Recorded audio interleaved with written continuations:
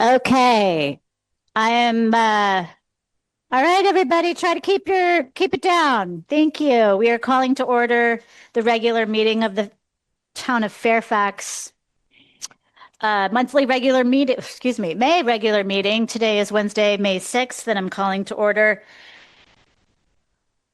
our meeting. Can we get a roll call, please? Yes, Mayor. Councilmember Blash. Here. Councilmember Garangelli. Still here. Councilmember Kohler. Here. Vice Mayor Ager. Here. Mayor Hellman. I'm here. And now if you'll join us for the Pledge of Allegiance.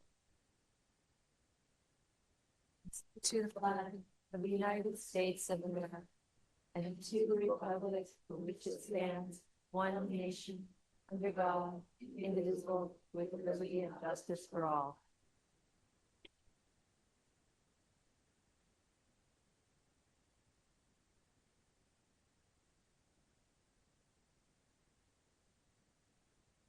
Okay, I'll entertain a motion to approve the agenda, or does anyone have any quick questions or items they want?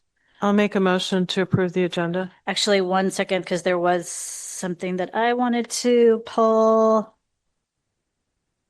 I thought I did. One second.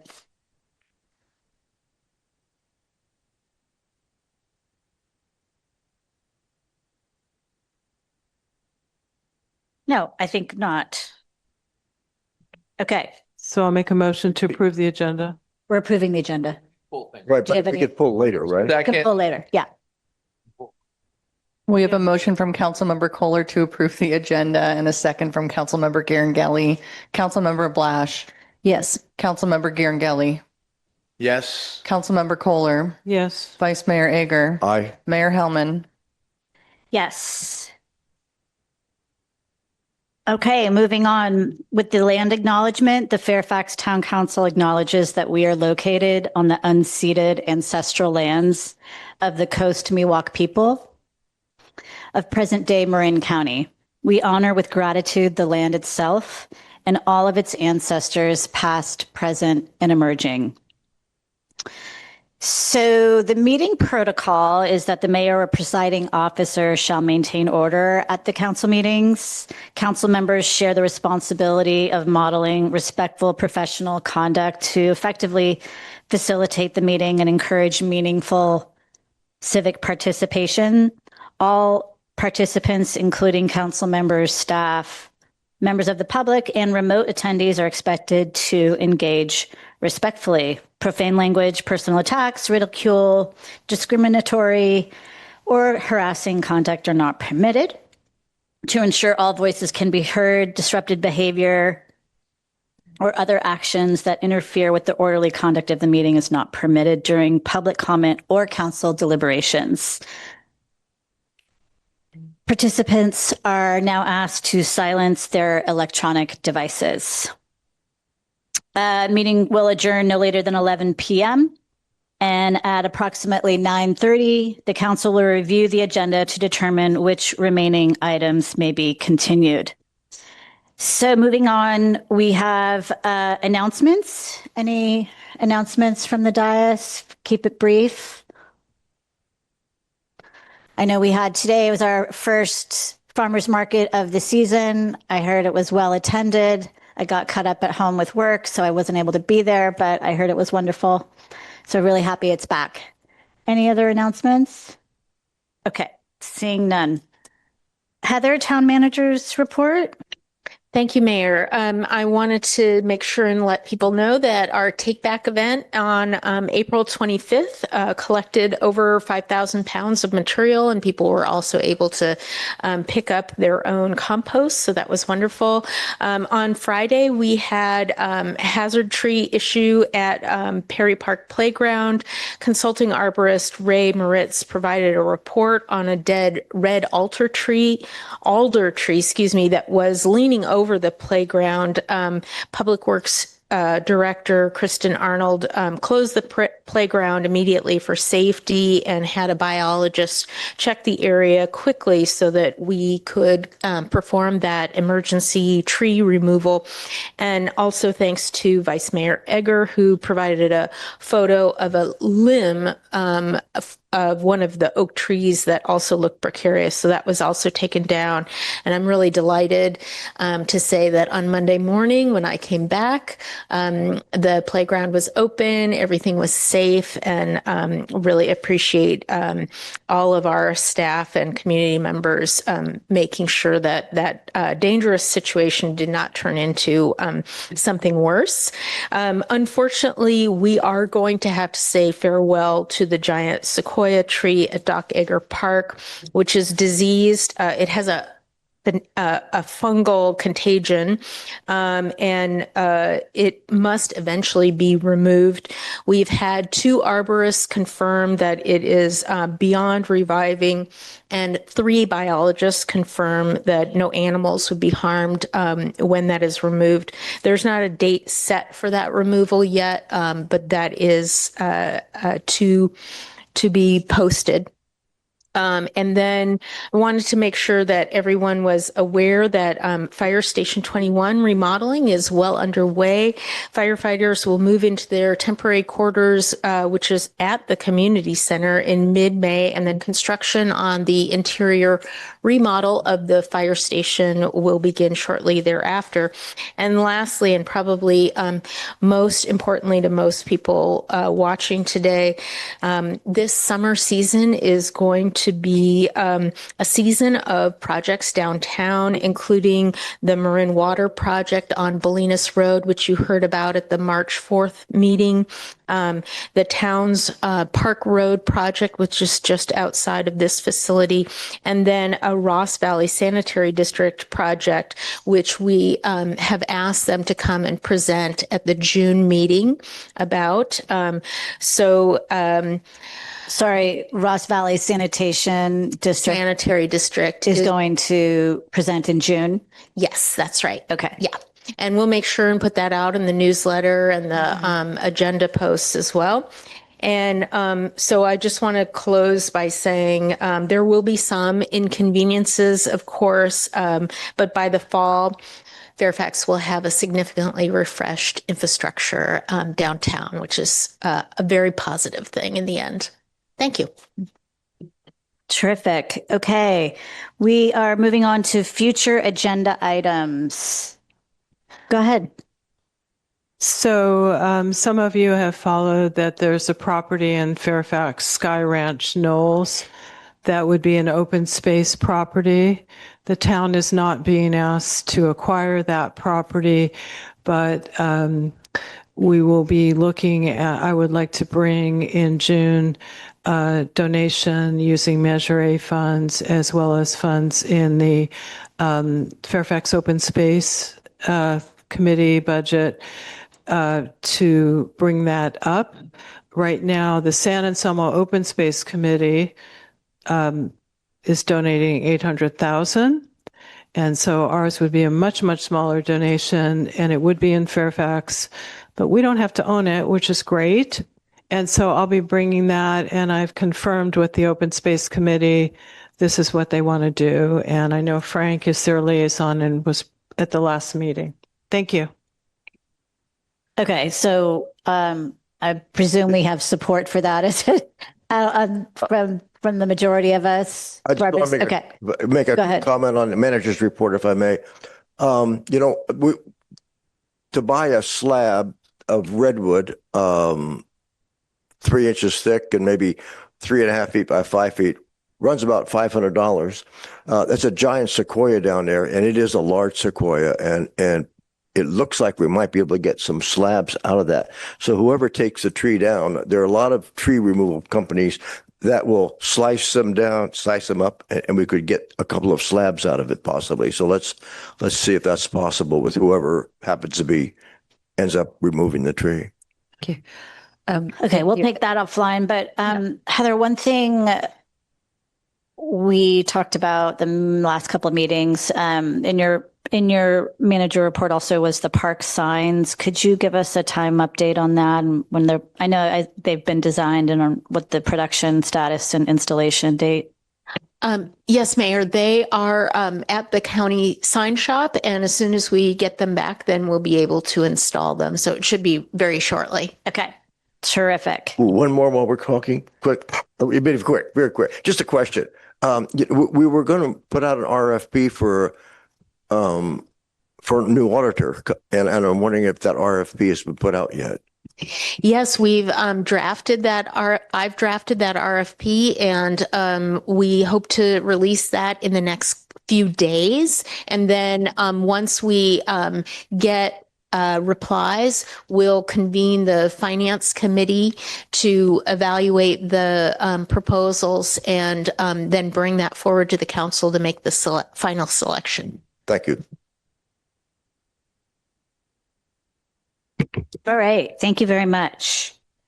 So now we're moving on to the open time for public expression. And this is a time when members of the public can speak on items that are not on the agenda. What we typically do is allot 30 minutes for this. And if the number of speakers wishing to speak exceeds that, we tend to put it at the end of the meeting and continue it from there. So I'd like to get a show of hands who would like to speak at open time right now. So, because I would consider extending the 30 minutes so we can all have the opportunity. I know there's a group here, and I'm really excited to see the young members of our community expressing or using their First Amendment rights, a tenet of our democracy. I want to welcome you here. Your voice matters, and it's really exciting to see you participate in this way. So with that, I'm going to read you some instructions about the public expression in the open time. So this is a time for the public to address the council on matters not listed on the agenda. Each speaker is limited to 2 minutes. The council cannot take action or discuss items not on the agenda. So if you have a question for us, we won't answer you. And that doesn't mean we didn't hear you or that we don't respect you. It's just not a back and forth. It's a one-way. If there are more speakers after 30 minutes, open time will continue to the end of the agenda. So with that, first speaker, you can press the button and you can lower the microphone to your height. Please go ahead. Hi, my name is Megan. I'm a mom at Manor School. And we have some young people here who are very excited to be part of this process. Thank you guys for being such a warm welcome to what may be their first experience with this type of politics. So I'm going to now pass the microphone to my daughter. Hi, my name is Evelyn, and I'm in 2nd grade at Manor School. I love my school, but I'm not old enough to vote, so I don't get a say on if it stays open or not. Please vote yes on H so all of the public schools here can stay open. Thank you. Thank you. Hi, my name is Alicia Solis. I'm a mom of a first grader, Sarah Sky at Manor, and I'm also the school psychologist at Whitehill. We're also homeowners here in Fairfax. I love my school and I love my teachers. It's important to vote yes on H. I hope it passes. Thank you.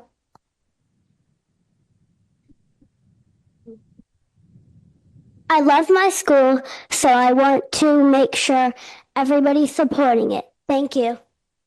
Thank you.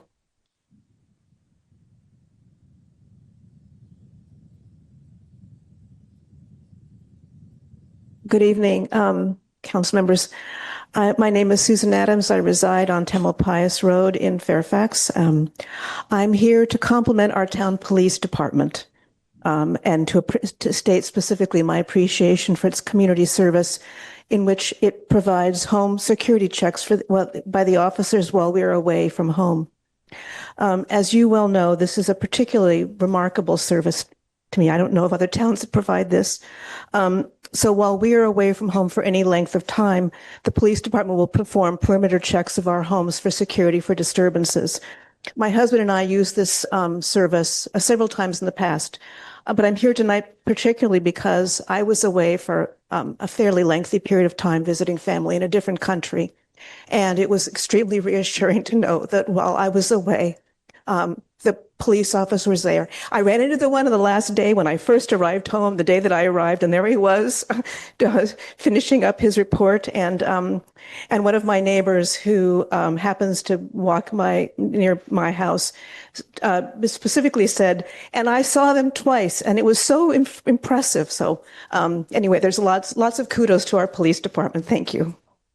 Thank you. Hi, my name is Parker Clifford. I go to White Hill. I used to go to Manor School, and some of like our beloved schools would be closing. Like my little sibling goes to Manor, and so it would be really sad if that school closed, just so because she wouldn't have that experience. Thank you. My name is Grace. I went to Manor Elementary. Now I'm in White Hill. I have a little brother who goes to Manor, and I think it's really important for him to have a good education. So I want the schools to stay open. Thank you. Hi, my name is Sienna Rubino. I go to White Hill, and we really want our schools to stay open because, like my friend said, all of our little siblings, we want them to have a good education. We really care for them. Thank you.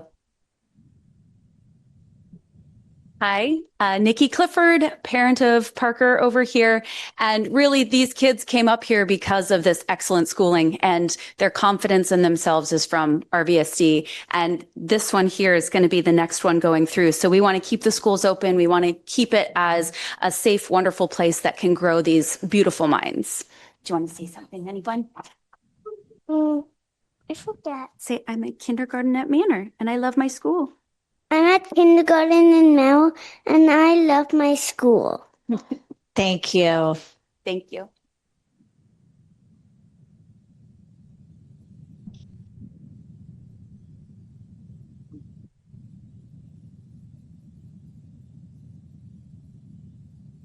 Mark Bell, Fairfax.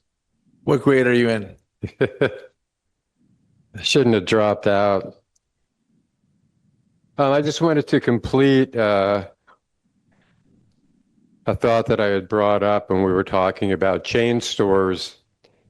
And I had contacted an attorney who said that he could provide Fairfax with several chain store or anti-chain store ordinances to protect the integrity of the small town character of Fairfax and make sure that it met all state laws as currently are written. He quoted a price of $2,400, which he said would be negotiable because he loves Fairfax so much. There was a comment from Councilmember Blash that his rates were totally out of line. But you know, when you look at our attorney's charge, then she goes to BBK, gets her specialist, who I'm sure is more than she charges, and then her override, and then staff time, and then our planning director putting together his PowerPoint presentation. I bet we've already gone past $2,400 easily. It would be nice if I could get an answer to a question, but since I don't ever seem to get answers, I'll answer it myself. Well, Mark, we don't require our attorney to give us itemized billing for the services she provides. She just gives us an invoice and we pay it. So there's the answer to my question. Thank you.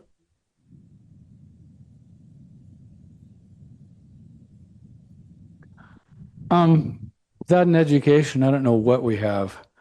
So got to support the schools. But on the other hand, how do we support the kids and teach them for who and what they are rather than trying to stuff them into a box that we expect them to sit in? How How do we foster creativity and actually feed a whole kid? Anyway, I'm here to ask you guys about the parklets, especially the ones at Bolinas Road and Broadway. The road is narrow. It's kind of dangerous on a bike. In front of Fratellizio's, there's like a lemon tree or something that sticks out. It'll grab you in the arm if you're riding by. I've almost been squished numerous times by people's cars along Bolinas Road lined up trying to get through on a bicycle. With cars are getting bigger. I don't know what happened with conserving anything. We're trying to save the world with electric cars and consuming bigger, and nobody knows where their side view mirrors are. So I don't know quite where that is. Anyway, I don't really like the parklets. It's public use. It's private use of public property, and parking is at a premium in this town anyway. I don't really like them. Also, a lot of the parklets have speakers and music. That's noise pollution. I mean, I kind of like walking around listening to the trees and the birds, and yeah, there's traffic, but I don't really want to be subjected to somebody's choice of music downtown walking around. I mean, it's noise pollution. That's all it is. Last thing is, actually, well, there's lots of things, but it'd be really nice to repave the roads and do something with them, or take them back to dirt, because dirt roads are actually better than paved roads with big holes in them. The last thing is just pebbles on the roads. I know that the street sweepers have a hard time with the small pebbles, but in terms of the bike path, a lot of the bike paths to Francis Drake and other places are filled with these small pebbles. Nice for flat tires and also nice for sliding out. It's like all the cars kick them off from the main part of the road. It'd be nice if those could get cleaned up somehow. Thank you. Next speaker. Good evening, council and viewers, news reporters. This is Todd Greenberg broadcasting to you live from Fairfax, California, where once again democracy is being denied and transparency does not happen. It's so good to see Sierra back here because he's been discouraged from speaking previously. I just spoke to somebody else who used to attend these meetings on the way over here, and she said, I can't handle it anymore. They frustrate me so much. That is something that frustrates a lot of people. You recognize groups and don't recognize other groups. This is National Small Business Week. I see nothing in the meeting agenda recognizing the people who are paying the bulk of the taxes and bringing in your sales tax here, and yet you don't support the Chamber of Commerce the way that you should. I'd like to ask you to pull multiple agenda items in the consent calendar this evening, including there is no mention of a 35-person citizen petition that was submitted that pertains to consent calendar item 4J. I'd like that to be pulled for discussion along with the financial statement and report, because there are still no financial controls in place for the town attorney, who is on track to spend over $1 million this year. How can you ask to raise more taxes? How can you ask any of us to pay more taxes when you yourselves will not commit to reasonable, measured budget cuts where necessary? All you want to do is take more money from us. And we just remind people this is open time for things that are not on the agenda, and the consent calendar is on the agenda. So thank you. Go ahead. Yeah. How you doing? First thing I'd like to say is I would like to see the council support, even with their own rules, when 35 people get together and submit a request to put something on the town agenda, that it's received well and at least given the public an opportunity to hear it. One. Two, for Barbara's comment about the open space, good job about acquiring property for open space, but I'd like to see our town maintain that process through the Fairfax Open Space Committee so it's not opaque as the Wall property was through the Marin Open Space Trust, which is a private 501. So when we made requests to find out the finances and stuff, they didn't want to be forthcoming. And then when we specifically started questioning how much commissions different people were making, They then provide back the town $66,000 and required Fairfax to sign a letter of indemnification to protect them in case something comes up. That really doesn't sound good. But I think the town, if we're spending our public funds for public property, open space, we should keep it as open space. Another example is the property on Forest Avenue that this town bought for a safety egress, for a fire egress, and for open space. But then one member on the council specifically pushed that for the agenda to be workforce housing. That would kill all the people on Forest Avenue, possibly literally if there's a big fire. There's no egress there. 10 workforce units probably provide 20 more cars and block that street. So I think for all property that's acquired for our town, we should come up with some provision that it remains public property, that it stays as open space, and it's never then converted for a short-term gain for some other project. Thank you. Thank you. Next speaker. Still on. As everyone on the council is aware, the town clerk was sued recently in her capacity as the elections authority for the town of Fairfax. And while that lawsuit was largely a failure on legal grounds, it did succeed as a lawfare attack. It did succeed in costing the town money, costing time, creating a nuisance, bullying people. And that in the future may lead other towns to be a little bit more amenable to costs demands for changes in ballot language or arguments, which I find very unfortunate. But there's something else that that lawsuit achieved, which was to get the lawyer to agree that the elected clerk, while they can delegate their duties to the staff clerk, cannot delegate their authority. And in light of the fact that there is no real definition in the Fairfax Town Code of exactly what the responsibilities are for the town clerk, it's left up to the California Government Code. And that leaves a lot of room for, let's say, a maximalist person who gets themselves elected as town clerk to define things that they don't want to delegate to the town, the way that they might use their authority over elections, over my understanding is also business licenses. There are plenty of areas where somebody who decides that they want to use the power in a way that they don't want to delegate could cause some problems for the town. So I think it's probably a good point now that we're having these very contentious elections to start looking at where the vulnerabilities are and maybe create a section of the Fairfax Town Code that more clearly defines the role of the elected clerk, the role of the staff clerk, and what is actually being delegated. Thank you. Thank you. Next speaker. Do I have to push the button? Okay. Thanks.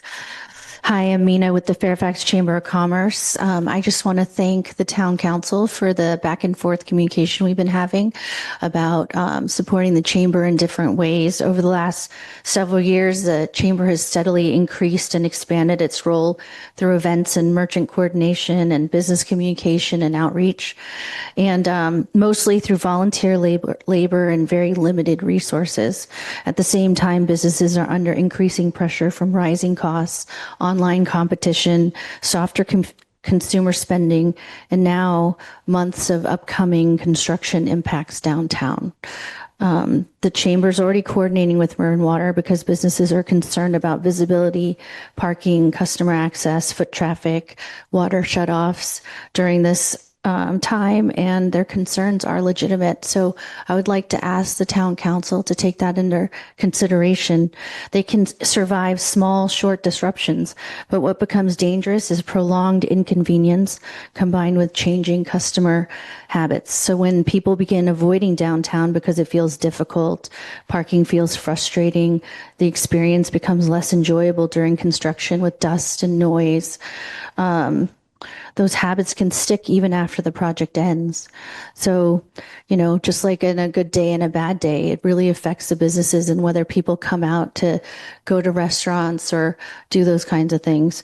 I think this is really important for Fairfax to think proactively about how we can support the long-term health, visibility, and resilience of our small business community, especially during periods of disruption. So thank you. Thank you. Next speaker.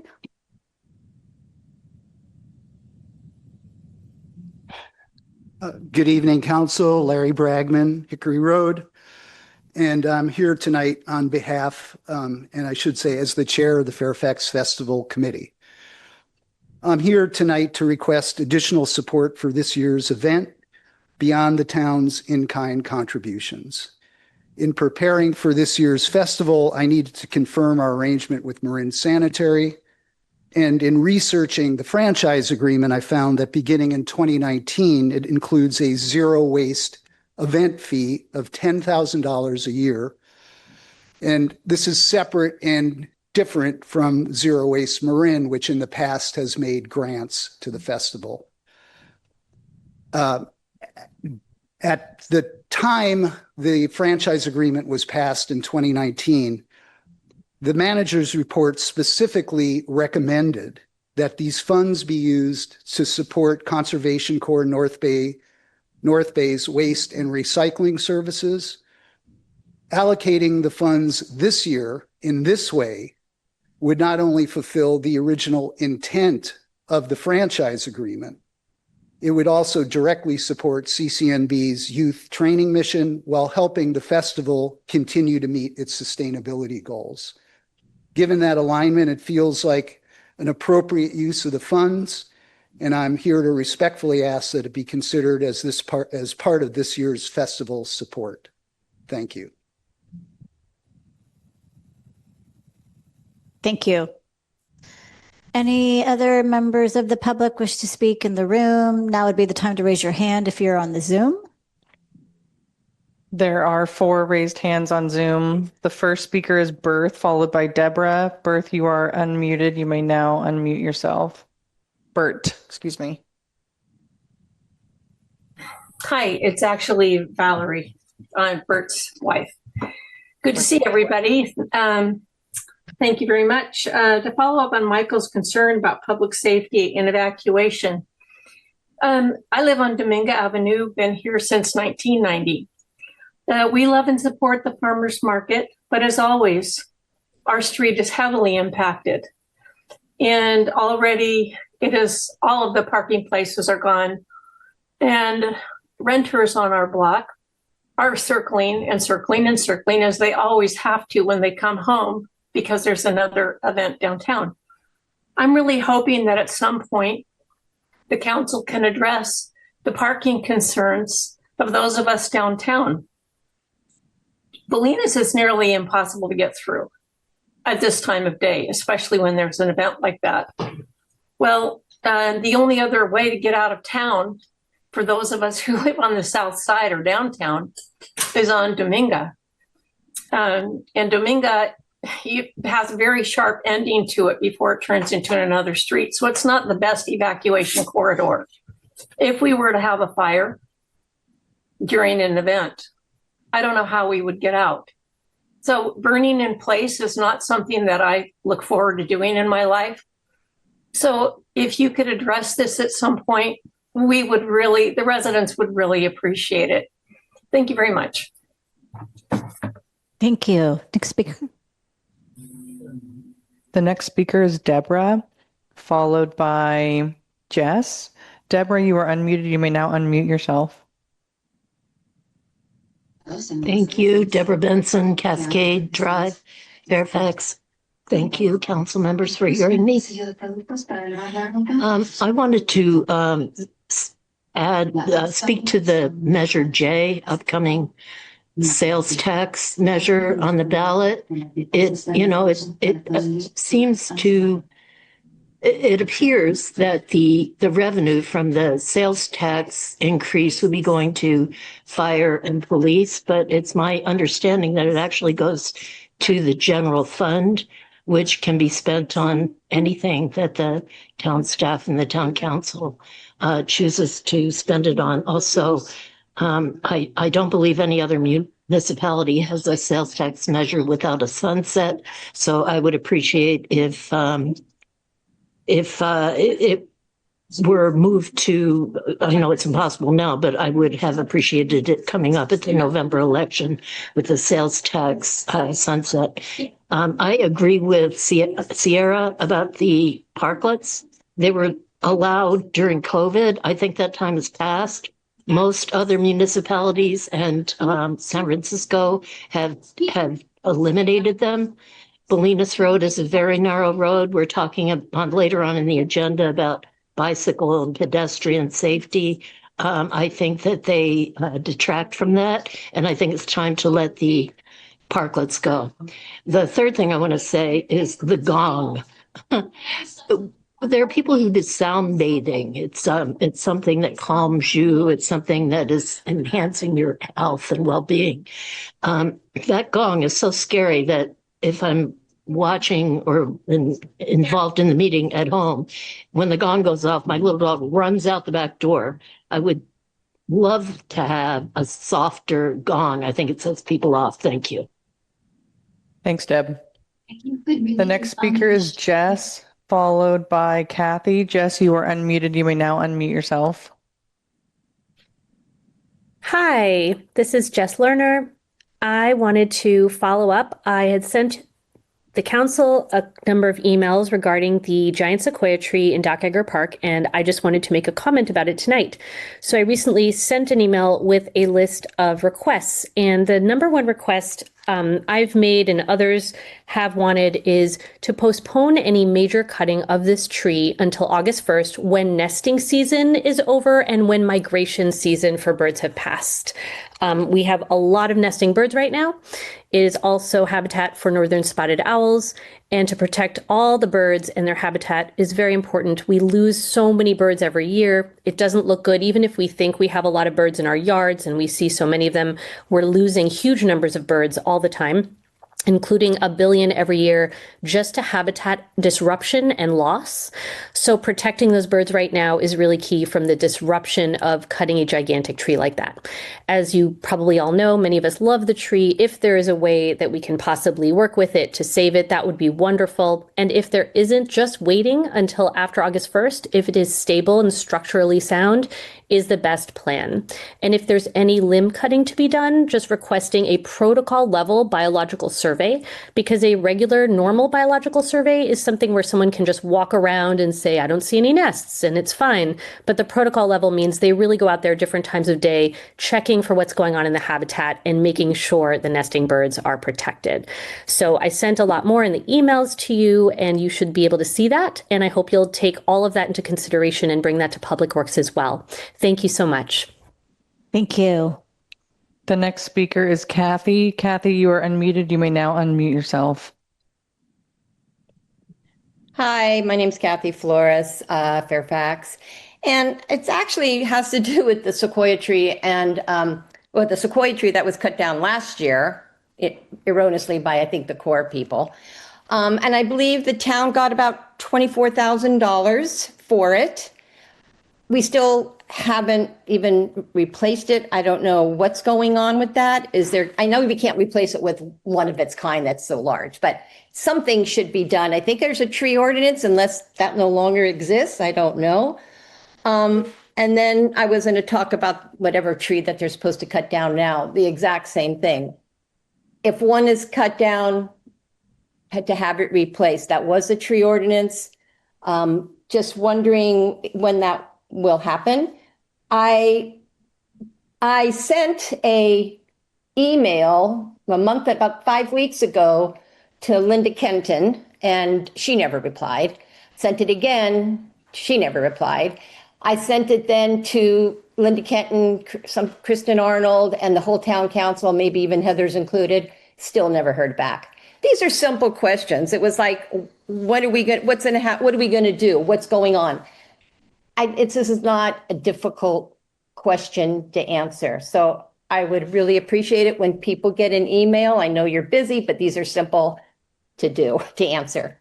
Thank you. Thank you. Any more hands?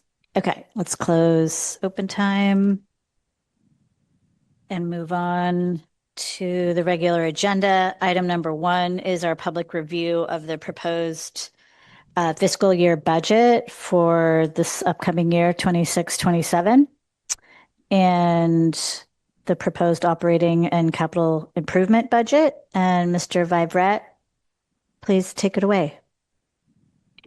Thank you, Mayor and council members. Tonight, we're reviewing the proposed budget for the next fiscal year. Last meeting, we had the first preview of the draft budget for fiscal 27, and that followed a budget hearing that we'd had a couple of weeks before that, an extensive budget workshop that had department presentations. Based on the comments that we received at the workshop and subsequent updates, information that we used to prepare the budget, we've assembled the proposed budget from which we distributed last Friday for this meeting. This document was assembled from the budget requests that were submitted by the departments and our initial projections from outside sources. Management trimmed approximately $1.2 million from these requests to prepare a balanced budget that meets the desired reserve levels that the council has passed and preserve essential programs. Many of the projections that we used were based on sources that are only preliminary in their own projections. So this budget is a work in process, and we will continue to fine tune the numbers and projections as more information becomes available, and present a revised budget document at the next meeting. That will be the adopted budget, and that will be at the June 3rd meeting, and we'll incorporate any input from this hearing as well as updates from other projections that we may come across. Slide 2. So let's start with an overview of the budget. This slide shows all of the income sources for the general fund. We have approximately $15.9 million that we're accounting for here. The biggest source of revenues for the town are the property taxes. And this year we expect to receive about $9 million, which is about 56.8% of the projected general fund sources of funds. This year we are estimating an increase of about 3.5% based on projections from the county. And this includes our share of the basic 1% tax, which is $6.5 million, and various other property taxes such as storm runoff and pension obligation. So sales taxes are our next biggest source. Sales taxes bring in about 14% of our general fund revenue. The projections from Avenue anticipate a slight decrease in our Bradley Burns 1% tax this year and a slight increase to the district tax, which is Measure C, over what we budgeted last year. And of course, this may change as economic conditions change. Service charges such as permits, recreation fees, and dispatch charges represent about 6.5% of our general fund revenue. And Measure F, transfers, account for about 5%. Other taxes and fees provide about 16.4% of our revenues. Finally, we have the drawdown on surplus revenues from the prior year of about $61,750, which is about 1.3% of the total sources. And we're projecting that we'll begin the fiscal year this year with a surplus of about 27.4%, which is slightly above the required reserve of 25%. So I'd like to skip this next slide, which is slide 3 for a moment, and go to slide 4. This slide shows our biggest source of income, which is the property taxes. Under Prop 13 that passed in 1978, assessed valuation is primarily the base of how properties are being assessed. Rather, assessed valuation is based on how much a property was purchased for, plus improvements after that date in most cases. The basic tax that's charged is 1% of the assessed valuation. And this tax can be increased by up to 2% per year based on CPI. And also, it can go down based on periods of recession, such as we had back in about 2014 or 2013, that we had decrease in property values. And so the assessed valuation can increase or decline. In addition, voters may approve additional taxes, which are either ad valorem taxes, which are based also on the assessed valuation, or parcel taxes, which have a value that may be set or changed based on predetermined formulas. In Fairfax, we have two ad valorem taxes. I've highlighted those in yellow. That's the pension tax, which is about 0.091 percent per $100 of assessed valuation, and the Measure K road bonds, which will be retired in the next couple of years. We also have two parcel taxes. That's the runoff tax for the storm drain maintenance, which is about $15 for most residences, and the special purpose tax, which is currently about $225 per residential unit or business. And that funds 24/7 fire and police access, recreation and senior programs, and some matching funds for grants. All told, the town receives 19 to 21% of the property taxes that you pay. That's what we receive back. They're paid over to the county. We get back about 19 to 21% of the property tax on residential and commercial property within the town limits, depending on what the assessed valuation is of the property. The rest is distributed to other agencies. The schools get about 50% of the property tax. The county gets about 20%, so they get about the same amount that we do. And then there's the library and the sanitary district and other special districts that get part of the property tax proceeds. So just a quick question. Yes. Just sorry to interrupt you. I know you're on a roll here. The last meeting, I had asked for how much interest we paid on Measure K over the many years since 1999. Do you have that amount? Are you asking about the savings that we've had? No, Measure K, how much interest we have paid on the original, whatever it was, 6.8 million. And the payoff for the last two is going to be August 2027. I had asked at the last meeting if we could have an estimate of how much interest we will have paid on the 6.8 million that was Measure K originally over the years. Yeah, we need that number. I can get that number. I have it tonight. If you could provide that. Just send it to the council as a Send it to the council and maybe at the next meeting, bring it up. Yeah, Thank you. each of the bond issues has a bond issue schedule, which understand. details all of the We interest. understand that, but we want a dollar figure. I can give that. We need it more simply than And just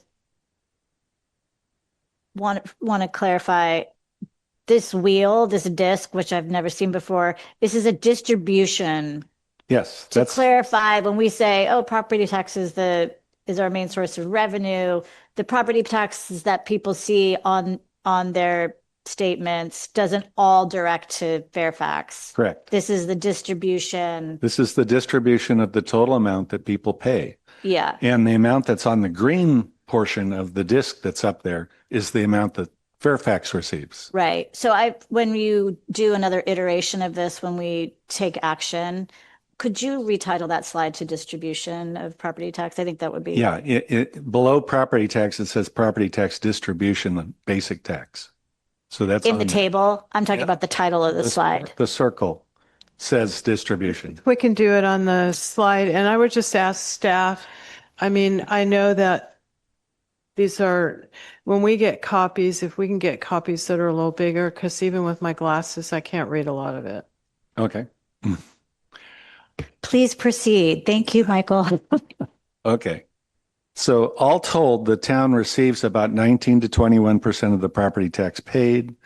In dollars, the town gets about $2,100 of the 11,000 paid annually for a median value residence. So if you have a median residence in town, they're paying about $11,000, of which the town gets $2,100. So that's on a median value residence of about $650,000 of assessed valuation. And we receive about $3,800 of the $18,000 paid for a new home with a median value or valuation of $1.2 million. So there's two columns there that break out how much goes to the town and how much goes to other purposes there. So the next slide.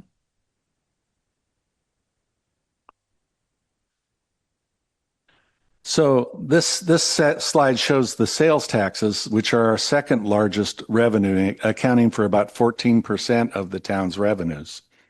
Can I ask a question, please? Thank you. Before you get into sales tax, going back to property tax, has there been a calculation done on what kind of property tax increase will happen in the future when we get the School Street Plaza built? Okay.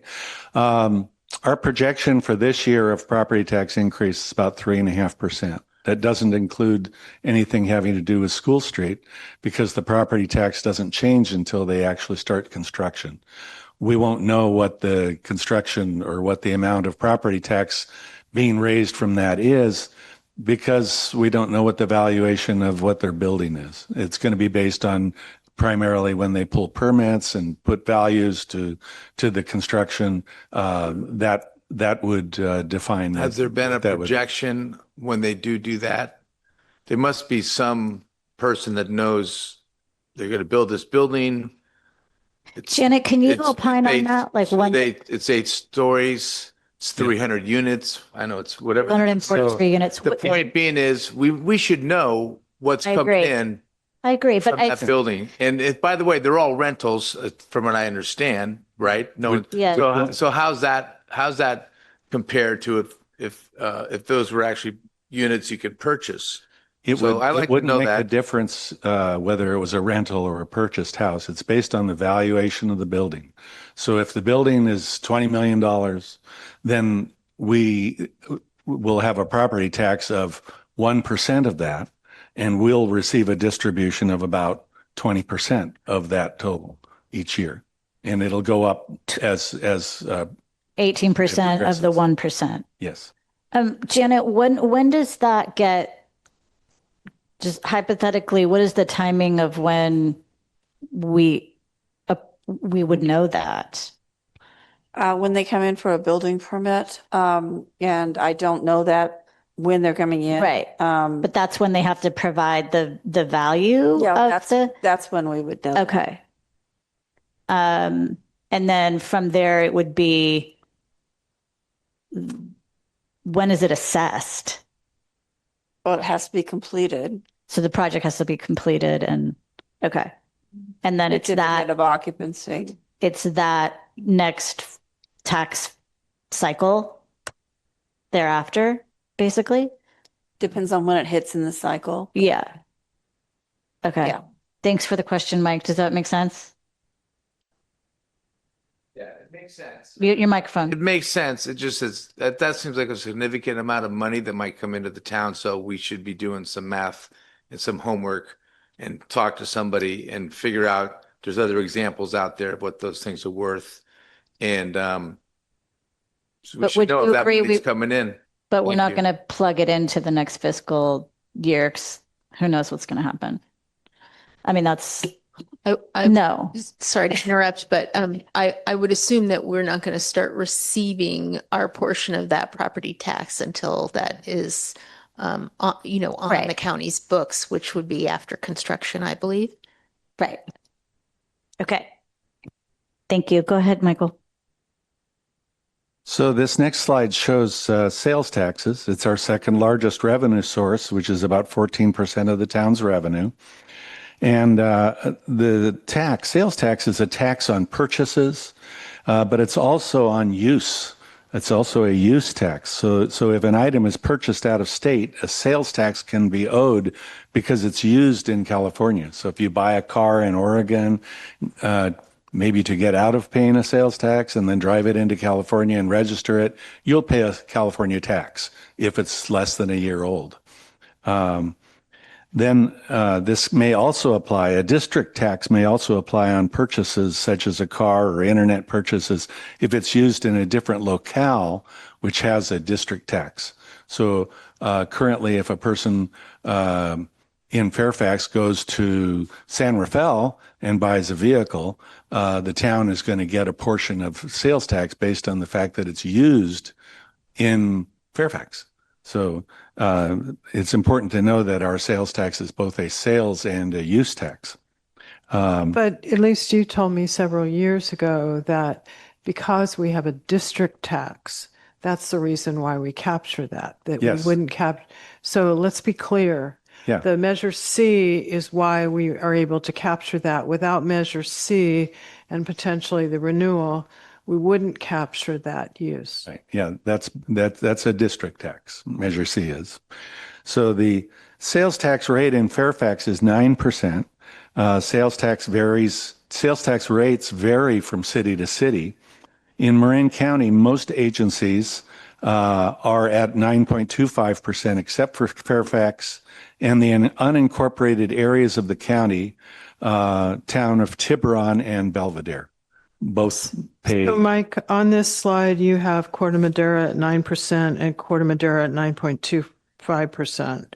There are portions of Corte Madera, I guess, that Is that unincorporated?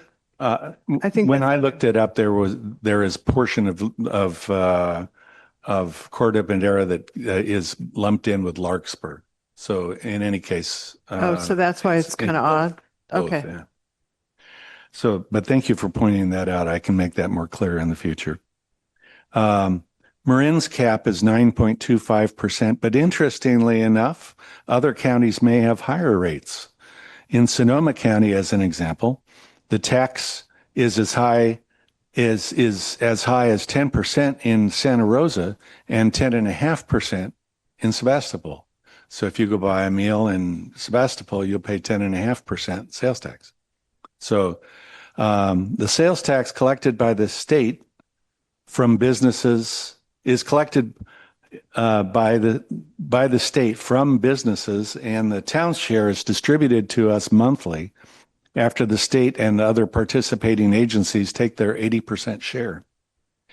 The town receives 11.1% of the sales tax collected for the basic tax, which is called the Bradley-Burns tax, and that's about $1 for every $100 sale on which a consumer pays a 9% tax currently in Fairfax. We also have a 3/4 cent sales tax, which is a district tax. That's the Measure C, which is about 8.3% of the total sales collected. So that's about 75 cents on every $100 sale.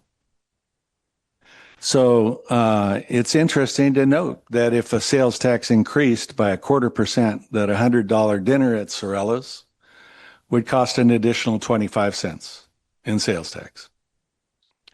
So can we go back to slide 3?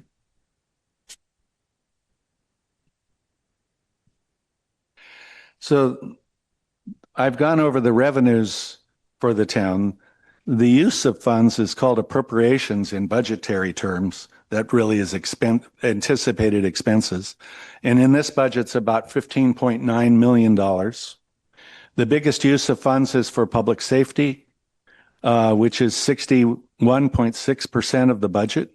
That's police is nearly 5.5 million, and fire is about $4.3 million.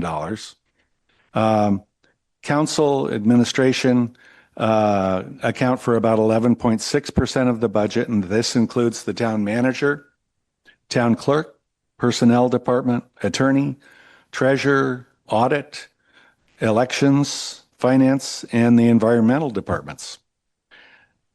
Planning and building is about 8.3%. Public Works is about 6.9% of our budget. Parks, facilities, and the recreation and community services combined total 4.7%. And then we have non-departmental expenses, which is about 7%. Next slide, please. Mike, I actually had a question on the sales, back to the sales tax, if you don't mind. Could you go? Yeah, okay. Just for the sake of clarity and transparency for members of the public watching this, so can we just go line by line on the sales tax distribution for Fairfax, that top middle? So we've got the state at 6%. Bradley Burns is 1%. Measure C is the one that is expiring and potentially being renewed with Measure J with an increase of 0.25. The county transport, could you elaborate on what that is? And TAM, I presume, is Transportation Authority of Marin. Measure A Parks, I think is pretty explanatory. And the SMART is a SMART train. Smart train. Okay, so could you just elaborate on what county transport is? Transportation. So how is that different from TAM? Is that Measure A? I'm not sure. No, is that the first? So TAM had first Measure A and then Measure AA. Is that the difference? I don't think so. I think that's something different. Yeah, it gets somewhat convoluted when you have when you realize that the state collects some monies that it does pass down through to by way of the safety tax 172, et cetera. So it's not a if I showed you the true graph of how it is, it's very difficult to understand. I tried to simplify it here by pointing out the fact that the town gets 1% and 3/4 cent of the 9% sales tax that's charged, and that the state gets 6% and that other agencies get the remaining money. Okay. Yeah, so for the next round, could we get clarification on that line item in addition to some of the other things that we've raised? Okay. Okay, great. Thank you. By category, appropriations for salaries and benefits total about 43.8%. Then there's the contract with the Ross Valley Fire Department, which is about 26.9% of our budget. Then there's other operating expenses, which are about 18.9%, and other contract services, which make up about 9% of the budget, which includes contractors with including building and plan checkers, public works engineers, the town attorney, and others. So the biggest takeaway from this slide is that we do have other contract services. The biggest one is the Ross Valley Fire, but of the others, that's 9% of the total expenditures. So that puts the use of contractors into perspective there. The next slide.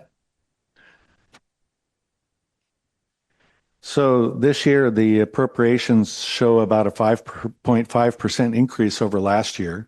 Public safety expenditures are up by about 10.2%, of which fire is a 16.5%, 604,600, mostly because we're including the debt service on the fire station improvements that are going to be happening this year. And then the police has a 5.6% increase of about 292,300. Interestingly, all other appropriations are down by 54,000 from the prior year budget.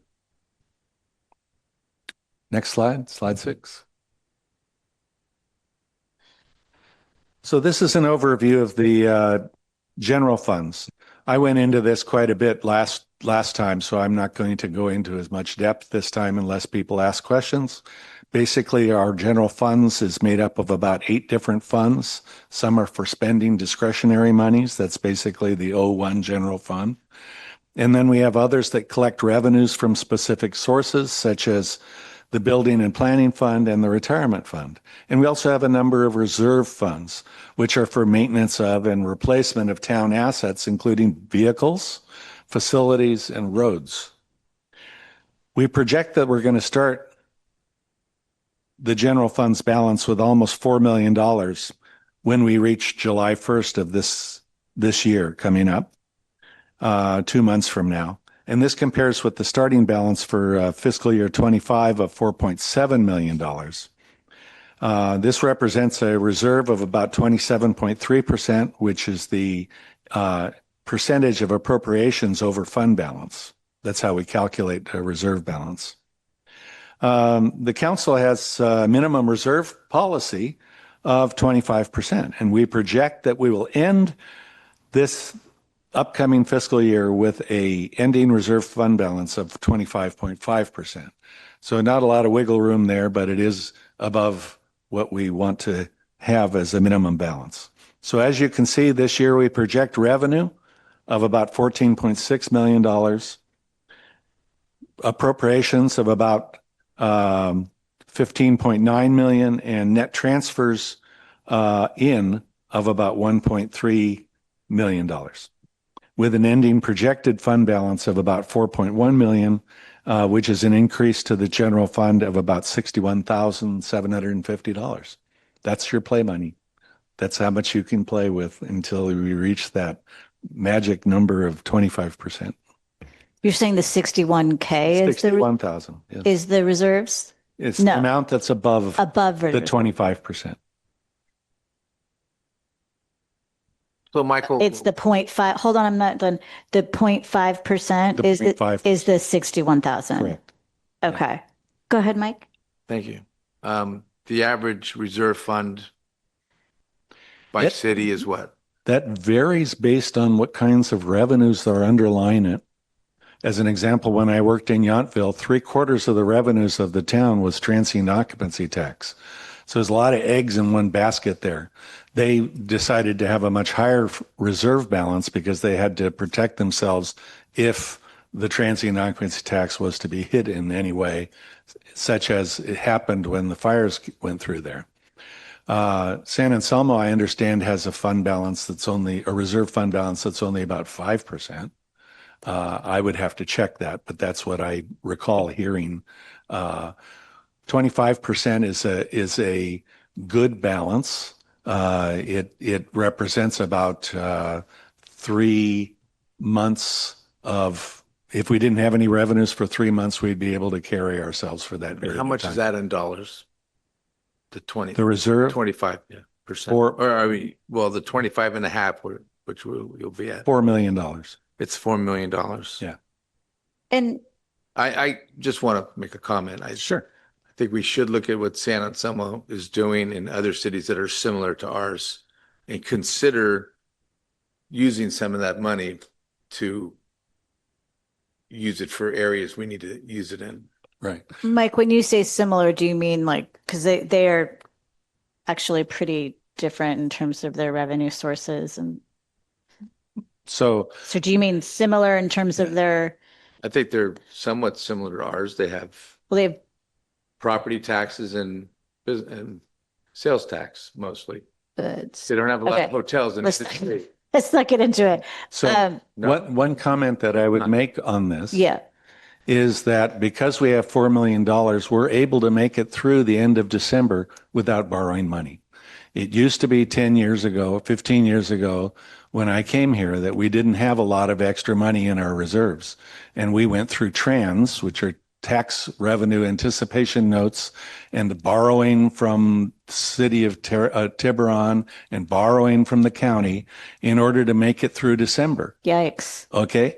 By having $4 million in our reserves, we don't have to borrow to make it through December. Yeah. So Maybe you could, yes, we can draw down on reserves, but it's going to leave you on a cash flow basis in a situation Not where on you my will watch. have to borrow. Can you just Hold on a second. That begs another question. Thank you. So how much did you borrow? 4 million, or what if you drew down $1 million? Back in And you those had days? 3 left. Well, So What's the magic number that you don't need to borrow money? there's no legal requirement, as I understand it. I remember from going to Cal Cities, the recommendation is 25% in terms of their finance. Like I said, recommendation. That's right, Mayor. So the GFOA, which is Government Finance Officers Association, recommends about 23%, 2 months of carrying capacity, if you will. So we're conservative, which yeah. And can you, clarify, so this whole thing about borrowing so we can make it through December is related to the fact that we receive tranches of tax funds? Correct. So that we don't get it all at once. We don't just have it in the bank to spend down. We have to watch when we actually receive it. And can you remind us when we get those tranches? our expenses are pretty linear. Okay. You have personnel, you're going to have $1 million of expenses every month because of the nature of the bills and the nature of the expenses for the town. The first, we've just received our April tranche of property taxes. We're not going to receive another tranche of property taxes until next December. So we are going to be negative each month because the revenues that we're projecting here are for the year. But month by month, we have probably only 3 months out of the year that we actually have more revenues than we have expenses. And that's just the nature of the cash flow. Yeah. And I just Thank want you. to emphasize that I guess I'm pretty darn conservative, and I have talked to a couple of town managers in other towns, one in particular that has very low reserves, where they've been considering RIFs. So, it may sound like you have play money, but you really don't. And I don't want to be here at a time where we say, let's draw down those reserves, and then we're in sore straits when we have roads collapse and things that we can't pay for.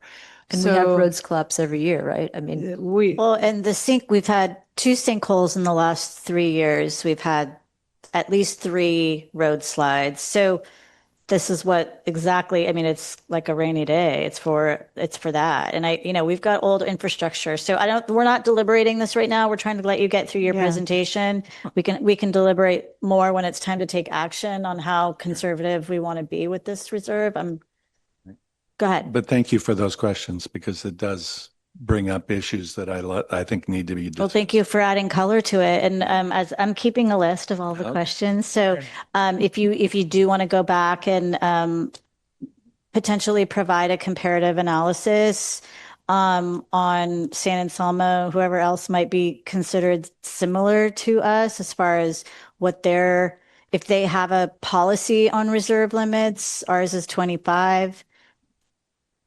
That would be helpful. Thank you. So the next few slides, I'm going to turn over to Heather. Okay, great.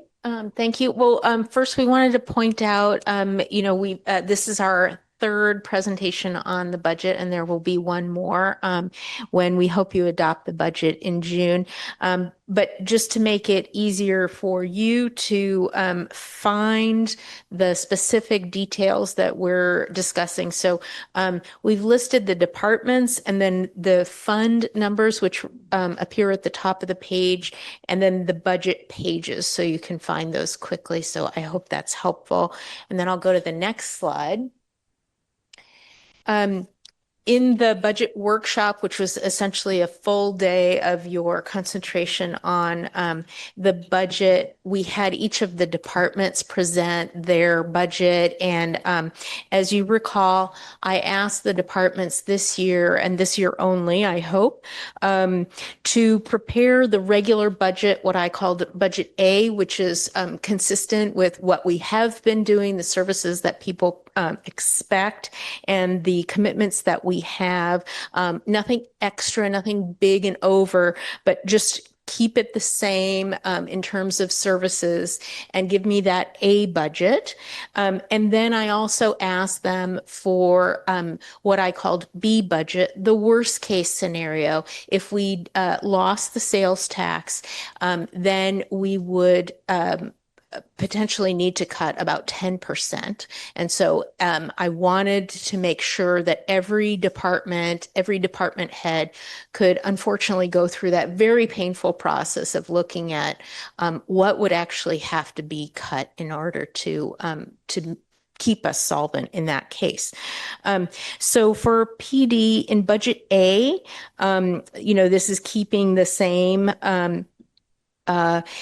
their budget A that you see in the packet preserves all of the staff that they currently have. They're currently fully staffed, minus medical issues, and there are MOUs with the labor group, and so there are cost of living increases that increases the cost, and then a little bit on supplies.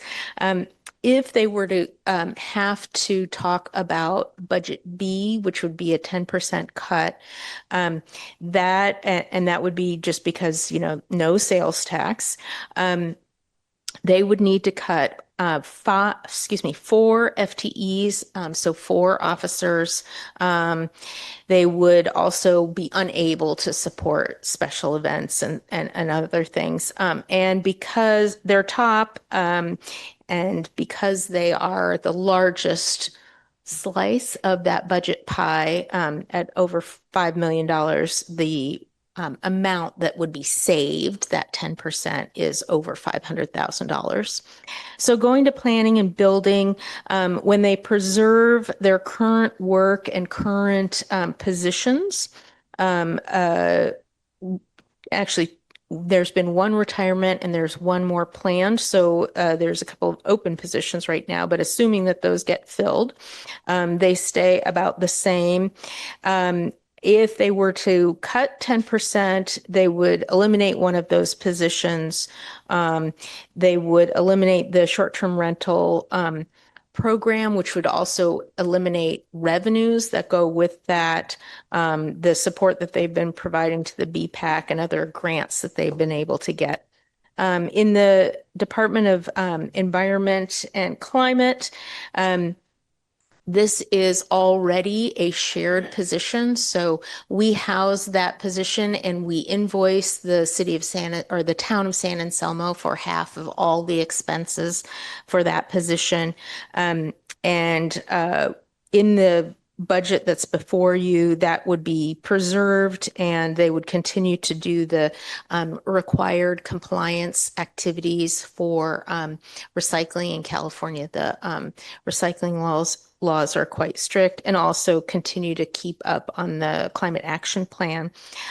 If they were to cut 10%, again, based on lack of sales taxes, that would eliminate the $20,000 that we've allocated as a match for a $100,000 grant that we've recently gotten. So we wouldn't be able to access that $100,000, which is slated to update the HVAC in the police department and town hall, and those would be all electric. And in police department, that system is well past its expected life. I have a question about, so some of these cuts, so this is related to the budget that we would need to proceed with should Measure J not pass. And so Michael, did you actually flow this through? So it's not just cost cut, but in some cases, like you're saying, we would also lose revenue from not getting the grants. Did you cut that as well? Or did we just do the exercise of cutting the costs? No, we looked at the net effect of losing something. If you lose something that generates revenue, you have to take both parts. Right. And so you have a model already, you have like a separate model already created. When the departments went through and identified the things that might be cut, yeah, that was part of the exercise. Yeah. Okay. So also to clarify on that question, so that budget B is not before you Yeah. today. If we we lose sales tax, we would have to bring that back to the council, and there would be lots of deliberation regarding that. So moving on, recreation. Recreation has 2 part-time staff people in it right now, as well as the artist in residence program and other classes and programs.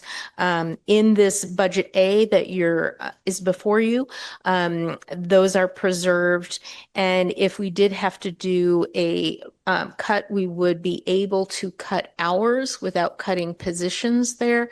But of course, we would have to cut the artist in residence program, and I'm sure there would be a reduction in the class offerings and those kinds of things because we wouldn't be able to support them. So moving on to the second slide. In the administration, which includes finance, clerk, the manager, the town attorney, the budget before you has all of that planned out.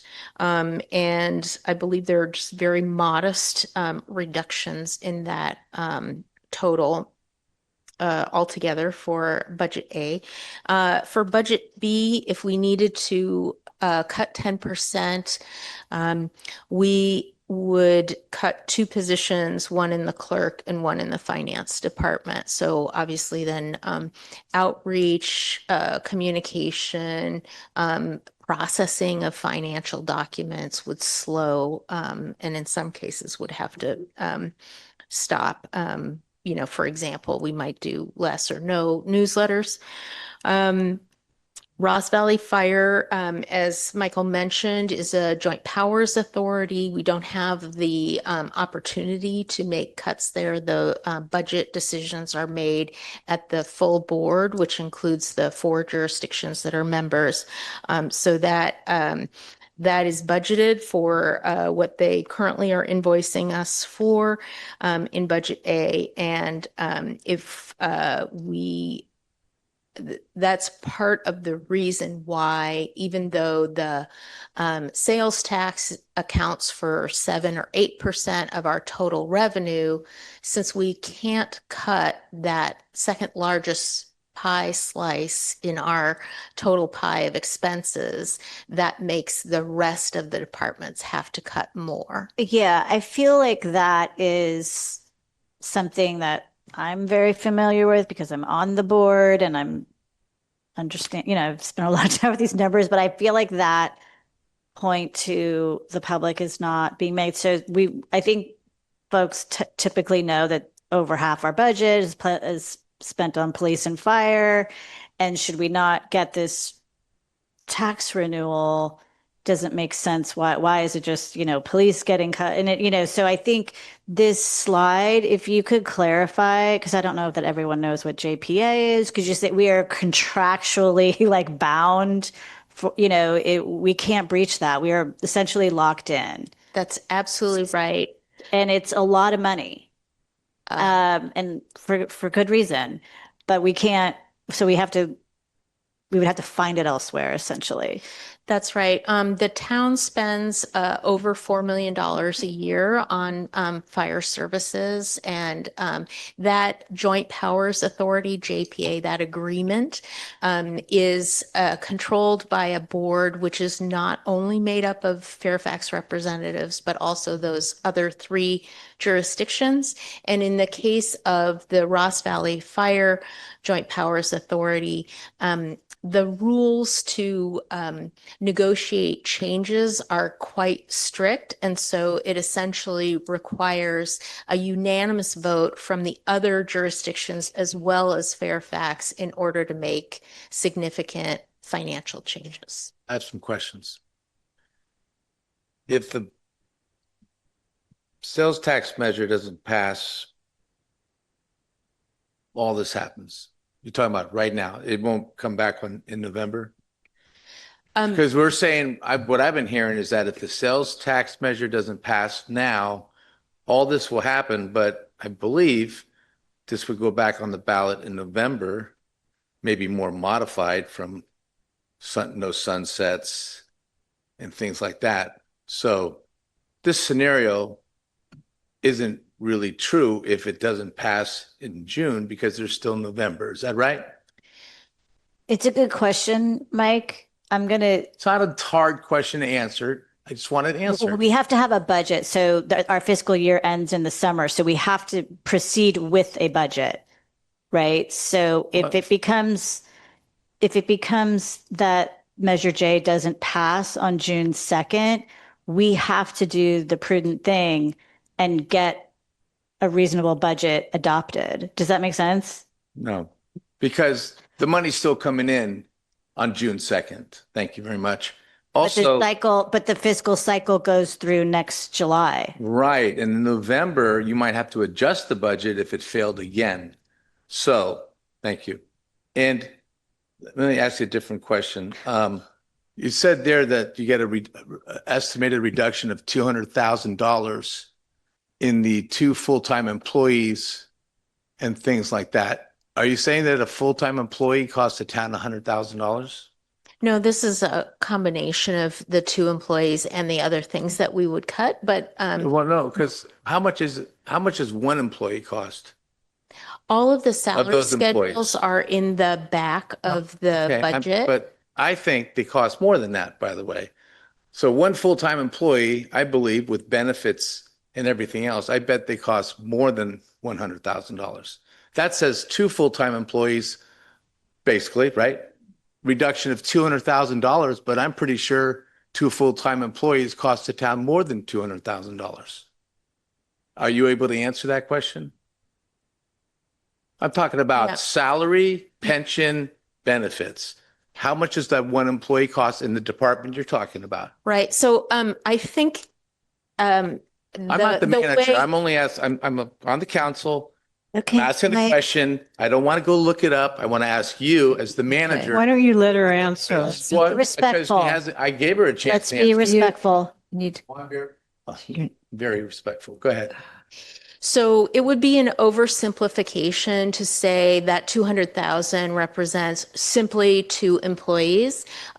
You could cut a couple of employees and you would still have some contract work that needs to be done. You have, in the financial department, for example, there are requirements. So these are estimates. If you don't have a sales tax, and I'm saying you purposely, because it is really, what town resources are available is what services we can deliver. So if you don't have the resources, then you will have service cuts. With all due respect, that wasn't the question. The question was, how much is 2 full-time, it says there, 10% reduction, it's going to cut 2 full-time employees.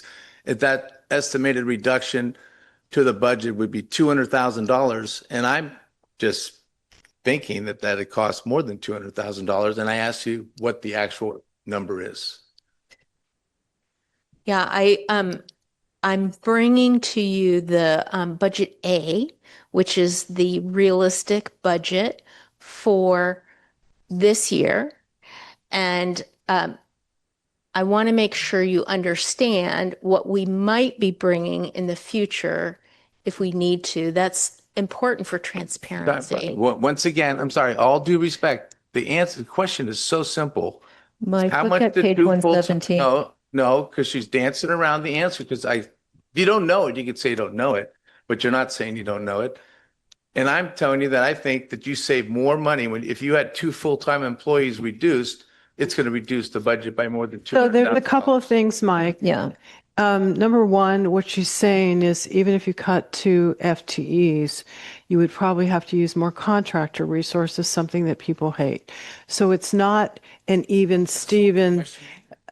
I understand your question, and I also want to add something. You keep acting like if Measure J doesn't pass in June, that we're going to put it, the council's going to put it on the ballot in November.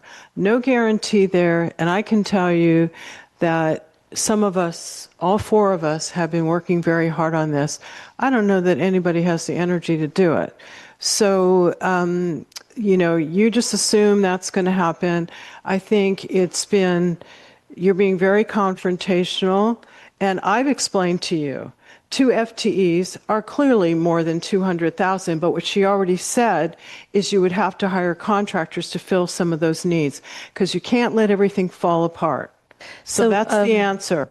I also wanted to just ask, so right now we're doing a budget A, right, which is best case scenario, Measure J passes. No. Okay, just sec, let me ask my question, okay? And then we have Measure B, which is worst case scenario, Measure J doesn't pass. And there's actually at this time, right? But there also would be possibly a budget C, which would mean we went to November and we passed it, but we would have a funding gap. So there would be a different budget with a reduced funding. Am I correct there? Yes. So, as you can see, it gets pretty complicated the more scenarios you put in. So what I was trying to make clear is budget A, which is what is before you in the packet, is the best case scenario. It is the, continue on as we have been doing. Measure J passes. Budget B, the worst case scenario, is the worst case scenario. It's no sales tax. And you're absolutely right, Councilmember Blash. If the Measure J fails and the council chooses to put another measure of whatever kind on the ballot for November, there would be a gap, and we don't know, we have no way of guessing at what level that funding would be, or how much of a gap there would be, unless you make an assumption like it would be the same, except it would pass in November, and we can't make that assumption. Can I just say, we've done this, now this is the third time. I would just say, I know we want to cover this because people are listening online, but I don't think we need to beat this to death.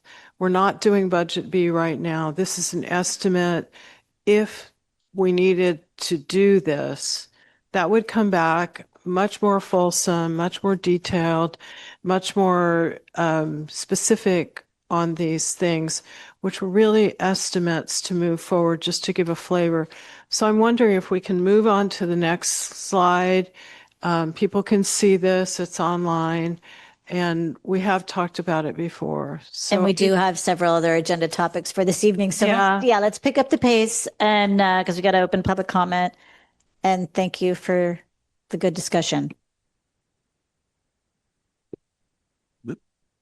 Next slide. Great. It's not showing up on the TV when I'm looking at here. Okay. This is the group of funds that's known as the special revenue funds. That's funds that are designed for restricted funds or special purpose funds, such as the gas tax, which was voter approved to collect funds to be used for road purposes, and TAM Measure A, parks and transportation funds. We have 7 such funds in this group, which include the special police revenue from COPS, which is a state program that gives us money to backfill or add additional police programs or personnel. We have the Fairfax Festival, Measure F, which is the special purpose tax, gas tax, Measure A, transportation, Measure A, parks, the federal stimulus funds, which is our ARPA funds that we are using this year in order to do the park road storm drain improvement project. And what I want to point out on this is that we don't do a lot of direct expenditures from these funds. Most of these funds are transferred to the places where they get used. So for the most part, we transfer them to capital improvement funds if there's capital improvements that those funds are being used for, or we transfer them over to the general fund to cover related expenses, such as gas tax may be used in the general fund to cover street department expenses. Cops money is transferred over to the general fund because that's where we have our police expenses. So, next slide. So this one represents the debt service funds. This includes the 3 Measure K funds, which were issued to service road bonds that were issued between 2000 and 2006 and will be retired in the next couple of years. It also has the lease agreement fund, which is the name we use for the monies that were borrowed in order to refinance the PERS unfunded accrued liability in 2020, which saved the town about $4.2 million. Which is an interest charge that we would have paid over to CalPERS. This year we have about $1.1 million in debt service expenses appropriated. So the fiduciary funds is the funds that we administer for others. In this case, we have a fiduciary fund for the open space fund, which we basically manage the money that's there. I had at one point thought that the Fairfax Festival should probably be reclassified over to this since we have a fiduciary agreement in order to do it. So, You mean like a line item below 73? Make it a fiduciary fund rather than a special revenue fund. I think that's a really good idea. And would this be the time to talk about the zero waste and some of the dialogue we've had in email with Mr. Bragman and so forth? We would have to back up because Fairfax Festival was in the special revenue fund. Well, we can do it after public comment, but I just want to have some alignment and give you some direction related to that. Okay. So do you want to do that after public comment or? Well, I haven't spoken yet. I've been here very quietly. I spent a full day. No. We're not taking public comment. I was asking Michael something. No, I'm not. Yes, sir. We're not taking public comment. What would be your preference? It doesn't matter to me. Okay, so the zero wastes MSS does give us $10,000 annually. Yes. And right now, I understand you did some research as far as like where it's being pointed, and it's being pointed to road funds. Is that right? Correct. Okay. But I guess I want to make the recommendation because there was a precedent for using those funds for the Conservation Corps, right? Is that right, Heather? Not in my time here, but I understand previously there was. Yeah. So we are getting, and there is some documentation related to that intent we saw from the MSS contract. I mean, it's vague, but it's really your choice as the council. Yeah. Yeah. Okay. So I would recommend that we point those funds to the Fairfax Festival line item with the designated purpose of whatever the Conservation Corps does. So we're going to discuss that when we get to recommendations, right? Well, I think there's a couple things just want to add. So what I saw was 8,800 is the cost of Conservation Corps for doing zero waste. I think that is the amount rather than the other for the children's activity, which is not zero waste work. If we're going to be talking about this at some point, it seems like the Conservation Corps is working, so that would be the way to just pay them for that amount, period, rather than the additional funds that were requested. And I think it was 8,800.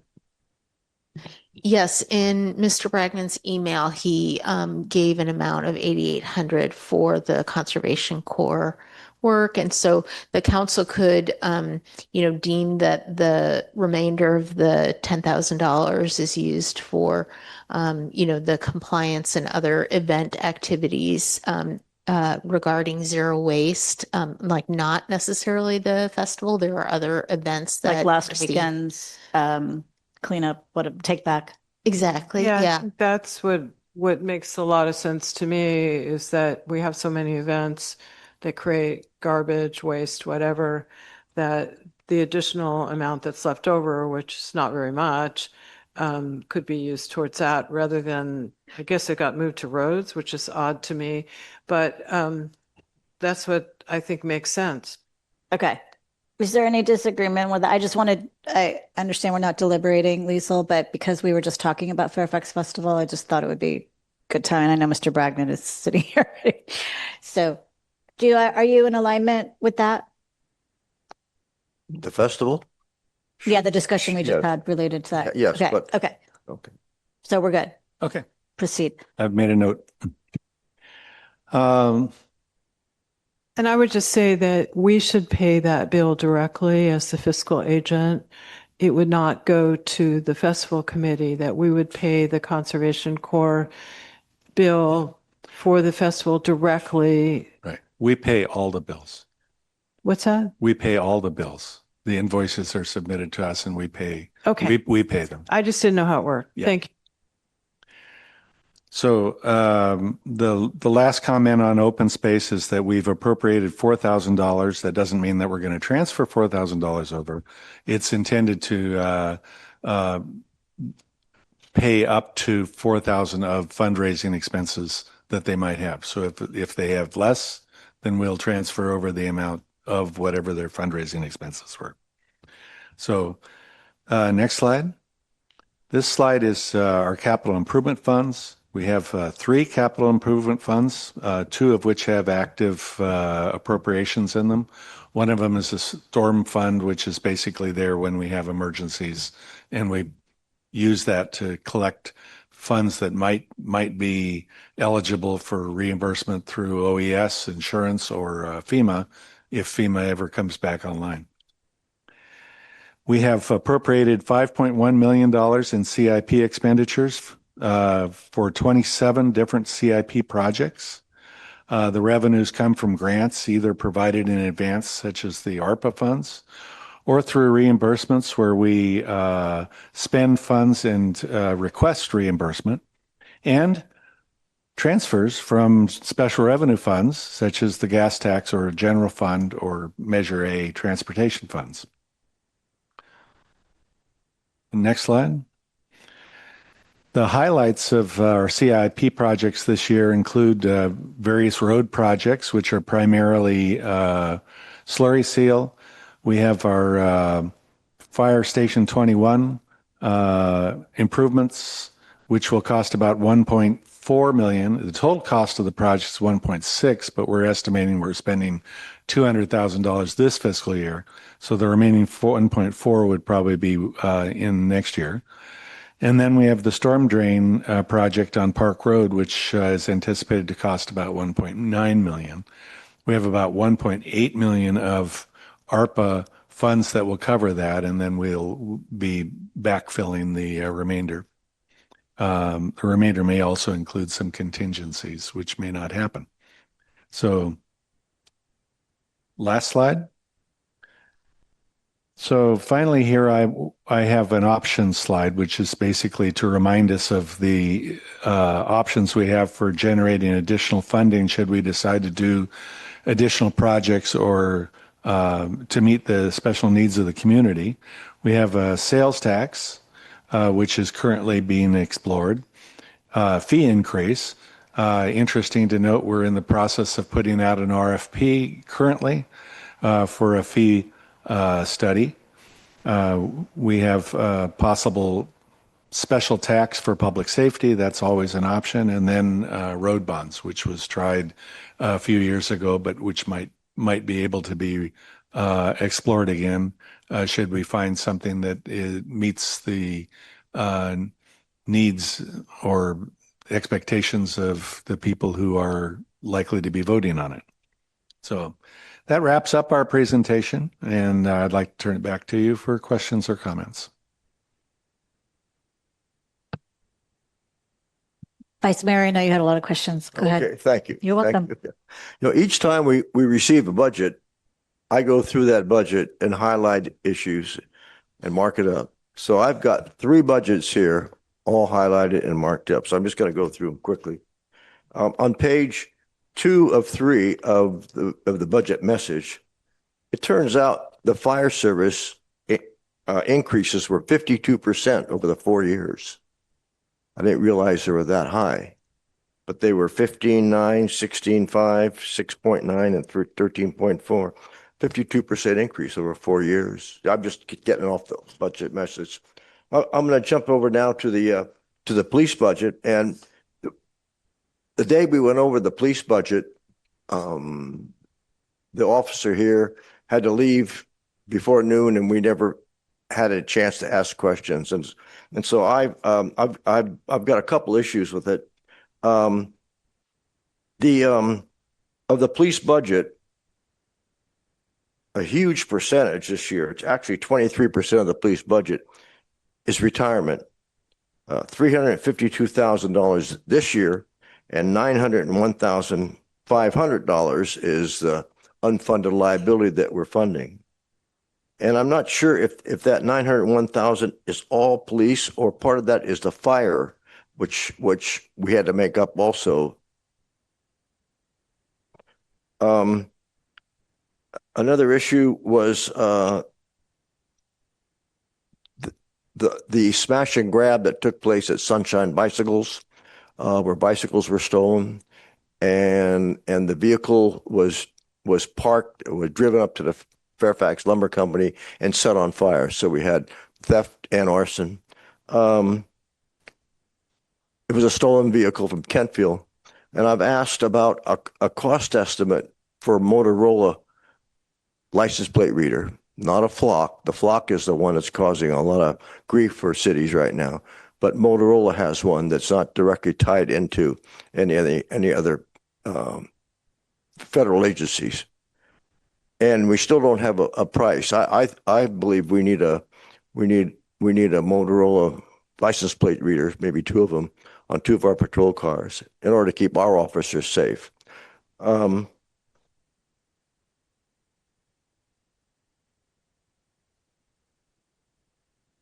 Vice Mayor, I just want to mention, I spoke to the chief about what you'd asked for on Motorola, and he said there's still issues with the privacy and data.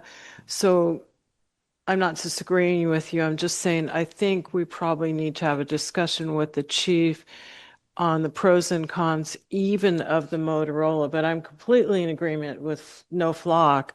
So just, it may be worthwhile to do that as kind of a separate item, which we could amend the budget later. Just bringing that up. Well, I've brought it up a number of times, and I'm trying to get an estimate cost. Well, he wants to talk about. I can tell you what CHP did in Oakland. The amount of stolen cars they recovered is unreal. Wow. Anyway, I'm going to move on to the Ross Valley Fire Department budget. And I'm asking if Ross Valley Fire is talking about purchasing a ladder truck, especially for Fairfax, if we have up to 7 housing sites that could be very tall and would need a ladder truck. I know we talked about School Street Plaza. We need one to reach 98 feet from Merwin side, and the fire services said Kentfield ladder truck is available to us. That only goes to 85 feet. So the closest ladder truck that you need in town would come from Southern Marin, and it reaches 107 feet. That's a brand new ladder truck that Southern Marin purchased. So I'm not sure. When does Ross Valley Fire talk about how they're going to, fight fires in Fairfax if we end up with 7 downtown housing towers? Should I be going to their meetings or what? So the discussion at the fire board was not buying a ladder truck, but in the future, buying a new engine. And what they've said is it's usually a 5 to 6 year wait to actually get one. And I think Chief Mahoney has come here and he feels confident that you know, we would be able to use other ladder trucks. I think there's one in San Rafael as well. But I think he also mentioned that none of them would be able to be as high as what we could contemplate. But as far as speculating about other things other than School Street Plaza, I don't think we're there yet. Right. I mean, it's not our budget. I mean, we pay for it, but we're not budgeting for a ladder truck tonight, right? We can't do that because. Well, we better start thinking about it because we're going to get 6 more. Well, I think, so that's something that goes to the fire board? I've done the research with Southern Marin. Okay. With the fire chief. I know exactly what they have. It goes to 107 feet. Okay. Right, the but that's tallest one in not the on county. this budget. It'll take 45 minutes to get here. Okay. I have a question. Can I finish? Let me just finish this process and please you can chime in.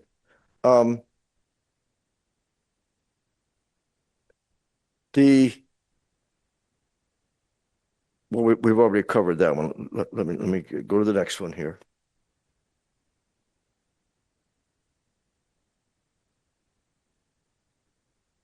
Oh, I've been in the street department budget and I can't find the cost for contracting for street sweeping with the garbage company. I know some years back Fairfax approved a $450,000 contract for street sweeping services with the garbage company, and it's about $150,000 a year. So I can't find that $150,000 in this budget, and I'm wondering where that is. So Frank, let me know if you want me to sort of answer questions as you're going, or if you want to go back. As far as street sweeping, I saw your question via email earlier today, and I really appreciate that because then I was able to go to the finance department and ask Elena for what we've actually paid. And I emailed that to you, and I'm just going to read it out here now. So for fiscal year 24-25, which is the last year, we paid Marin Sanitary Service, who is the contractor that we use for street sweeping. We paid them $75,062, so much less than the figure you're quoting, which is good news. And then for fiscal year 25-26, which we're currently in, and this does not include April because we haven't paid that bill yet. The amount so far before April is $58,835. Okay, so it was not a contract for $450,000 that was approved by the previous town council. Yeah, I'm not remembering exactly that number, but it may have been an up to, not to exceed amount, and then we just try to keep it as low as possible. It was 150,000 here. I was here at the meeting anyway. Okay, that makes sense. I just have one quick question. I thought he said he was done. I'm almost done here. The loan that we made to Victory Village, and they make annual payments. Is it 10 years they're going to be making payments? Do they pay any interest on that loan, or is that an interest-free loan? That is an interest-free loan. Thank you. Okay.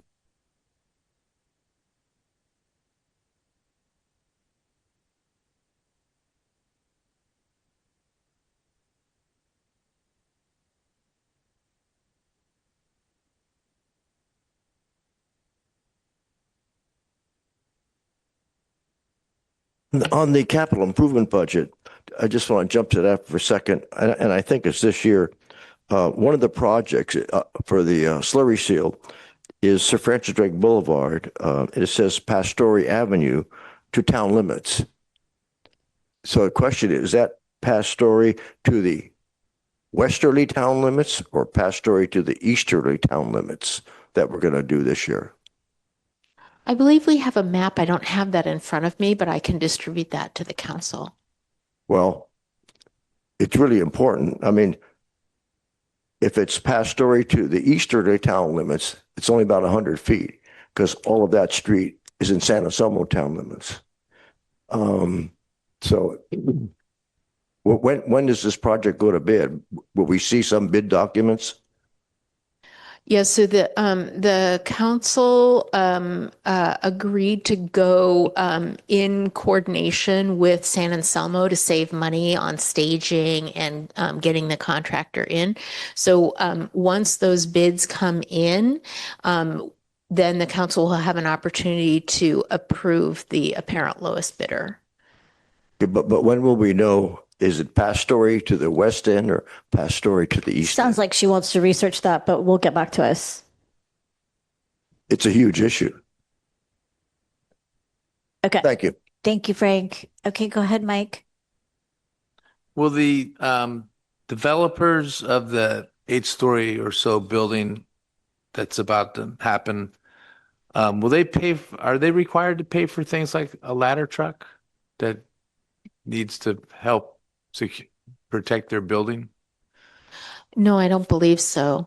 So the rest of the taxpayers have to pay for a special fire truck with a special ladder for those kinds of buildings? If the fire board approved that purchase and the fire department asked for it. And we're sure there's nothing anywhere that it's required by the developers to reimburse the fire board and the towns for the extra costs incurred by their monster building? I mean, you're pointing out one of the issues with the California housing law that, this council has been grappling with, and we've had workshops on, is that we're very limited in what we can extract from the developer of the School Street Plaza project, which is projected to be 7 stories.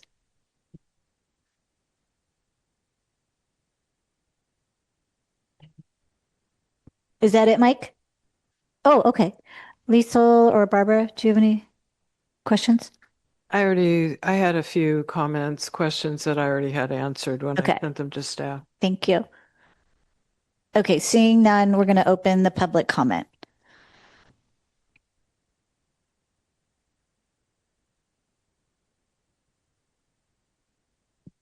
Thank you. Michael, I assume where it says transfers, that means you're moving money either out of the general fund or from the reserves, where you keep saying like transfers. I don't know where that transferring from. If you can answer that afterwards, I have a couple other questions. We'll respond to questions after. Okay, that's fine.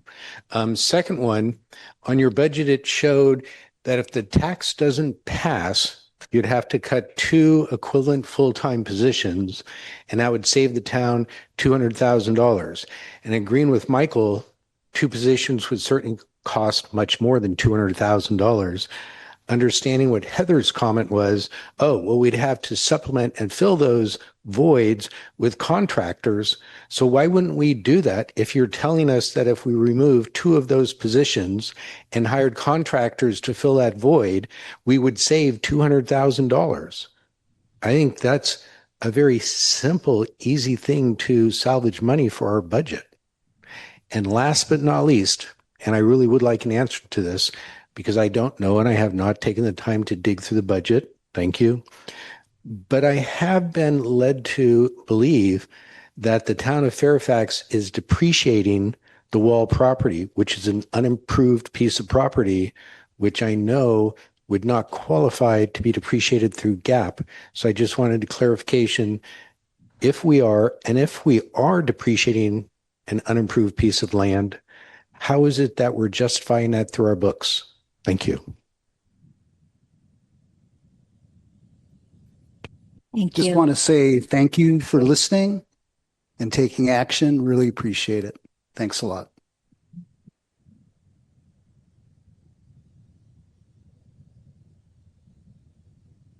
Good evening, Todd Greenberg, downtown Fairfax. I find it highly troubling that this council continues and staff continues falsely portraying that if Measure J does not pass, that the world's going to end and that we will have no sales tax revenue. Because I, for one, would vote for an extension of the current sales tax in November. So I want to applaud Councilwoman Blash for pointing out that there needs to be a more accurate budget that reflects some reality, not an extreme.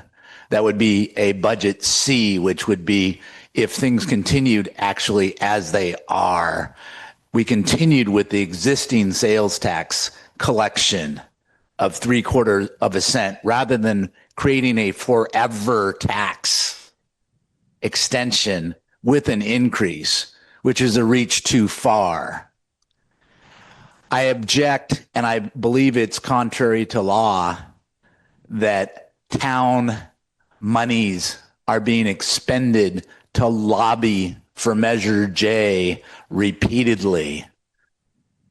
I object that the mayor has indicated that Measure J must pass tonight. Otherwise, we would lose $1.3 million. Now, what she said differs from what some of these reports say.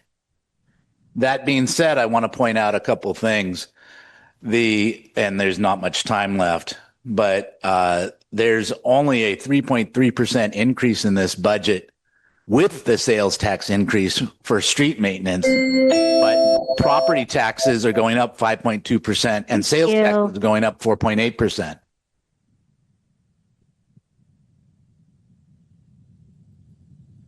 Hi, I'm Ross Asselstein of San Anselmo. I've had a long experience last 17 years in watching our flood district burn through $70 million, 60 or $70 million. It's been a string of bad ideas and very small ones that have burned through that kind of money. The reason I come here tonight as it relates to budget and representation is that Fairfax is currently in the flood zone. No one will be paying the flood fee after 2027. There will be ad valorem taxes that were imposed in the 1960s. A small amount of money every year that it's imposed on everyone but San Anselmo and Fairfax. There's a situation that's going to be unique at some point in the future, potentially. And that is that Fairfax is in the flood zone. There is a vote comes up for a fee or a bond measure, or whatever you want to call it, for a new funding of more flood projects.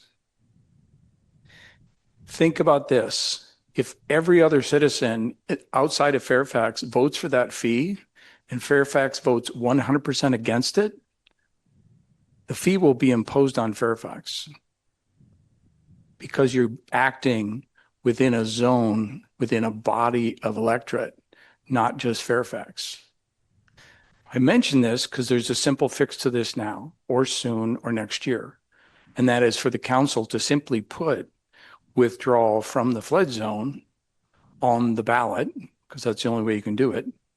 And in the future, if someone elects to try to create a fee and there's an election, it would have to election for that fee.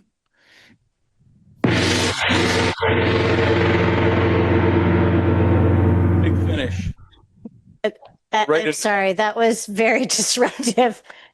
We'll give you a couple seconds back. Okay, Christine. I'll write an. Get the gong under control, please. Okay. Feel like I should have lightning bolts. I will write you all an email to explain that. It's a administrative task that's in your interest. Thank you very much. Okay, thank you. Next speaker, please. It's good to laugh. Laughter is healthy. Hi, I'm Mina with the Fairfax Chamber of Commerce. I just want to briefly clarify the intent behind the Chamber's funding request. This request was never meant to fund the Chamber as an organization, but was meant to support the work that helps businesses in downtown Fairfax, especially with the upcoming construction impacts. We got an update saying that it's going to be July and August.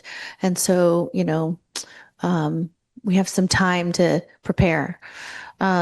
We understand that the town has asked for additional financial information, and I'm actively working on pulling those materials together for you. We have historically been very small, volunteer-led organization, but the amount of work has continued to grow, and we help organize events. We work with Park and Rec. We work with a lot of nonprofits in Fairfax, communicate with businesses, bring people into town. We're trying to work on placemaking. We are so lucky to live here. There was the SF Chronicle article highlighting the special nature of Fairfax. And so, just looking for support.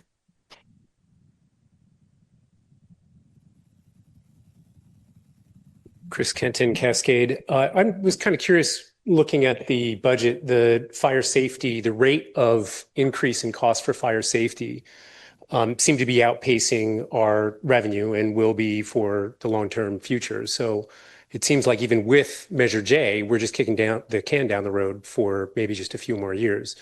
I'm curious whether or not the fire safety costs and the rate of increase for Fairfax, whether we know, is that similar to other towns of similar size in California? Is there some reason why our rates are higher? I'm just curious about that as a question for the budget. Thank you.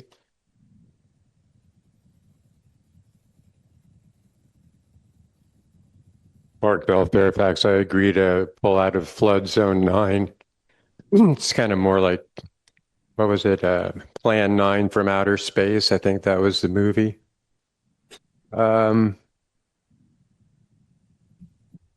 legal budget this year is going to be about 7% of the budget.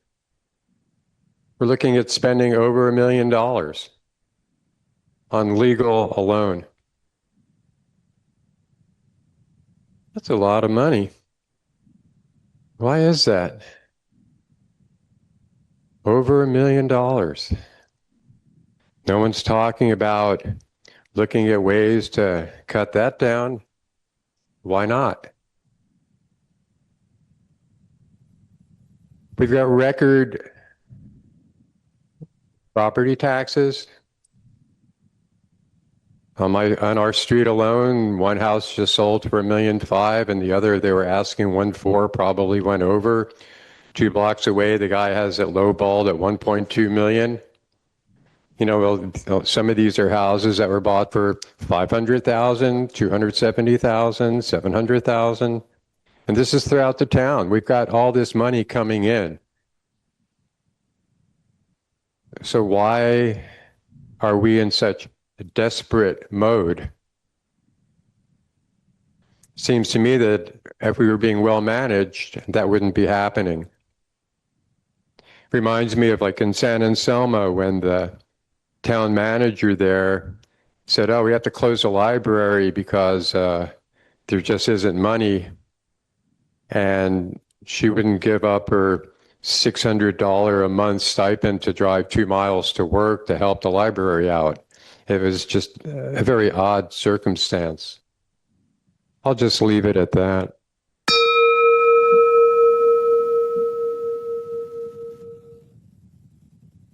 Mark, could you press the button, or Are there any someone hands press raised? the button? Thank you. We have 2 hands raised on Zoom. The first caller is Deb, followed by Bert or Bert's wife. So Deb, you are up first. You're unmuted. You may now unmute yourself. Thank you, Deborah Benson Cascades. Thank you for hearing me. I just want to say I agree with Councilmember Girangelli's question as to the value of losing 2 full-time positions, being $200,000, and not being able to get an answer on a real value because that seemed to be really undervalued. And the answers seemed to be, well, we would incur additional expense, but there was never an answer. I mean, what's the real value? Wages, payroll taxes, staff time, benefits of losing 2 full-time positions. And then you look at what we spend to replace those positions in terms of contractors or whatever. So I'd like to see some real numbers here. and some real answers. And again, the gong, poor Mr. Azelstein, I thought my head was going to explode. I sure wish we could get a gentler time reminder than that thing. Thank you. Thank you. Next speaker. The next speaker is Bert. Bert's wife, you are unmuted. You may now unmute yourself. Okay, thank you very much again. Yeah, that gong has to go. There's absolutely no reason for that people online should be subjected to this. And I know that you are in touch with people at CMCM. I'm sure there's someone who could do that. Or maybe you have auto control right where you are. Anyway, there are many of us waiting to hear the answer that Mike asked tonight.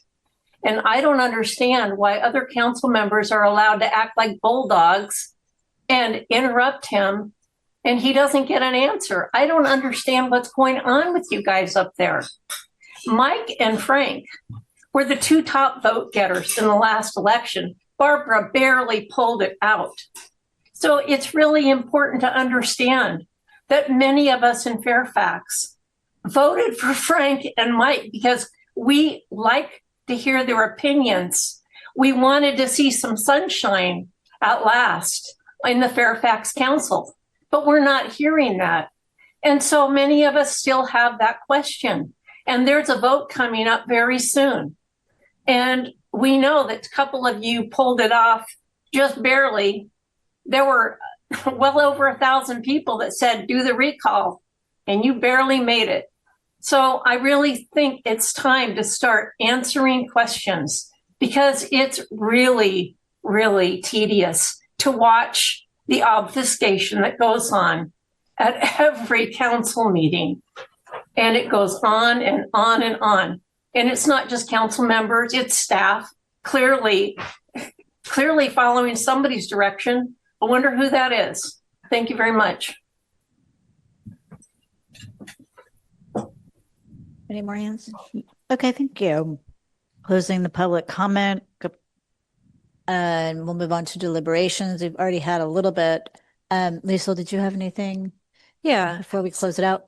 Well, yeah, I mean, I am in favor of exploring extending funding for the council for the chamber. I've looked at some other towns and I was recently at a conference and I'm really interested in how we can foster economic development. However, we can't do it if we do not pass Measure J. The even limited amount of funding that we have allocated towards the chamber for this next cycle, which is actually considerably more than we've allocated in the past, would go away. So I would like, though, to start looking, get more numbers from the chamber and really look at how we could see if there was any way. I mean, I know our budget's really tight, but I think that the community building activities are really vital in our town, which is quite polarized and divided. And I did want to note, though, that one of the things that the chamber could look at is, I love the events. They're amazing. If funding is tight, maybe we do fewer events, but we do a few really great events because they've been fabulous. People rave about them. So I would love us to explore how we could actually fit that in if indeed Measure J gets passed at the 1 cent, at the 1% level. I wanted to note in terms of, Councilmember Egger's question, I think it's Bell Avenue that's being paved from Pastoria to town limits and not Pastoria. So it's worth looking at that. I also wanted to note that Budget C that I mentioned is the second worst case scenario. That would be we didn't pass Measure J in June. We tried to pass it in November. We did pass it. We would still have a funding gap. It would just not be as bad as not having it at all. So just wanted to clarify that. Okay. There are a couple of things that I am still interested in seeing. I will ask this when we talk more with Tam about the amendment to the Measure A expenditure plan, which is just, I'm really curious about how the double allocation that we are talking about in that will be reflected in our budget if indeed it needs to be reflected. So I'll hold that until we get to that conversation. I still think it would be useful for us to think about hiring a grant writer through California consultants. I went to several conference presentations at the California Cities Leadership Summit where some smaller towns were really raking in the grants and getting really nice public works infrastructure projects done, both really practical things and parks and rec. Okay. So I did want to mention again, and I'm just going to say it briefly, that I keep hearing the complaint about attorney fees, and I keep saying, if you don't want to see those attorney fees, stop bringing litigation and legal costs to the town. And as I've said before, all of the Public Records Act requests, all of the referendums, all of the other things that people keep bringing end up costing a lot of money.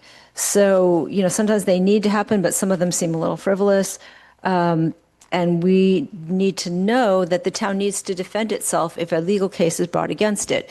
And bring a legal case, then the town's going to have to defend itself. We're going to spend more money on that than on all the other beautiful things that we'd like to see. So I want us to keep that in mind. I would love to see some of that money go towards our Chamber of Commerce, or our Parks and Recreation Department. So I would like us to explore whether when the Chamber comes back with a budget and sort of a proposal, if there's some way we can work on that. So that's it for now. I have a question. Thank you. Okay, we're going to go down the line. If you don't mind, we're going to go down the line. Go ahead. Okay, Right. thank you. Sure. I'm looking at this budget as the budget that we will adopt come June. I'm not looking at any massive cuts at all. In response to Councilmember Blash, I'm just reading off the Slurry Seal project, and it does say Sir Francis Drake Boulevard, past Story Avenue to town limit, flat out. It says it in black and white. Okay, I was looking at the one that said Pastoria de Bell, which is at the top. Thank you. There is up above, there's one that says Bell, past Story Avenue to town limits. That's completely different. Anyway, I'm looking forward to be able to look at the budget for the Chamber of Commerce and help them with their funding for this coming year. So I'm trying to have a positive outlook on everything. Thank you. Yeah, I'm just going to chime in on the Chamber because I've spent a lot of time, I think a lot of us have, responding to local businesses asking for support. I think there's no question of the value that Mina in particular has been bringing as far as bringing new events into town, community building, and a lot of advocacy work as far as, the Marin Water Project, for example, and how to minimize disruption to business. So we adore the town events. I think what we're grappling with is really just trying to understand the cost per event and have some metrics around the Taylor Street Fair this weekend, was that from a cost benefit standpoint something that you would recommend doing? What kind of traffic did it bring in, or pedestrian traffic? What kind of sales volume do you think it provided? What are the ticket sales revenues? What kind of sponsorship are you getting? The number of 24,000 feels arbitrary. There's no backup in terms of what it is and what it's for. And, if we do increase the 5,000 to another amount, which I'm very, very open to doing, we just need to substantiate it. And I've said this many, many times over the past several months. So today we heard that they are working on the number, and I'm hoping in the next 2 weeks we can get that data that we've been asking for, because if we proceed, we're going to need to have a contract. And so, there just needs to be some meat on the bone related to that. So enough said, and look forward to getting that information before this comes back to council for voting on June 3rd. Thank you. So I just want to say again, I'm also looking at this budget rather than the one should Measure J not pass. And I've spent a lot of time looking at every page. A couple of things, just something that was asked about was the fire services budget. One of the reasons it's gone up is with the closure of the Ross station, the fire station. we picked up more costs, and also with the 3 on an engine, that became more expensive. In the fire board's budget, there is a specific how much we will pay over 5 years. There was a 5-year forecast done by Jeff Zuba, who is our finance person, and it's not cheap. So that's where we're at. But I just want to speak to the chamber issue as well. For many years, we gave nothing to the chamber, and then it became $500. And this year we talked about 5,000. I want to point out something that is kind of lost in the translation. We provide a lot of support to the chamber through having our police on overtime. For example, at the winter market, 4 of us council members sold beer and wine, which we were happy to do. Of course, we did that on our own time to support the chamber. That's a different story. But I sat with our police chief and about 8 of our police staff who were on. As you know, we usually have 2 on. So we were paying overtime for all those staff for the winter market, which was incredible. I love that. And other events, we're paying overtime. So it's many thousands of dollars that we are supporting the chamber in these wonderful events. I also want to say I'm a big fan of Mina Kim. When I was mayor, I got to know her really well, and she has an amazing amount of energy and has brought a lot of new programming and events. And as the mayor has mentioned, we're waiting to see more details, more meat on the bone as far as the funding requests. And I also want to say that we're not big. We don't have a lot of money. And, you know, some of the larger cities provide support to the chamber or their business district. And from what I've seen, it's not a huge amount. But also, when we talk about Measure J, even if it passes, we're not going to be awash in extra funds. This is really just to keep pace. And I think, as Chris Kenton pointed out, you know, costs are rising. Fire service is one thing, but everything has changed. I think the mayor estimated at one point cost of living has gone up. What did you say? Like when In the last 5 years? 40%. 40%. So the reality is, as much as we hate to admit it, costs go up. But I do have concerns. Something I pointed out as mayor several years ago was I had asked, when I was mayor and meeting with the chamber, could they start doing a door-to-door trying to get folks to join the chamber? And I know that some of the larger businesses have walked away from the chamber, not because I believe Fairfax Lumber is not part of the chamber. Okay. Anyway, that's good. But I asked that a few years ago, and at the time there was no appetite for doing that. Now, Mina wasn't on board at the time. So I think increasing membership and really doing the horrible legwork of talking about the benefits and will maybe increase more.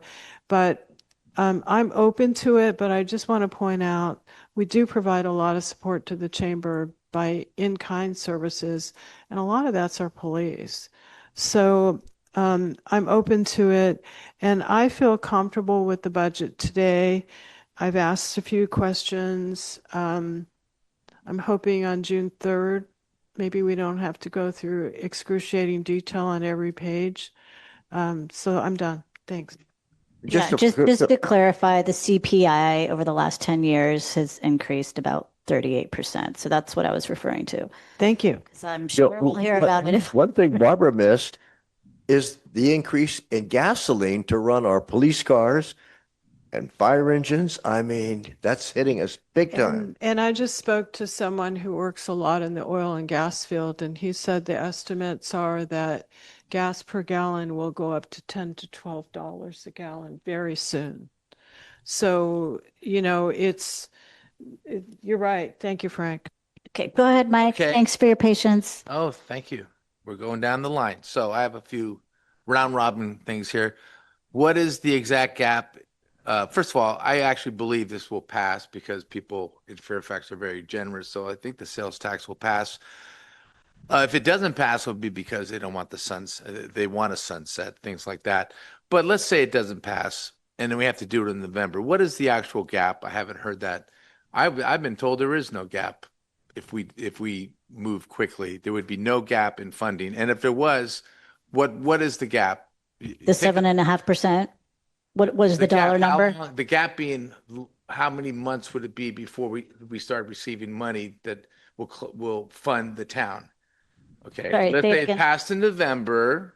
Let's say it didn't pass now, but it passes in November. You guys said there's a funding gap. Well, how many months, when does that funding gap happen? Because I've been told there would be no funding gap. That's what I've been told. So now, you can think about that answer while I ask the next question. The next question is, we have $1 million in attorney fees, according to Mark, and I guess the information there, 7% of our budget. And I keep hearing that if we can only get rid of the Public Record Act's requests, and I want to know how much money are we spending out of that $1 million to answer Public Records Act? So how much does that cost? You can think about that answer at the end here. On the chamber, I started this exact chamber, this variations of it, of course, but never stopped. I picked up in 1996 or 4 or 5, I can't quite remember.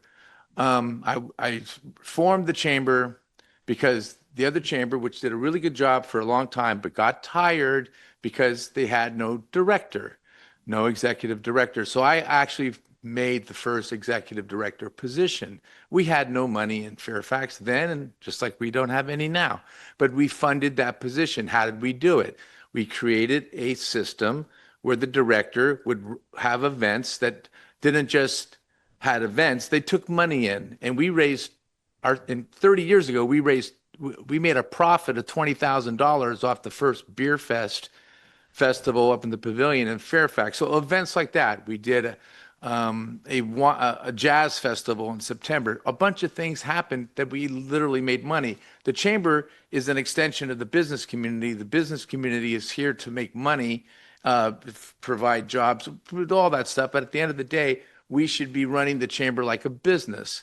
And I think that the fact that the town does support the chamber with the police department and on these events, I think that's a good amount. That's good. And if we continue to do that, that's worth a lot of money in kind services.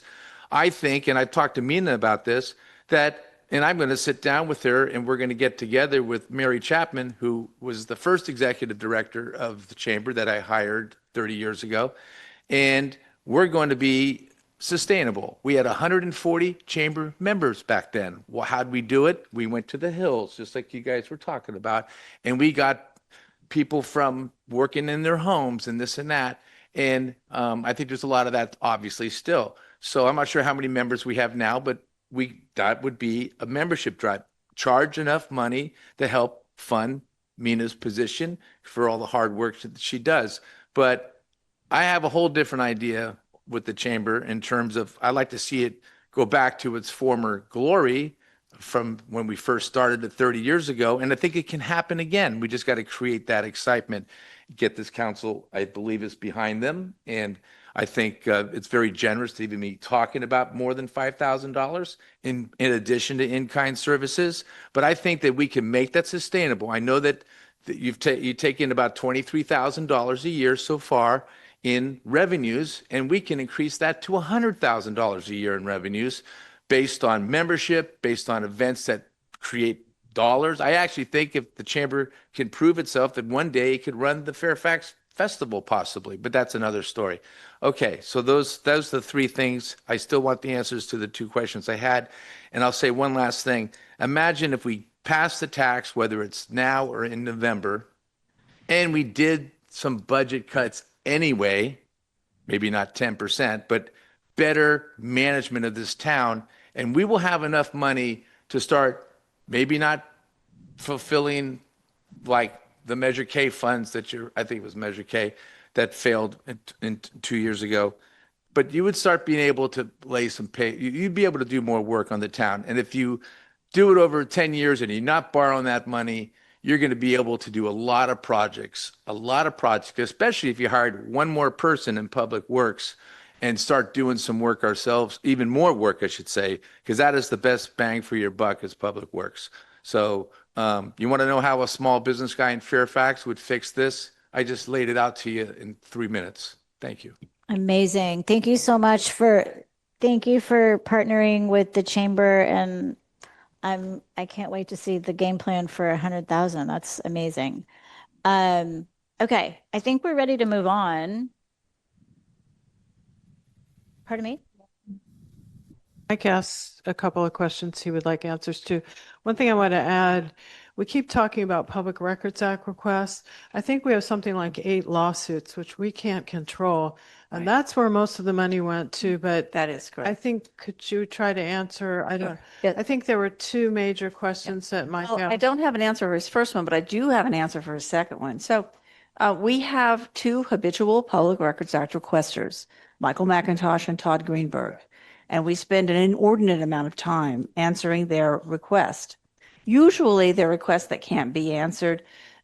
They've asked for things they can't have. It's incomplete, it's incoherent, that sort of thing. But we do provide responses to all the requests. The second thing is recently we received a cure and correct letter about the Brown Act from Todd Greenberg.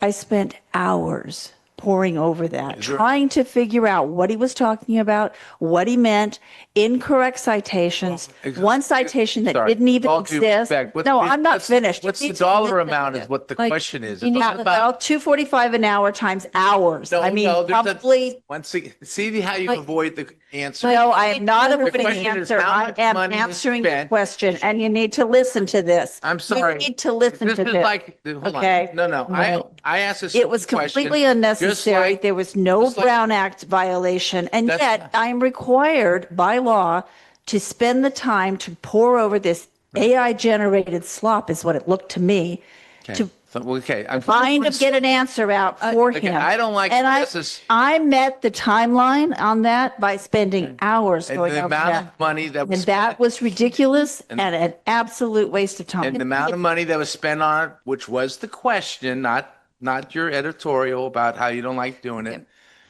What? Because by the way, I don't like them either. Just so you know. It's but not that's that not I the don't point. like The it. point is, the It's question that was it's unnecessary and point it's spent is, money this is what's wrong with the unnecessarily, management of Michael. town. Can I redirect us to the sorry, this protocol is- for this meeting, Mike, which is What's that this? we do not yell over people. We on, let one them finish person their talking at a answer time, please. and Not we answering the respect. question. It All right, we're going to. Okay, but About legal answered, but they're in the monthly financial statement in the distribution report. Are you with us? Okay, I see you typing on your phone. I can wait. Oh, okay. Well, let's speed it up. There is a page for attorney expenses on the. Do you want to pull up this item because I think it'll help you understand the distribution of legal costs. Okay, so we're good. I'm going to pull it. So Okay, we're going to move on. I'm going to close this item and move on to agenda number 2, item number 2, which is amended measure AA expenditure plan. And we have some guests here to present, and we're looking to approve the amended measure AA expenditure plan as adopted by the Transportation Authority of Marin board on March 26th, following a comprehensive public outreach and review process. So thank you for being here with us and for waiting. And if you could just identify yourselves, that would be wonderful. Sure. Good evening. I'm Ann Richmond. I'm the Executive Director of the Transportation Authority of Marin. And my name is Derek McGill. I'm the Director of Planning at TAM. Thank you for being here. Okay. Thank you very much, Mayor and council members and staff. We are here to present information and seek approval for amendments to the expenditure plan for Marin's half-cent transportation sales tax, known as Measure AA, which was approved by voters first in 2004 and then renewed in 2018. So I will do a quick introduction of TAM and then walk through the review process and the proposed amendments for your consideration. And I do want to just clarify at the outset, we are not talking about a change or an increase in the half-cent sales tax rate for Measure AA. We're just talking about some amendments to some of the categories for how funds are distributed. Next slide, please. So just a quick refresher on the Transportation Authority of Marin. We have several roles here in the county. We are what's called a congestion management agency, which is a state term. We are the sales tax authority and the vehicle registration fee authority for those transportation measures. We're an independent agency with a board of elected officials that consists of all 5 supervisors plus 1 council member from each of the incorporated cities and towns. We have advisory committees such as our Community Oversight Committee and our Bicycle and Pedestrian Advisory Committee. We have our own staff. TAM was first formed in 2004 when the first sales tax was approved by voters, and the agency has continued operations since that time. We are not a transit operator or a department of another city or county. We don't own the roadway network, so partnering with other agencies like the town is how we do our work too. Next slide, please. And our work really is centered on delivering the commitments of Measure AA. When this was renewed in 2018, it garnered almost 77% approval from Marin voters, and we take that support seriously. The approval included not just the half-cent sales tax rate, but also an expenditure plan detailing how the funds are to be spent. There's kind of a simplified picture of that here with the pie chart. And the major categories of funding are for highway and interchange improvements, local roads, safe routes to schools, and local transit services. And this is a 30-year measure, so it expires in 2049. Next slide. So Marin is fortunate to have this funding, and we're what's known as a self-help county in California due to the existence of these transportation sales tax funds. These funds not only support local and countywide priorities, but they also serve to leverage other regional, state, and federal funding. So just as an example of that, TAM's annual budget is shown in this chart, and the local funds are about half of our revenues. The other half comes from outside grants from regional, state, and federal agencies. So partly as a result of that coordination, we do work with a lot of partners, including the transit agencies, the cities and towns in the county, community groups, schools, and we hear again and again that this local funding is very important. It's flexible and it supports a variety of programs and projects that are important in the community. So that brings us to talking about this review and the amendments. That 2018 expenditure plan actually included a provision to review the expenditure plan every 6 years and consider amendments to keep pace with changes in transportation. So it really provides us with kind of a unique opportunity to reflect and adjust the plan if needed. So in about 2024, which is roughly 5 years after the measure went into effect in 2019, we started that review process. We sought input from the board, the public, partner agencies, fund recipients, specifically looking or asking what's working and what could be improved. The review also included an analysis of how the measure aligns with TAM's countywide transportation plan, some updated financial projections, and a look at travel and demographic trends and forecasts. So all that information has been provided to the TAM board throughout the review process in 2025 and into 2026. So really, we took this opportunity to review the successes, the opportunities of the measure, and to account for the changes that have occurred and are still playing out from the last few years. Next slide. So this slide shows the overall process and schedule. And an important piece here is that Any amendments are required to be approved by the TAM board, the County Board of Supervisors, and a majority of the cities and towns representing a majority of the incorporated population. So these amendments do not have to go to the voters, but they do have to go back to all the councils. So we've worked through the analysis and the outreach in 2025. We brought drafts of the amendments to the TAM board in December, and in January, we held a required 45-day comment period. And then the TAM board considered and approved the amendments at their meeting on March 26th of this year. And we're now in the phase where we're presenting to the cities and towns. And we expect that kind of round of presentations to conclude in June. And then the amendments would go into effect July 1st for the new fiscal year. So I'll spend a moment on the outreach that was conducted. We did 4 pop-up events in the summer of 2025 in the North, Central, South, and West Marin areas, where we provided information about the measure and the review, and did a dot exercise so that the public could kind of weigh in on their priorities. So I think this is the West Marin dot exercise shown on the slide here, just as an example.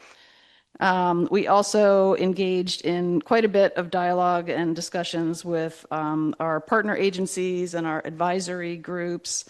We had the formal comment period that I mentioned. We did receive a number of comments, and then additional public comments were provided at the TAM board meetings in February and March. And there have been opportunities through all of these presentations to the supervisors and the councils as well. So with that, I'm going to turn it over to Derek, and he will walk through the amendments. Thank you, Ann, and thank you to the council for the opportunity to present the amended expenditure plan tonight. I do want to just reiterate that we are not making changes to 95% of the funding in the measure, so we're really going to focus the presentation on what is changing in the expenditure plan. And that's really only 5% of the funding. We're maintaining the overall structure of the measure funding with highway and interchange improvements, local roads, safe routes to schools and crossing guard programs, as well as our local transit services. The 5% of the measure that is proposed to shift is based on the input that TAM has received from our partners in this reviewing process. The shifts that are shown on the screen really are: we're transitioning funding from Category 1.3, the local interchange program managed by TAM, to support TAM's crossing guard program. We're transitioning 4% of the funding from local transportation infrastructure to support major capital roadway projects by the request of various public works directors. And then we have minor changes to the eligibility requirements of the Sea Level Rise program and Ferry and Regional Transit Access program. And then we have additional changes to our Community Oversight Committee membership and in the review timeline. And that's really to align with our other revenue source, Measure B. Next slide, please. I'll start by talking about the Crossing Guard program. We are recommending in that the amended expenditure plan increases by 0.5%, really to respond to increased cost pressures on the program. We are proposing to increase funding for the Crossing Guard program to maintain 96 guards out in the field in this next cycle. Currently, the program costs exceed our annual revenue collected, requiring the use of carryover funds to help sustain the program. The TAM board has instituted a number of expense reduction measures to really streamline the administration and make sure we deploy as many guards out in the field, and it has approved one-time only funds, which will allow the program, along with this amended expenditure plan, to sustain 96 guards. Without these amendments, 5 additional guards would need to be removed from the field, resulting in 91 guards, or the TAM board would need to revisit and develop an alternative revenue strategy to maintain this number.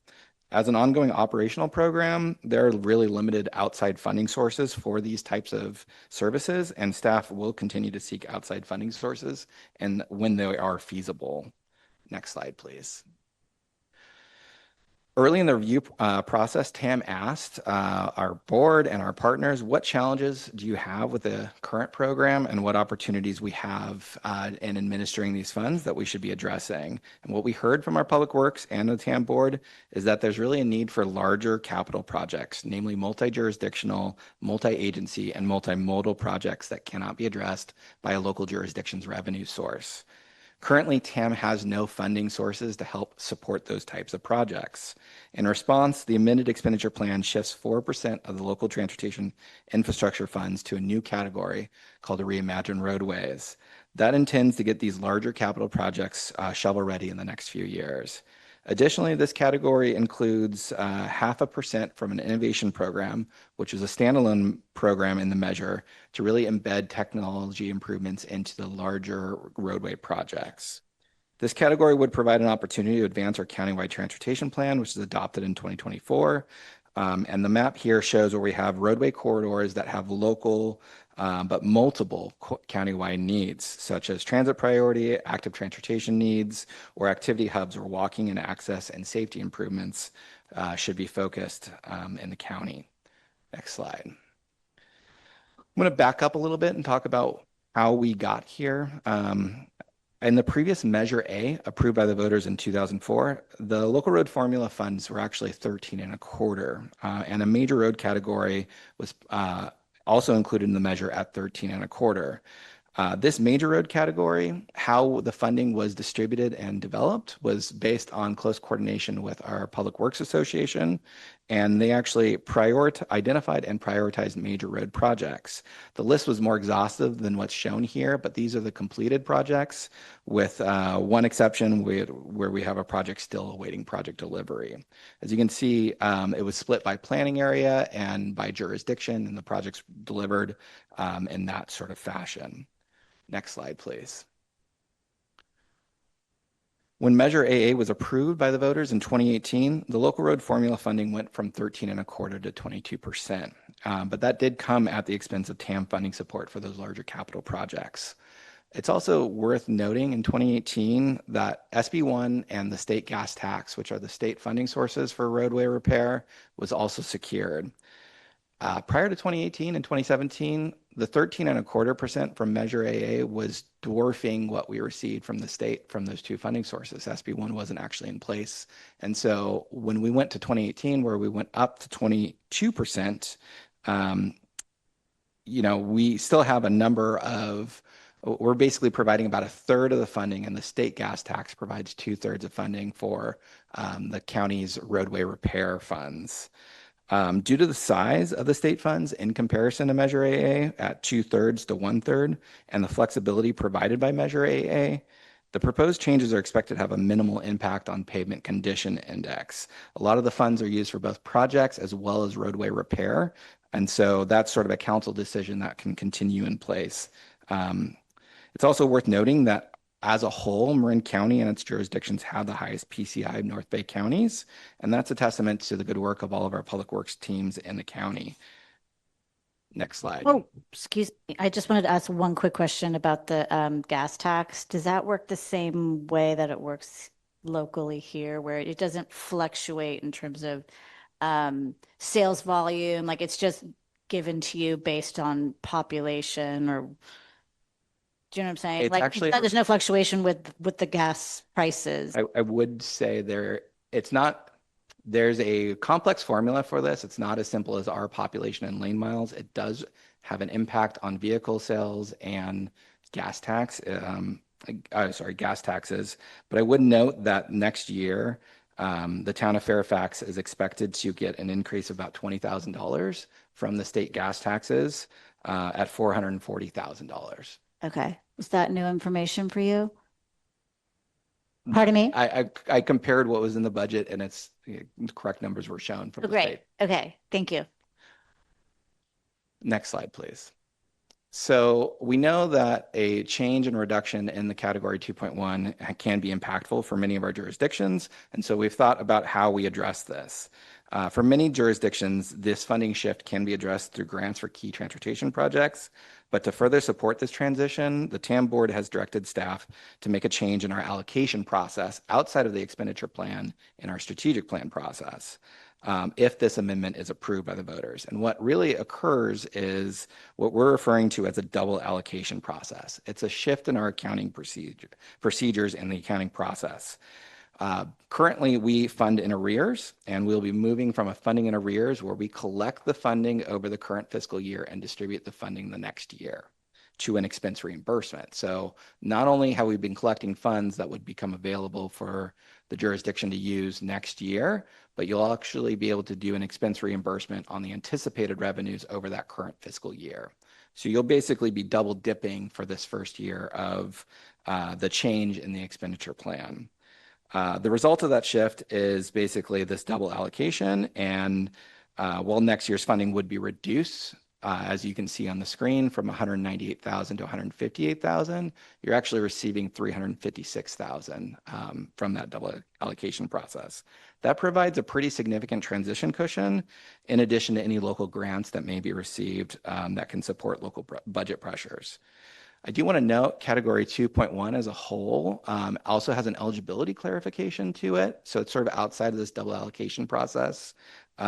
We did receive a lot of public input about types of projects that should be funded. And so we've amended the language in the plan to clarify that roadway components of environmental protection projects like wildlife crossings are eligible uses of the funds. Next slide, please. Perfect. In addition to the 5% funding shift that I just went through, there are a number of other changes to mention. The amended expenditure plan proposes to align the review of both of our local revenue sources, Measure AA and Measure B, and that results in a cycle where we'll conduct another review similar to this in 6 years, and then align them to follow an 8-year cycle until 2049 when the measure ends. The amended expenditure plan also makes language changes to the Community Oversight Committee to bring those into alignment with Measure B. And then we have eligible recipient changes in our TAM Sea Level Rise program and the ferries and regional transit programs, and allowing the ferry and regional transit program to expand to all major transit stops, which are the SMART and ferry stations in the county. Next slide, please. So with that, we are definitely happy to answer any questions the council may have, but in order to amend the expenditure plan, the TAM board approved the amendments to the expenditure plan at its March 26th board. The board of supervisors approved their item at the beginning of April, and we've been presenting to the towns since that date. And so we're happy, continuing to schedule those meetings. We're basically wrapping them up in June, but we're happy to answer any questions, and we are requesting action to approve the amended expenditure plan as approved by the TAM board on March 26th.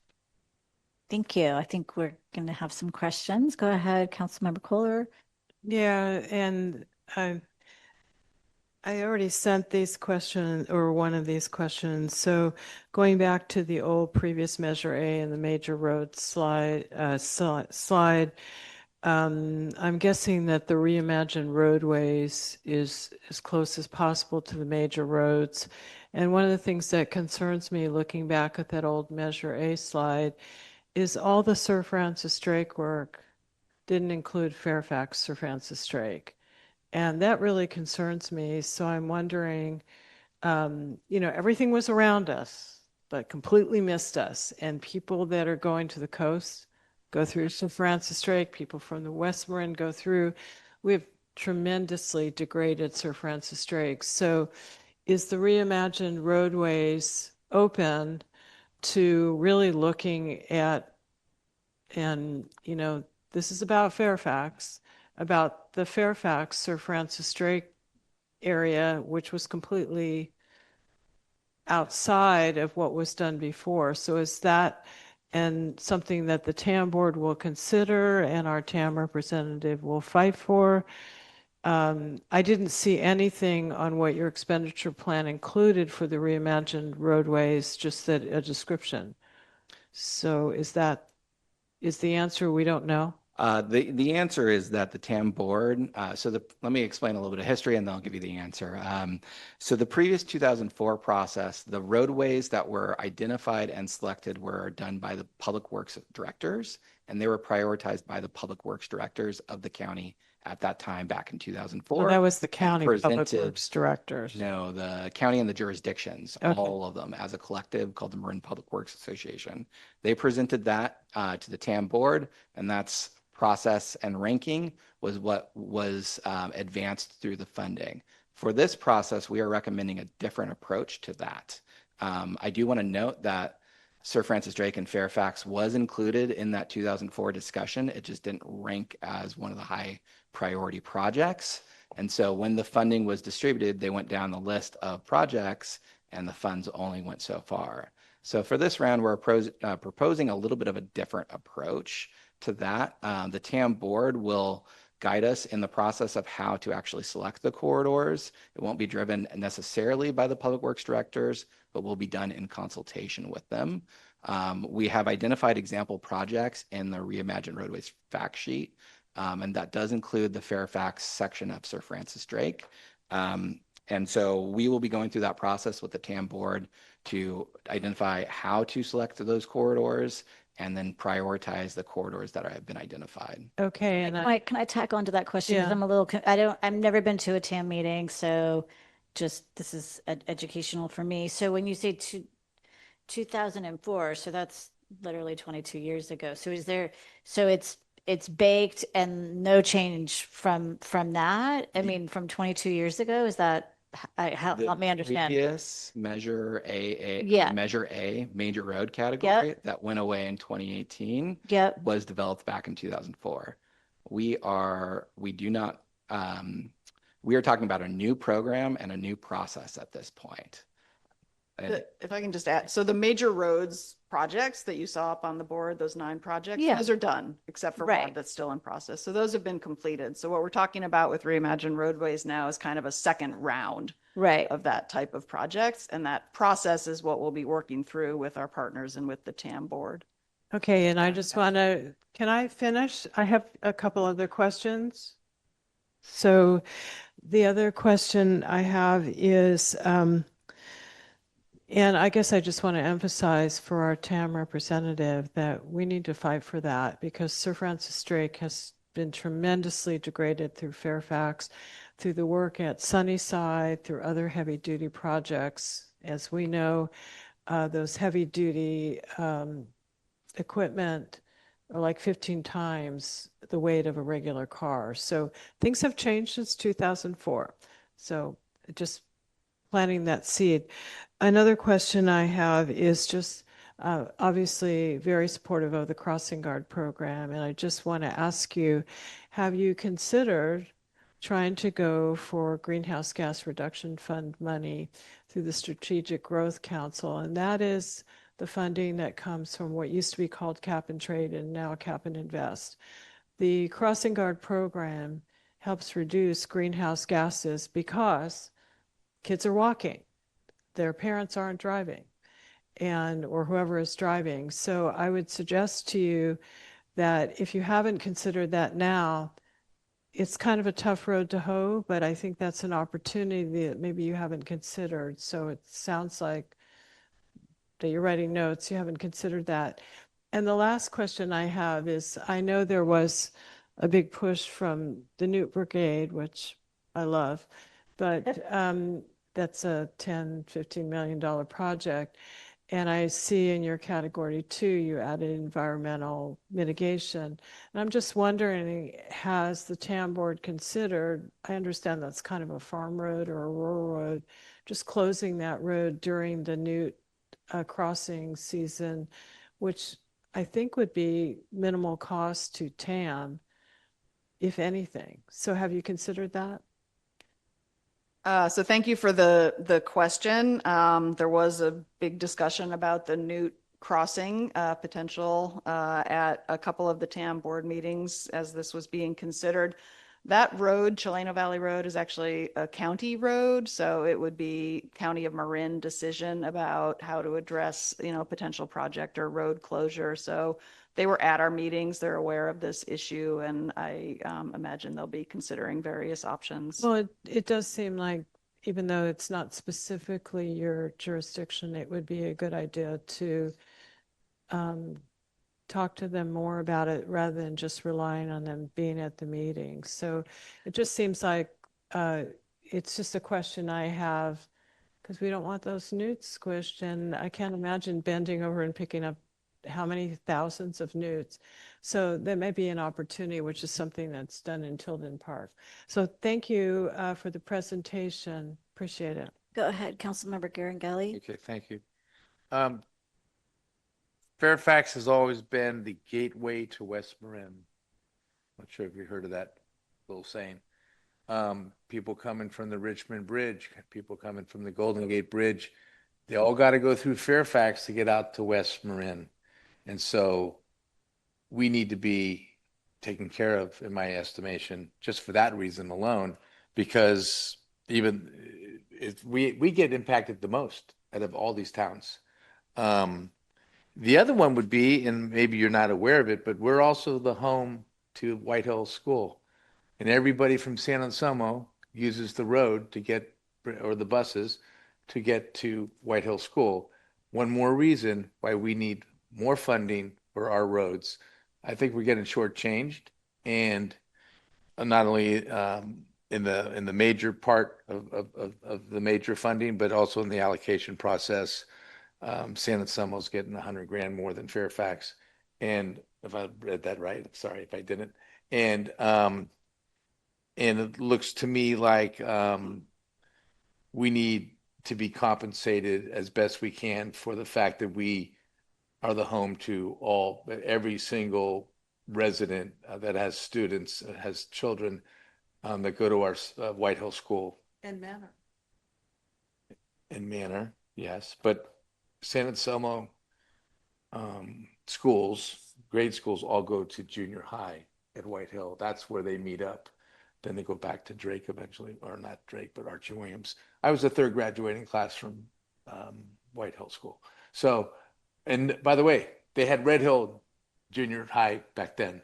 There was 3 junior highs back then. There was one in Sleepy Hollow as well. But now there's just one. So I would hope that you guys write that down and try to get us more funding to fix Sir Francis Drake Boulevard. The smallest town, the poorest town, I guess, financially, not culturally, but financially, with the most use of our roads, when you look at the way people are coming in here, whether it's on the weekends for the gateway to West Marin or the weekdays for White Hill School. Thank you. Thank you. Go ahead, Frank. I have comments too, but you go ahead. Okay. Just picking up on Barbara and Mike's comments. Sir Francis Drake is actually Route 17 from the Richmond Santa Fe Bridge to Point Reyes National Seashore. It really is. 14 million people travel to West Marin every year. The majority of them come through Fairfax on Sir Francis Drake Boulevard. State and federal agencies should be assisting our little town in making Sir Francis Drake Boulevard safer. In the 1970s, I served as the California Coastal Commission's representative to the Golden Gate National Recreation Area Board of Control for the travel study. We had recommended federal funding for local agencies like Fairfax to help them with transportation issues and travel issues. I don't know where that all went. I mean, that's 50 years ago. But I happened to be there 50 years ago. And so here we are today trying to figure out how we're going to take care of the issues on Sir Francis Drake Boulevard. So it's really important that TAM recognize Fairfax's role in this whole thing. And Mike and Barbara have spelled it out really good. Just one last thing. Interesting, your category 2.3 sea level rise. I also sit on the Ross Valley Flood Zone number 9 advisory board to the county. And we're seeing sea level rise issues already with king tides in Corte Madera Creek, blocking Highway 101, they're flooding. So, I mean, there's just a whole lot of issues here in the Ross Valley that Tam's got to deal with. Thank you. Go ahead, Lisa, and then I have, or if you want to go last, you're welcome to do that. I'll go last. You want to go last? Okay. So I too have comments about Sir Francis Drake, but if one wanted to advocate as a member of a public or Lisa, who sits on the board, what is the timing in terms of when these projects will be identified and approved? I think, you know, I have all sorts of ideas as far as how we can get support for Sir Francis Drake in Fairfax as far as getting folks out here and really seeing for themselves. You know, needless to say, next to Highway 101, it's the most traveled road in the county. So it's pretty beat up. It needs help. So what is the timeline and what does the approval process look like? And so we can start thinking about, because you don't decide, right? It's a board decision, right? You put forth recommendations, is that right? And then the board decides? And what's the timeline? Correct. So this is an area that we need to have further discussion on, is what is the board's timeline for making a decision. But we're envisioning a process where the first 6 to 9 months of after the funds are secure, starting July 1, there'd really be a 6 to 9 month data gathering and decision-making process discussion with our board. How do we want to select corridors? What are the metrics that we should be considering? How do we involve our countywide transportation plan? And what do they want to see in terms of delivery on these corridors? So we'd be onboarding a consultant team to help us with that process. And then hopefully within a year to 18 months, we sort of have a sort of set of corridors that have been identified and discrete projects along those corridors where we can start talking about a prioritization among them. Okay, so I'm hearing you're 18 months out from a recommendation or from an approval? Just in terms of like a decision process, like as how we would try and think through that. That's sort of what we're thinking about at the moment, but this is all subject to further TAM board decisions. Okay. And then I'm looking at the again 2.4, the focus on multi-jurisdiction, multi-agency, multimodal project development. So Bolinas Road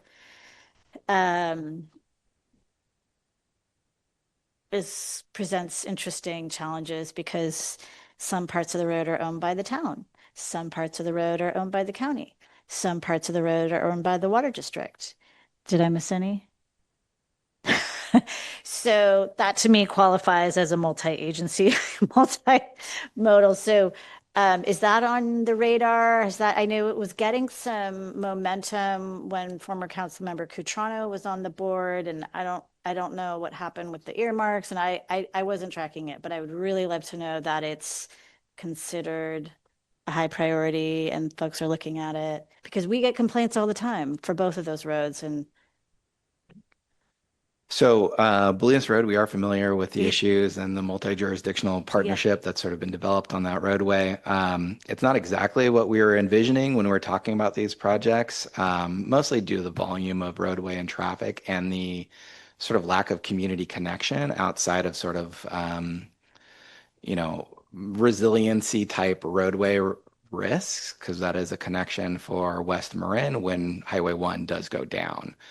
So I think it's something we can consider and talk further about, but it's not exactly the type of roadway that we were envisioning when we were thinking through this process. because of just the sheer volume. Sheer volume, yeah. Okay, but what about like for fire? I mean, because the fire services needs that road. That's definitely a factor that we're thinking about in terms of metrics. So like I said, this is a roadway that we could consider. It just didn't rise to like the example project list where we identified Fairfax's section of Sir Francis Drake. Okay. So it's something we need to look at further in the process. Okay, and then this is not to put you on the spot, but this has been on my mind for many, many years, is so a lot of the traffic, the day-to-day traffic on that road are from folks visiting the golf course. And is there a way to get that traffic volume, or is there any examples of like how we could, I don't know, subsidize, get them, because as a key stakeholder for that road, I mean, it's hundreds of cars every day. Are you talking about engaging the owner of the, we will need to talk through that outreach and engagement process. I think one of the things we need to think about is how we select these roadway processes and what does that community engagement piece look like. If we're adding a lot of roadways in the county, it's hard to do a very detailed corridor study across 20, 30 corridors and bring in that stakeholder engagement. So we want to setting aside 2.4, I'm just curious, with your expertise, like how to think about that as a stakeholder, as a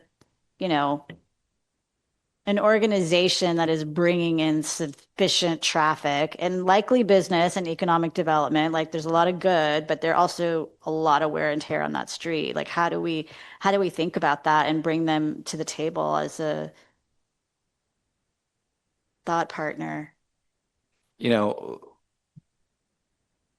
I think the first step is just a conversation with the property owner and talk about what are the issues they have, what are their volumes, and what sort of strategies would they even be willing to consider in terms of parking management or in terms of transportation options to that site. We can't resolve land use decisions that have been historically made, but if you have a willing partner, there may be some opportunities that come out of initial discussion. Okay. All right. Thank you. I think that's it for me. Go ahead, please. Okay, so just wanted to mention that, yes, we have talked to the TAM board and TAM staff about concerns about Sir Francis Drake and Bolinas. And also, early on in this process, we were concerned about the whole Reimagine Roadways thing because of the decrease in, annual funding. But we had a really good conversation where we also ended up talking about how if indeed we were selected for a project, that this would allow us to do something for which we have limited funding and staff time and expertise, and that it would be one of those complicated projects that would really require like a partnership. So after we had that conversation with the TAM staff, the DPW director and I were convinced that it was a good idea to go ahead and do this, that it would be a beneficial partnership, and that we should go ahead. And I think at the board meeting, there was only one town that voted against this, and that was one town representative, and that was Ross. So even Belvedere, who I think had significant concerns, decided that it was worth going for. So for whatever that's worth, yes, we have been, I'm aware that we need to advocate for Fairfax, and we have in fact talked extensively about this. Can I say another word? Just you may, and then we're going to open the public comment. Picking up on your comments, the mayor's right. I'm going to take you back to 1966. The Fairfax Bolinas Road was designated in this federal secondary roadway system. Flat out, it was. It was the only north-south connection from Sir Francis Drake Boulevard to Highway 1. Flat out. Now, we could drive all the way out Drake to Olema, and you're on 1, or you go down Highway 101 up through Mill Valley and get out through. But as far as an actual connection between Sir Francis Drake and Highway 1, it's Fairfax Bolinas Road. I just wanted to mention that too. Thank you. All right, let's open the public comment.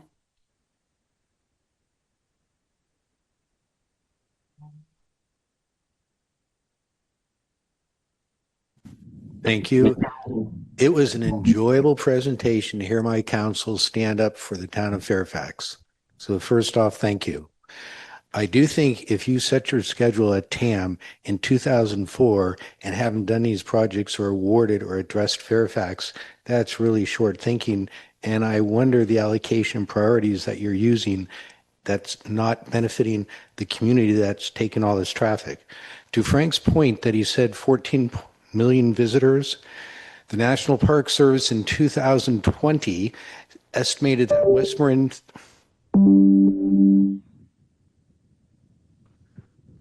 Thanks. In Okay, extra we can golf. hear you. Yeah, we'll give you Okay. extra time. So the National Park Survey through Michigan State University estimated that we had 14.5 million visitors, with the bulk of that traffic going through Fairfax on France Drake Boulevard. With that 14.5 million visitors, there's approximately 2 to 4 million visitors with a zip code exceeding 120 miles, which mean they made multiple trips back and forth because there were not the accommodations in West Marin. Collectively, they spent $569 million on different TOT, gasoline excise taxes, and restaurants from that traffic. That generates a tremendous amount of revenue for these bonds, for TAM. We should have that revenue where it's protected, where we need it, and where it's generating this revenue for your whole staff. So I commend the town of Fairfax to go ahead and fight for something that is ours. We're the ones taking the bulk of this expense. We should be reimbursed. Thank you.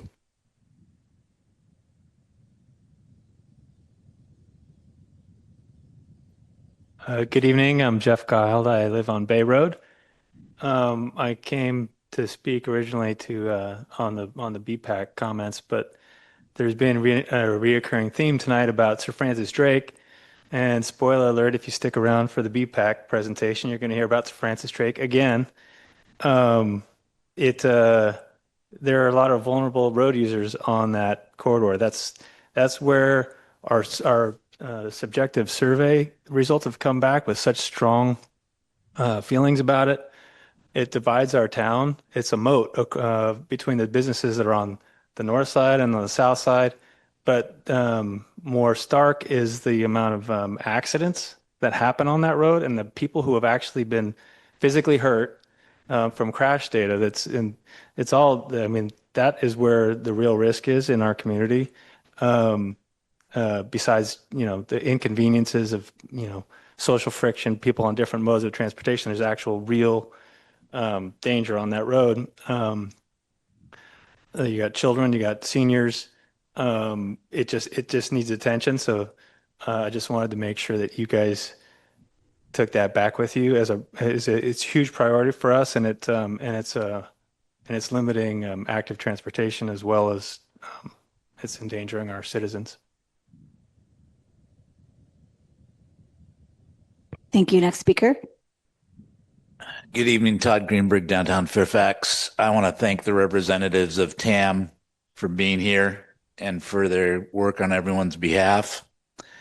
I'd like to get some clarity, if it's possible to get answers, which most people don't seem to get here in this town council process in Fairfax, California. I'd like to know if it could be elaborated on whether and what the relationship is between TAM and the SMART train in Measure B and the traffic flow in San Rafael, which affects all of us. There's frequently 45-minute waits to get out of Fairfax through San Rafael, and it is a cluster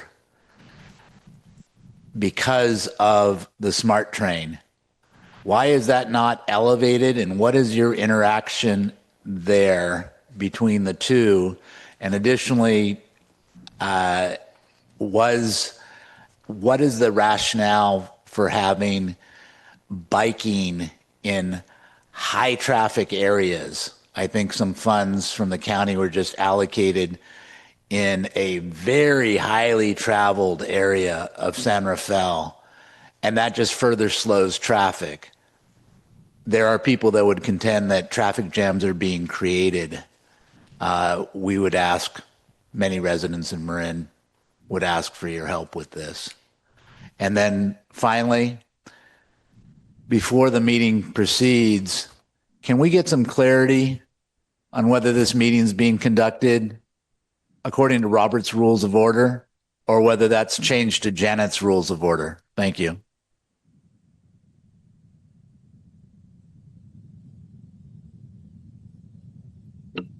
Mark Bell, I'll try to be brief. I I brought up several years ago to the town council that the Fairfax part of Bolinas Road after town, after Deer Park Villa, is basically, I guess, falling over the hill. And it was brought to my attention by people who travel it that, you know, you have trucks going up there who have safety chains. Unfortunately, the safety chains are also hitting the pavement, which I believe was the cause of a 240,000 acre fire up in Trinity. And so if you're looking at fire and fire dangers affecting what's going on, that would be one thing. And also, you know, the Fairfax Bolinas Road is an escape route one way or the other. So I think that that should add to the importance of trying to help Fairfax get that part fixed. And just the other point, when Kinsey was on TAM, he illegally gave the Smart Train $8 million. Have you guys stopped doing things like that? Thank you.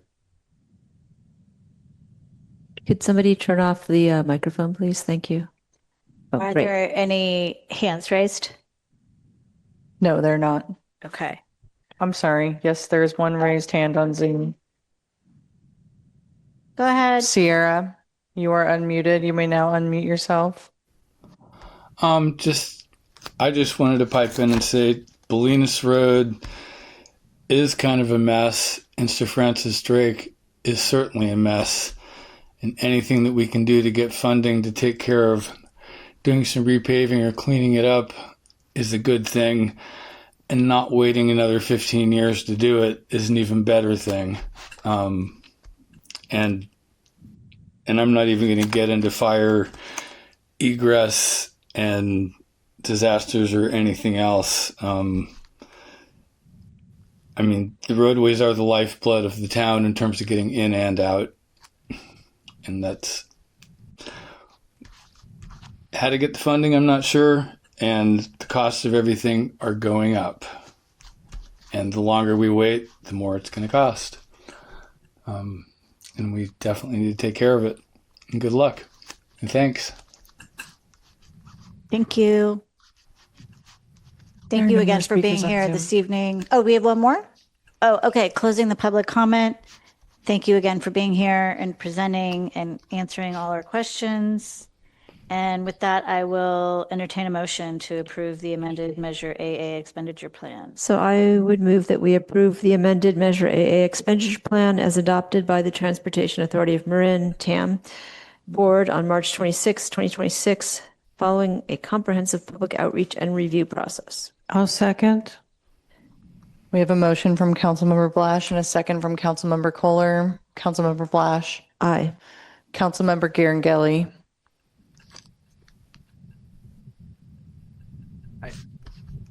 Is the money we're talking about for Fairfax going to be in this particular? We're voting on what you just saw, the slides that you just saw. Microphone. Pardon me? Microphone. Yeah, I saw them. No. But we also talked about adding, taking care of Fairfax. So is that going to happen? They already said that that will be discussed in the first 6 to 9 months after July 1. It's not in here. And can I just clarify, we're not giving up, we still get money. This is just a change in the way the plan is constructed with a slight change in the allocation, but we still get money. We still get all kinds of benefits from TAM. We're not voting on whether or not we don't get any money. We're just voting on whether or not we accept the plan as amended. Well, I'd like to ask that we amend it so we get more allocation for Fairfax before I vote yes on it. So I do want to clarify that in our discussions with county council, our legal counsel, we cannot accept amendments to the amended expenditure plan from various councils because there's no reconciliation process for the various amendments here. So it's from our legal interpretation, your town attorney is here, it's a yes or no to the amended expenditure plan as presented. Probably a good question would be how many cities have approved it and how many have denied it? Are we the first community, first town to have We presentation? have presented to the Board of Supervisors who have approved it, as well as 6 jurisdictions who have all approved it. So we have And the board approved it. 7 now. The whole board approved it. And the town board. So we're 7 for 7. Well, I'm gonna vote no, only because I want them to know that Fairfax needs more money. It's not gonna stop this from getting approved. Councilmember Kohler, Yes. Vice Mayor Ager, Aye. Mayor Hellman. Yes. Motion carries. Thank Thank you. you. Thank you for hearing our comments. Mayor, we passed the 9:30 rule. So, I mean, We've got one more item in consent. Is that right? yes, that's correct. Okay. Do we want to go ahead with trying to get through all? Yes. Okay. We Then are, let's see, we're just. do I need to make a motion to waive the 9:30 rule, or I is think it? we're okay. Let's proceed Okay. with item number 3, the long-awaited, much anticipated bicycle and pedestrian master plan update, a progress report on bicycle and pedestrian master plan update. And I know we have Bryn and Jeff here. Thank you for staying late. The floor is yours.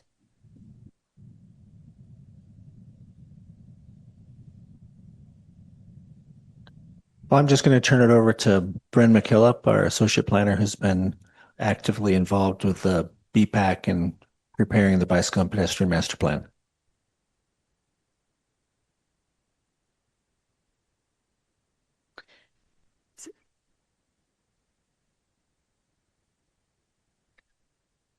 Yeah, so hi everyone. Like Jeff said, my name is Bryn. I'm an associate planner with the town and the staff liaison to the town's bicycle and pedestrian advisory committee.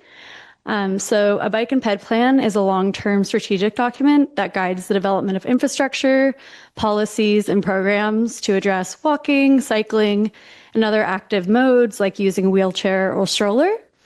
The last time it was updated in Fairfax was in 2016. The town is in the process of updating this plan and will be providing a progress report today, focusing on the progress made by the Bicycle and Pedestrian Advisory Committee, or BPAC, which was formed in September 2025 to assist in community engagement for the project. We are about halfway through the process, moving from a phase of doing community engagement to applying the engagement to recommendations. So we thought this would be a good time to check in with council to hear thoughts and engage you all in the planning process. We will first discuss the extent of engagement so far, and then dive into an online survey and a survey report provided to council conducted between October 2025 and February 2026, and then go over some of our next steps. Next slide. The BPAC have met almost, the BPAC have met almost every month since September 2025. They've discussed and identified how and who they want to reach in town. They've reviewed survey questions, the 2016 plan, presentations from a public works director, Safe Shouts to School, and had conversations with the Marin Bicycle Coalition, the Chamber of Commerce, and some principals at local schools like Manor and Whitehill. They've also gone out into the community and gone on a walk audit in the downtown area and tabled at local events like the farmers market this evening. The PPAC has directed our consultant to draft a prioritization matrix in a plan with a focus on making the plan more actionable than aspirational, which they observed was something the 2016 plan could have focused on more. The BPAC will continue to meet and will be reviewing an upcoming first draft of plan recommendations at their meeting this month on Thursday, the 14th. Next slide. So we've contracted with a map-based survey company for 2 surveys. The first of which we will go over tonight. And it was conducted in the fall through the winter with an aim to capture a snapshot of where and why people do or do not travel by an active mode, like walking, biking, using wheelchair or stroller, excuse me. We'll be conducting the next survey once we receive the recommendations from our consultant, probably in about a month. And we have a sign up list available on the town website, and it was available to sign up for tonight at the farmers market if you would like to receive an update on when that survey will be available to take. Next slide. So, but what type of, what responses did you get? I understand that. Yeah, sorry if that was unclear. We're going to go into a deeper dive in a second. Yeah, so I'm just starting to get into it. Yeah. So this graph shows how many survey respondents are from Fairfax or other jurisdictions, showing almost all respondents are Fairfax residents. Next slide. This graph shows how well the survey represents different age groups in town or from the other jurisdictions. Where the purple and green bars align, the percent of people in town is represented best in the survey. For example, the survey results did not represent the younger demographic in town and overrepresented those 35 and over. The BPAC interpreted this information at our last meeting as a need to do more direct outreach to schools and young people in town so we get their input. Next slide. These are the questions we asked in the survey, which included a variety of types, from rating infrastructure, an open-ended question about the future vision of Fairfax, to mapping locations of concern, destinations people wish they would reach more easily by an active mode, and frequent routes people take. A lot of these questions had follow-up questions with the opportunity to provide more open-ended detail as well. This chart shows the results of a question asking respondents to rate infrastructure. If you would like to look further into the details of it, it's available in the survey report. A main takeaway being from this is that the greatest concerns for people are sidewalk conditions, sidewalk widths, on-street bikeways, and quality of road for biking. Next slide. For the open-ended question about the vision in 2035 for Fairfax, responses indicate that maintaining existing roads and sidewalks, like fixing potholes and route lift, should be a top community priority by then, as well as there being physical separation between cars and active modes, greater enforcement of both cyclists and drivers, and a reimagined downtown that deprioritizes cars. And for the question regarding locations of concern for walking, the intersection of Bolinas Road and Broadway was the primary concern, followed closely by Broadway and Elsie Lane. Next slide. Oh, sorry, previous slide. For biking, Bolinas and Broadway is again the hotspot with 22 selections. We also saw significant concerns at Sir Francis Drake and Pastori. Parents and students in particular highlighted Upper Bolinas Road as a difficult school route. Next slide. We also gave the option for people to ride in their own mode outside of walking and biking, which most people use to bring up constraints around using strollers in town, with the area near the park on Park Road the top location of concern. This graph in the report visually captures the concerns associated with the locations identified. The general safety and comfort cited as the highest concern, and wayfinding signs as the lowest. Also, speed comes in second here and is frequently mentioned in other responses as a concern. Because the community expressed concerns about vehicle speeds, we are researching various strategies to address that. One approach we are looking into is using infrastructure first, so using design to naturally encourage slowing drivers rather than just relying on signs. We're also reviewing California code options that would allow us to declare 15-mile per area zones specifically within 500 feet of schools. These are kind of like tools that we are considering as we begin to process this feedback into recommendations. When people drew their own frequent routes on the map, we see that Sir Francis Drake Boulevard and the downtown area remain our highest frequency corridors. These are the spines of the town, and they are where the friction is highest.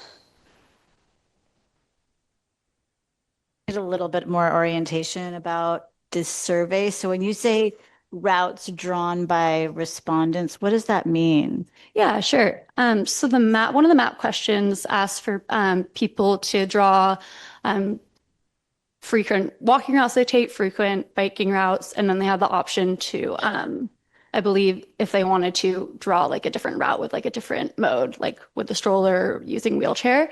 And when I say draw, they were able to select a point on a map and then select along a route of where they were going. Okay. And when that data came back, we were able to search it for how many times did people use Sir Francis Drake in their routes. And then we were given like a percentage of like 40% of people use Sir Francis Drake as a part of their like frequent biking route, for example. Okay. Thank you. Yeah. Let's see. Sorry. Many of the respondents highlighted the school route on Upper Bolinas Road as a challenge. This data is vital because this shows us exactly where the community is present biking and walking in our current system, other than arterials. So this list here is where people outside of those arterials were most frequently drawing their biking or walking routes.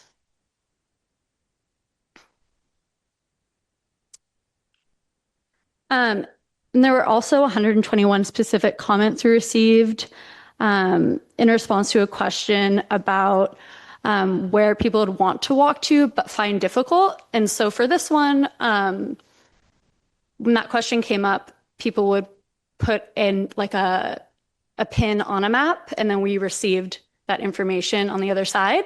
And we put it into this table. And we thought it would be best to organize it by the feedback into these like geographic zones to help us see patterns in the barriers. And I wanted to put up the table to kind of give everyone an example of what's in the survey report, but it probably is a little bit hard to read on here and worth like going and spending some time reading if you want to look more closely at it. But the gist is that the downtown core saw the highest volume of input with nearly 40% of all comments focusing on complex crossings and the high conflict between pedestrians and vehicles. In our residential hubs and commercial quarters, the feedback was about missing links. So people told us in these areas, their concerns were mostly about the sidewalk networks that just stop and a lack of protected space along Sir Francis Drake where traffic speeds feel really high. We also heard some unique concerns about our parks and schools. For our trails and parks, people mentioned deteriorating stairs and poor lighting as major hurdles. For schools, the primary concern was vehicle speed in zones where children are walking. And again, this data is purely a reflection of the barriers identified by the community. And we're using this category of concern list to ensure that when we begin the project recommendation phase, we are addressing the right problems in the right places. And same thing, but this time for biking. The downtown core, again, accounts for over a third of the feedback. The community is telling us that the traffic congestion and the lack of dedicated bike lanes make downtown a high-stress environment for riders. We also see significant feedback regarding our parks and the San Anselmo border. Cyclists find it very difficult to pick a safe route between Fairfax and our neighbors in San Anselmo. And as Fairfax is responsible for projects just within its borders, it's important to focus on projects within town, but the BPAC has expressed an interest in some joint BPAC meetings with San Anselmo's BPAC to see if any collaboration could address this challenge better than just working on it in a silo. And then in the commercial corridors from this table, the word unfriendly was used to describe current road designs, citing high-speed traffic as a major deterrent. And for our schools category, there's a clear request from the community for protected paths to make riding safer for students. So we're about halfway through this process, like I said earlier, and before the BPAC begins reviewing the policy recommendations from the consultant that we'll likely see at the next BPAC meeting on May 14th, we wanted to ensure we shared this community snapshot with you. And one of the questions that would be great to hear you all address is like, are these findings consistent with what you're hearing from your constituents? Do you want to highlight any gaps you notice in the outreach? So staff and the BPAC look forward to your thoughts or recommendations as we move into the policy drafting phase. And I know that was a lot of information. Yeah. Yeah, before you go, did I miss in your presentation how many responses there have been? Yeah, so on one of the initial slides, it mentions that the response rates varied from question to question because we didn't require... No, not the response rate, but the number. Oh, sorry. The responses for each question varied because we didn't require people to answer all the questions to submit. So some people would kind of like cherry pick what questions they wanted to answer. So it like the greatest number of responses we got for a question was 300, around 300. So there's unique individuals. Unique individuals. Like could they answer more than once? I just want to know how many people took the survey. I don't care. I mean, I care, but I don't know. I don't need the variances. For some of the mapping questions, sorry. For some of the mapping questions, people could choose more than one location. So for when we asked what's a location of concern in town for walking, they could have chosen. What she's asking is how many actual individuals took the survey, regardless of how many questions they took. It was around 300. Okay. I can get you a more precise number, but that was like that's fantastic. 300 might be the most we've ever gotten. Go ahead. So I guess I have a few questions. So number one, I'm kind of questioning why we needed survey responses from people that are not Fairfax residents. We have a lot of visitors, but it also seemed like to me that sort of skewed things a certain way. Sure. I think when we talked about that with the BPAC before the survey was published, and there was the thought that it's better to include than exclude at this point, and we're just going to be doing outreach within town. Like the outreach was done up. Okay. Yeah. So I think right. it's That's all right. I just wanted to know. And then, I mean, my personal opinion is that it's very important. They're okay. All right. They're spending their I've money. dropped my question. So the other question I have, and I provided these comments before or prior to you guys, we never implemented the 2016 plan. So what I'm concerned about is our ambitious idea to include areas that are not Fairfax. Oak Manor is unincorporated Fairfax. Sleepy Hollow is not Fairfax, and it's Marin County. San Anselmo border is not Fairfax. Pancho Villas to Fairfax East border, on the sidewalks are all owned by San Anselmo. We have the actual properties. So, and Frank probably knows the history of that weirdness, but I don't. And then the other thing is people talking about getting to Red Hill. Red Hill is 2 to 3 miles away. And I think that we should I realize the survey is a survey, so I'm not disputing that. But I think we really need to think about when we put this together as an actual plan, specifically Fairfax. Now, it may be that there's an appendix for some of these other areas, and that's where I would put them.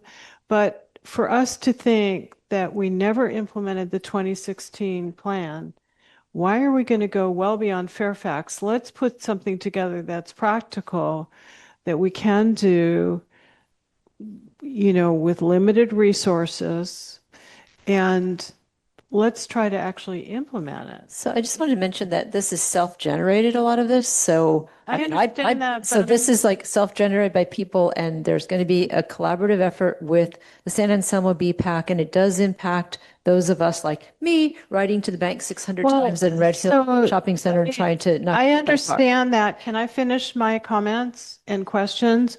So I feel like whether or not that impacts people who are biking or walking to San Anselmo, I think we need to put together a practical plan for Fairfax.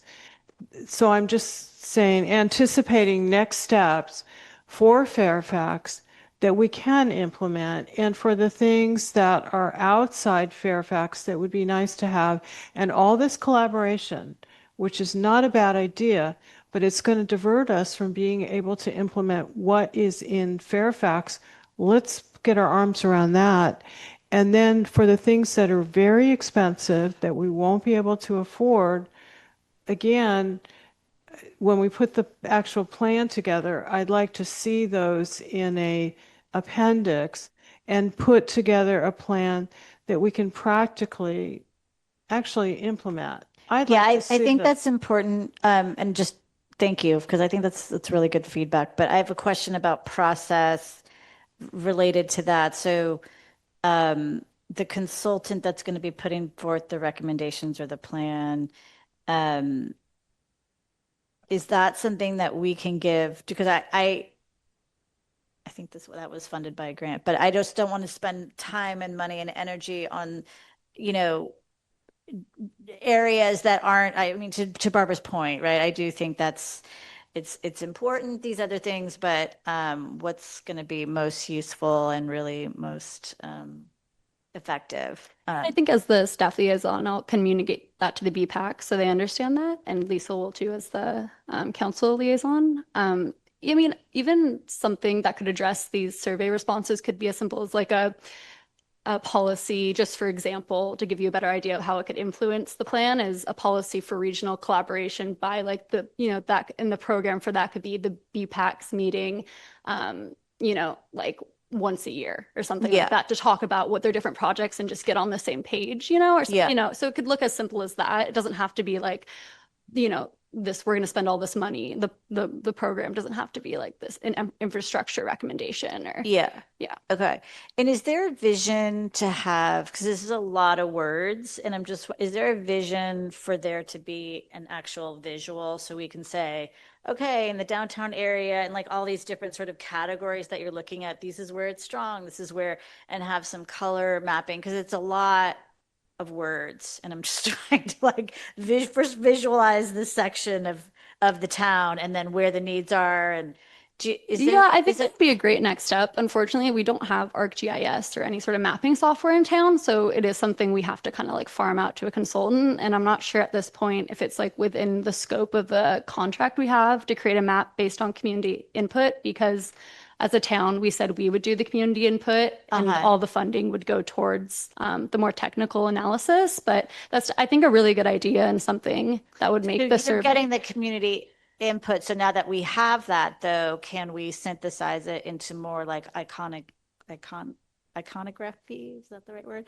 Like as a map or like graphs and charts or just like more digestible. That feels like consultant work. I mean, is that the vision, or like what do you? I just don't think we had that within the budget, like the scope right now, and we're kind of at the end of the like, I don't think there's going to be leftover money, but I think it's something we should talk to the consultant about at least and see what they think. Okay. Yeah, I mean, we can certainly do one or two maps. I mean, usually they would have a feature map in the plan, which would be kind of a centerpiece, which would show all of the proposed improvements. And then there probably could be a couple other supporting maps. So it's not like there won't be any visual information. It's just that it is kind of limited because it does take GIS to do. Okay, go ahead, Frank. Thank you. Let me just ask our manager a quick question. The $75,000 grant, did that cover any of our staff time, or is that strictly the consultants? That's a great question, Frank. So the grant was for 82,000, I believe, and 75,000 was the not to exceed amount for the consultants. So there was some ability for the staff to be covered. I thought the 5,000 extra was for the survey work. Yeah, we also contracted with the staff report. Raptionaire for $5,000 for 2 surveys, and so we spent half that so far on, which is what generated a lot of these results that I just interpreted. So just a few comments, and the participation is roughly 7,400 folks live in Fairfax, and it looks like it's 0.4% of the people participated. I mean, that's mine. Yeah, what I would like to say that is, imagine if 300 people came into the town hall right now. So it's, it's a snapshot. We're not claiming it's statistically significant at all. So what I wonder is why there are no reports and data from the police department, no accidents, no citations. Yeah, this is just on the community survey. Any of that data in here. Yeah, this is just a community survey. So that's going to be in the plan. The consultant has access to that and is going to use that to inform their recommendations too. This is just a piece of what's going to inform it. That information will come later for Fairfax Police Department, so we'll know what we're up against here, right? There's, Lisa can probably speak to it better than me, but there's like dashboards that exist that have this kind of data that we've talked about at BPAC meetings. See, Yeah, the Safe Routes to School in the county has dashboards that track, especially pedestrian and bicycle collisions. So, and people are aware of that. Here, I saw possibly closing Bolinas Road from Broadway to Elsie once in a while, maybe. The problem with that is half the town of Fairfax would evacuate down Bolinas Road in a wildland fire. And we've been through the closing of Bolinas Road in the past, even a small section of it. It's going to put more traffic over in Dominga. It's going to put more traffic over in Bank Street. And it's just going to create problems for our downtown merchants who depend on folks being able to drive and park by their business and go to their business. So I don't think that was a proposal of the BPAC per se. Isn't that just something somebody suggested in the survey? And there were no leading questions within the survey, like asking Just what people generate that. thought. We're not doing that. It was just, I think that was, those responses came from the open-ended question for like, how would you imagine Fairfax in 2035? So that's what a resident suggested. It's not the BPAC that's suggesting that as a solution. That's just residents have suggested that. So we're just noting that that's what they said. So what's interesting about the vehicle, on almost or quite often I read people are talking about the traffic speeding, cars are speeding. And I've been trying to lower speed limits in Fairfax for a year and a half. But this survey shows, even as small as it is, people are really concerned about the speed limits. And we need to see what kind of citations have been issued here to try to slow this traffic down, So this is just an initial report. We're going to have much more information and data. Yeah, it's a progress report, and the results I just showed you were just from one community survey. So asking residents what they feel and think about walking and biking in town. I have a question when you get it. Yeah, please go ahead, Mike. Just curious. So the report, this is an accumulation of what's been done over how long of a period? This is from September or August was when the BPAC formed. So this has been the BPAC meeting like almost every month besides the holidays, and kind of learning, a lot about how local government operates and deciding where they want to engage and who they want to engage with, and then doing the engagement and then coming up with the survey questions. So it's been going on since September, and we had our last meeting last month. And how much have we paid the consultants so far? Do we have those numbers? We're on track. I don't have the exact number of what we've spent so far, but okay, it's okay. With the grant. Just a question. Oh, I like it's that. just within the grant. So have we used half the money? Have we used Yeah, a all little the bit more than money? half the money.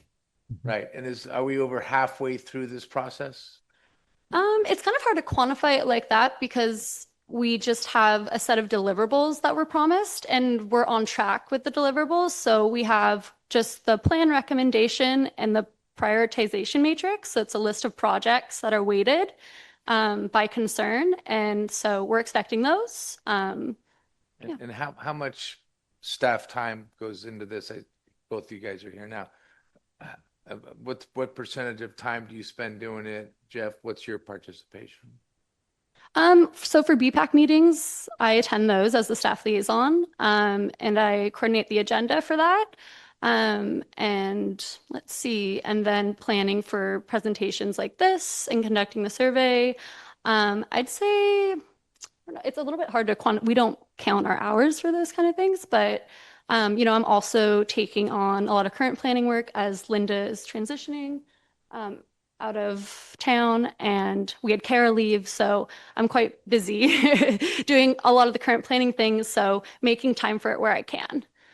Mm-hmm. Okay, thank you. I was curious as to how the time gets allocated. That's all. That's all I have for now. Thank you. Can we open the public comment? I'd like to do that.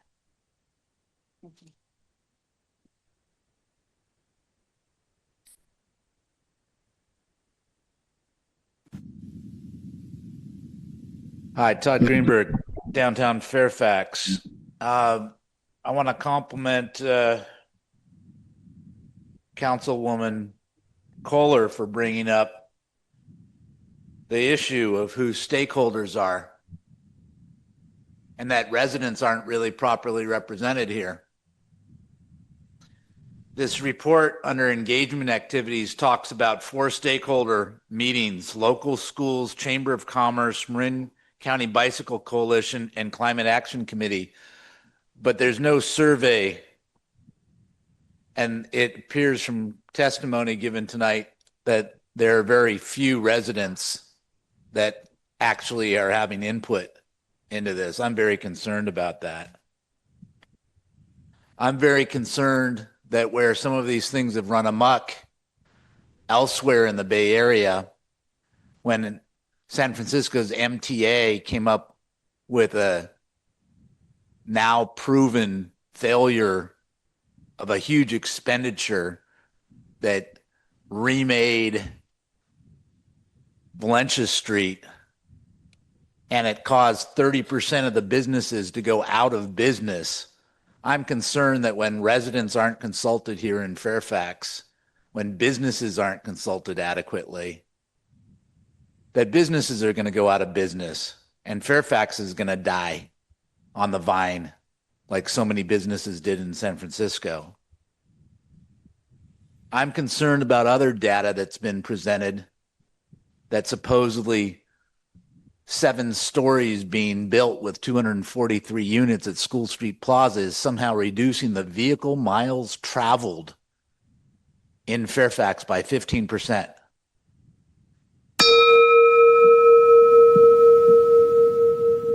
Thank you. Next speaker. Hi, Mina, Fairfax Chamber of Commerce. Very tired. I'm sure you all are too.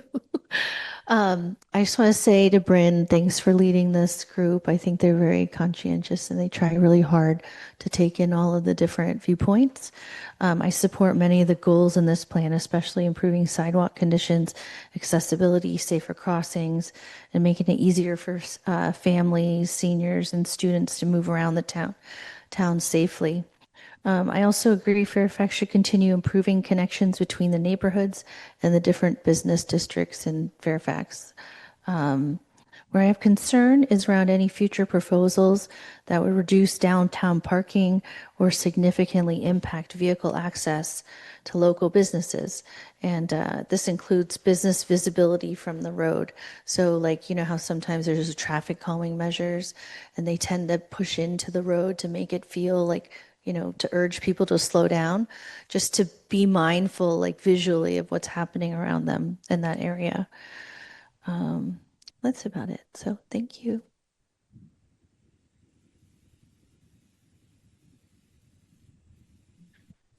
Hi, Jeff Guild again, Bay Road. I'm on the BPAC. I'm thrilled to hear that there's a real hunger for actionable recommendations coming from the BPAC. And I want just to say that everyone on the BPAC really wants to give you things that you can work with, that you can move forward. It was acknowledged that from the last BPAC that not a lot happened. So we really want to have something that's actionable. And thanks for the presentation, Bryn. That was nice. So while the Discovery Survey provides a snapshot of resident sentiment, we're working to organize these results using a framework that I like to call the friction continuum. So this allows us to map our challenges along a spectrum from social conflict downtown that you heard about in the survey to objective kinetic risk on our arterials that comes from crash data that we get from the state.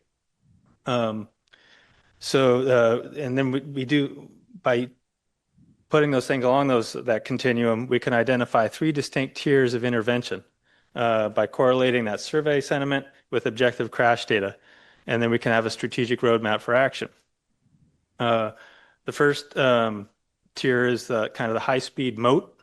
So Sir Francis Drake is our primary safety failure. The crash data supports this. We've got a lot of vehicles hitting vulnerable road users for these critical school routes. 44% of residents envision a future defined by physical separation. And this is an objective engineering priority. Second is the sidewalk trap. In the downtown core, the friction is social. E-bike strollers and seniors are on the competing for narrow sidewalk space. This is a prime candidate for a pilot project. An example is the Fairfax loop that we're talking about. It's a counterclockwise one-way that connects from Bolinas to Broadway down Bank Street and back. I'm gonna need you to continue. Okay, great. Sorry. Could you rewind on the loop? Because I'm trying to visualize. Yeah. I'm a very visual person. So what is the loop? So it sounds radical, but it's also a very one of the things we've considered as part of the BPAC. We've talked to MCBC and did some seminars on quick build, low cost type projects. And we have kind of a polarized constituency here that, if we're going to do anything, we want people to be involved and we want people to be a part of it. So a pilot is like kind of a perfect thing for us. We're not really easily governed, but maybe if we participate, we can move forward. So the idea is, and this is just an example, but the idea being that if you did a counterclockwise loop where Bolinas was northbound, the section between Bolinas and Bank on Broadway was westbound only. And then Bank Street and Elsie then connected. It basically turns the downtown corridor there, or the downtown section, into kind of a grand roundabout. It could free up space on the road for more bikes to get off the sidewalks. It could potentially, in the pilot mode, it probably wouldn't change the parking at all. It would just be the same parking, but it would free up road space. If the pilot proved out, potentially you could do things with sidewalks, maybe even reorient the parking and potentially increase parking. So it could actually be a boon to merchants in that way, in addition to making the things flow better and people wanting to actively transport downtown. So that's just an idea.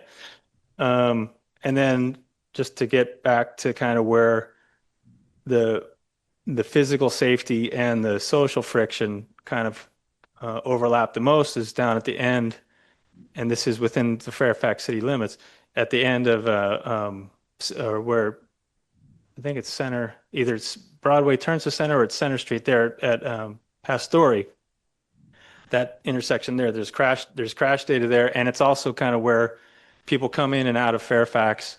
People are shopping, they're crossing to go across the street there between Good Earth and the parking. We've heard from a woman named Lindsay about that intersection, right? With a stroller, she finds it very dangerous. Yeah, I've mentioned that to the BPAC, and I think it was worth reiterating that the stroller issue is big. So sorry. So I'm going way over, but that's kind of the third bucket or the third tier where it's not necessarily an easy solution, but it's got kind of the Venn diagram of physical safety and social friction. They overlap there, and it's a complicated solution. So it deserves more study. It's not necessarily about what you could do on Sir Francis Drake by putting up physical barriers to separate the bike lane. It's geometrically challenged there.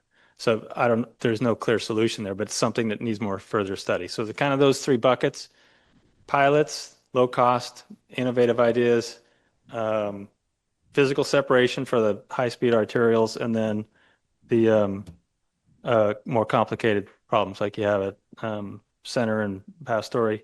So I guess my ask here is that, I don't know, does that kind of make sense? Is that something that a path we should go down to give you guys recommendations, or if you had any other thoughts about I mean, you mentioned a map maybe with I'm speaking for myself. So, and what you just mentioned, the Venn diagram, all these terms, I think you guys are meeting, and these are very familiar terms, but they make sense. But the Venn diagram of social friction, where to help prioritize, this area of town these are the strengths, these are the opportunities, these are the problems. I don't have the crash data. I don't like, we're going to have to synthesize this in a very digestible way. And like the more that you can do it visually, I would personally really, really appreciate it because it's too much like words.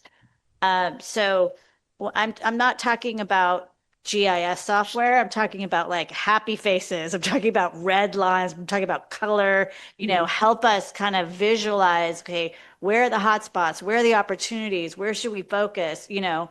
That's what I would like to see ultimately. I don't know if that's helpful. So, yeah, I just have a question. Are we asking questions of him because he's a BPAC member? Because it seems strange that we're going Yes. back and forth.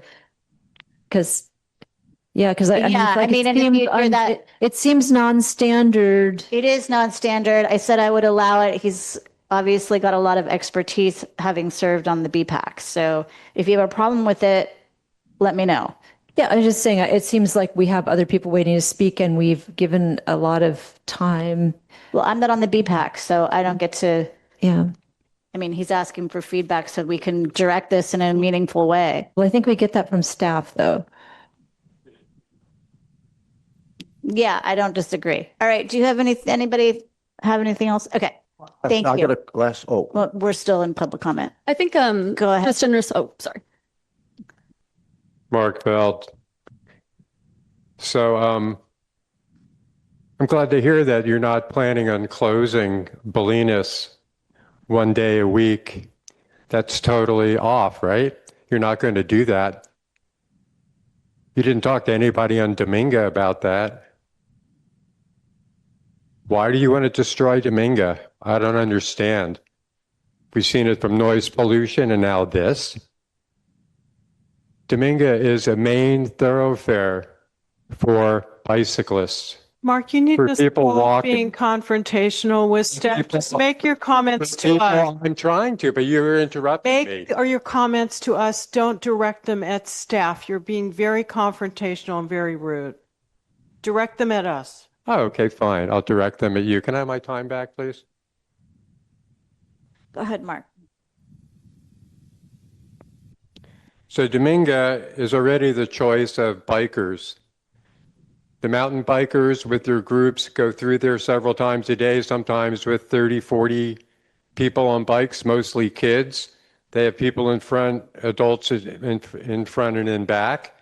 You want to put more cars on that, onto Dominga? Incredibly bad idea. One thing that you did bring up that I thought was a good point was more crosswalks, which is what we brought up as the public a couple of years ago when you wanted to spend and continues to spend $14,000 or $15,000 on the crosswalk by Mai Tai restaurant instead of putting in 3 or 4 additional sidewalks with crosswalks with the same amount of money.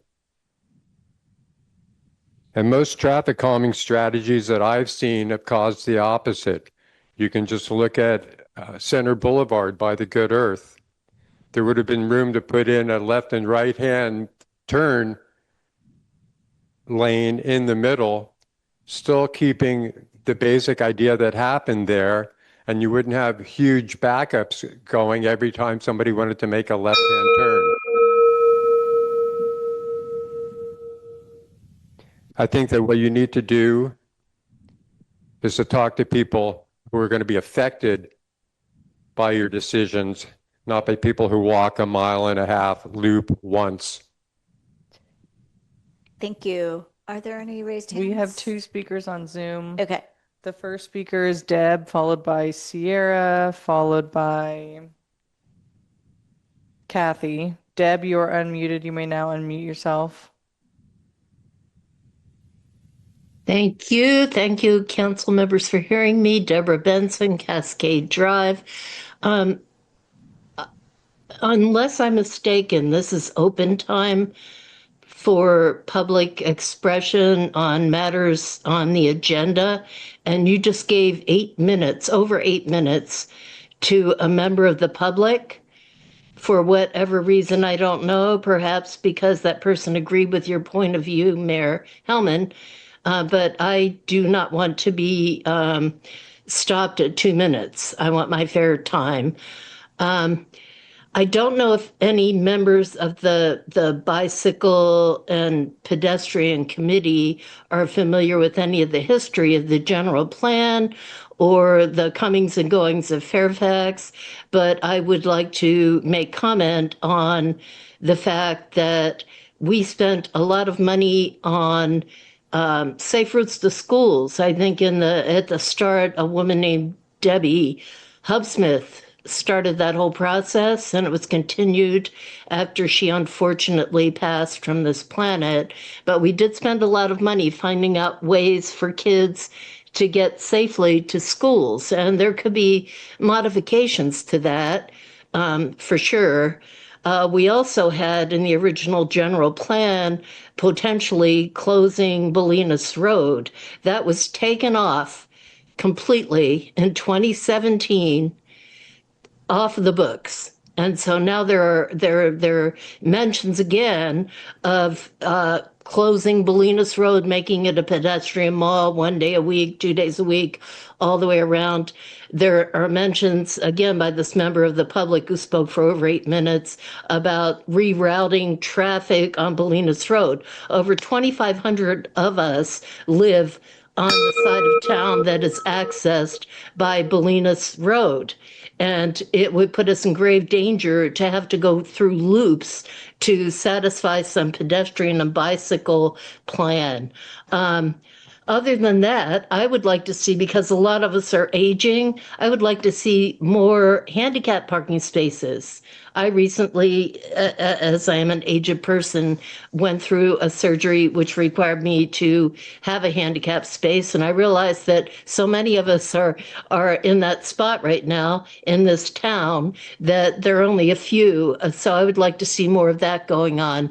There was also mention in this presentation of more parklets. I think the parklet should go. I guess that's all I can think of right now, and thank you for hearing me. Thank you very much. The next speaker is Sierra, followed by Kathy. Sierra, you are unmuted. You may now unmute yourself. I'm going to try and talk fast. Oak Manor and the county are stakeholders in this. We are part of Fairfax, regardless of how you feel about us. A survey is only as good as the questions, so that's something to look at. The most dangerous part here is the transitions.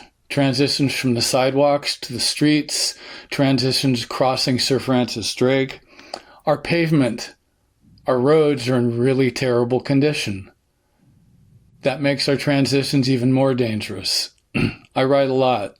Visibility is incredibly important, especially like Bolinas and Broadway. You look at those parklets there, it's really narrow. You got plants sticking out, you got cars, you got SUVs that people have no idea where their side view mirrors are.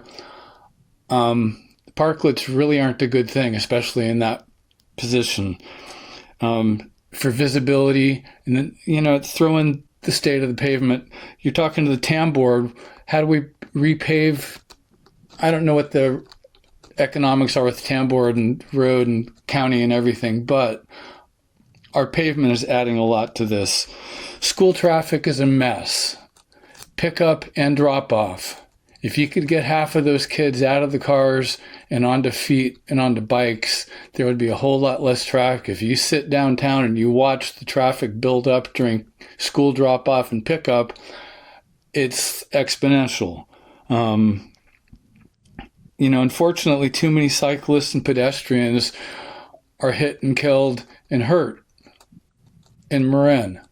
And part of that speed, part of that's transitions, part of it's visibility, part of it's pavement, and just the state of everything. What's our best bang for the buck in Fairfax for taking care of our infrastructure? And we got places where there's sidewalk, there's signs, parking on the other side of the street. There's sidewalks that end in the middle of the block. There's work to do. Thank I you. think I've covered what I was trying to say. Just visibility, pavement, and transitions, getting across Sir Francis Drake. The next speaker is Kathy. Kathy, you are unmuted. You may now unmute yourself. Okay, thank you. I'll just I do agree with Deb Benson and, Sierra about the parklets. Now what's I going to say? Closing Bolinas Avenue is a serious public safety concern. This road is a critical corridor for more than 3,000 residents in the Cascades and surrounding southern neighborhoods. In an emergency, limiting access in and out of these areas. Kathy, you have a tremendous echo. We can, I know, I hear that. I can no How am I gonna longer understand what you're saying. Okay, let me turn this down. Do you hear me now? Kathy, No. you probably have your Zoom on at the Yeah, I don't same know why it's time. You need to echoing. turn it off because that's what's causing the reverb. Sorry. All right, I'm gonna. Okay, try turn again this later. off. Thank you. Well, later, Okay, we're closing the public comment. All right, further deliberations. Okay, I need to say a couple things. So first off, closing Bolinas Road is not a recommendation of the BPAC. That was a suggestion a community member made in response to the survey. So I've received letters about this. People seem to be panicking. That has to be clarified that that was a comment from a member of the public. This was not a recommendation of the BPAC that we're going to close Bolinas Road one day a week or something. So that's one important thing. The other thing is, and so I do want to mention, in response to Sierra's comment, which was, there was a lot of things I agree with there. I rode this morning with the Safe Routes to School crew and the parents and the kids on Bike to School Day. And yes, that is the whole purpose of having Safe Routes to School and to make better bicycle and pedestrian infrastructure so that children are able to do healthy transportation on their way to school, not get killed, and also to decrease traffic. And it has a proven track record of decreasing traffic. So, it's a really important program that is largely funded through TAM. I'm surprised that very few council members took this survey. It is a very interesting tool to try to track where you walk or bike on a daily basis. The idea of the loop, I do not think is a recommendation of the BPAC, although it is of interest to, a member of the BPAC. So again, I want people to not panic about this. Like I appreciated the comments, but there is a lot of sensitivity to traffic circulation in our downtown. And I want us to be very careful about, where we're going with this, because I think a lot of the recommendations we're going to end up seeing are going to be things like slowing traffic or, adopting a different signage. So, there's big dreams and then there are smaller practical things that we can do. I'm very impressed with the leadership of the BPAC. It's been a really great group of community members who's come together and really shown great leadership in reaching out to the community. So when I hear someone say, oh, we're not reaching out to the community, we had a survey that more than 300 people responded to. We had booths at the winter market. We had a booth at the craft fair. We've had booths out in front of the Good Earth. We've had booths at the farmers market. So, and we had a workshop here in this room. So people are being reached out to. And if people feel like they want something taken into account, they need to actually come to those events or respond to the survey or come to a BPAC meeting or send emails to the BPAC. And I've invited people to do that again and again. You can't just, kvetch on next door. You need to actually reach out because they're very eager to hear your input, because it's extremely important to all of us that we have decent bicyclist and pedestrian safety in town. I did want to note that if you read the council member reports, you'll note that the Safe Routes to School and the county are already addressing some of the concerns that we have. So they will be working on Manor by Manor School to slow the speed limits. And they've done a study, a speed study of it. It's easier to slow traffic around schools. So they will be doing that, I think, over the summer. They'll be looking at speed limit signs that are lower than what are currently there. And that was where I rode today with the kids. So it's really important it was scary being on Sir Francis Drake with a bunch of little kids on bikes. You know, you realize how fragile everybody is. And then I also wanted to note that Safe Routes to School is also researching safety concerns on Sir Francis Drake Boulevard and particularly focusing in the area of the Azalea Crosswalk. So they will also be presenting some findings at some point on that particular issue. And I just wanted to note that the main value of the current report is public outreach to educate the public and to confirm some of the concerns that we've all had and heard about particular locations in town, but to try to bring more people into that conversation so we can really confirm with our residents, you know, what are the top areas of concern. And then as Jeff mentioned, you know, corresponding that with crash data that we do have access to about where those hotspots are that we should address. So I'm like really looking forward to the recommendations report, but I just want to put out there, like, people have a lot of big dreams about what could happen. It doesn't mean that those are going to be what gets done here. We're going to look at recommendations, and they're going to be recommendations that take in all of the different input, some of it really, you know, big dreams, and some of it smaller, focused, practical dreams on what could happen. I'd just like to add one thing. Since you asked, and by the way, nice presentation, and it's hard to do what you're doing. It's hard to do what we're doing, but I would highly recommend, just my personal opinion as a merchant with multiple locations downtown. Plus I live up at Deer Park now, but I would not do that loop. That is going to cause an uproar, and I don't think it's going to help. And I know it's a nice dream. Everyone has it about every 5-6 years, and then it just causes an uproar. And I don't think it's going to work personally. That's just me. So I just want to let you know, you asked for that input. Like, what do you think? I'm just telling you what I think. Thank you. But maybe it's a pilot to prove that it works or doesn't work. You know, if it's opinions, maybe you try it and you say, yeah, doesn't work. I don't know. But that's not what we're here. But thank you for your comments. Frank, did you want to go? Well, I just want to say that, you know, we probably have about $70,000 in staff time to get to this point. Not staff time. We had a grant for a contractor. The contractor's not staff. No, I'm talking about our staff No, for 7 months. $70,000 between the For two. 7 months of work? No. I mean, I don't know. Anyway, could you go on? Is that all you wanted to say? Well, That's all you wanted to say?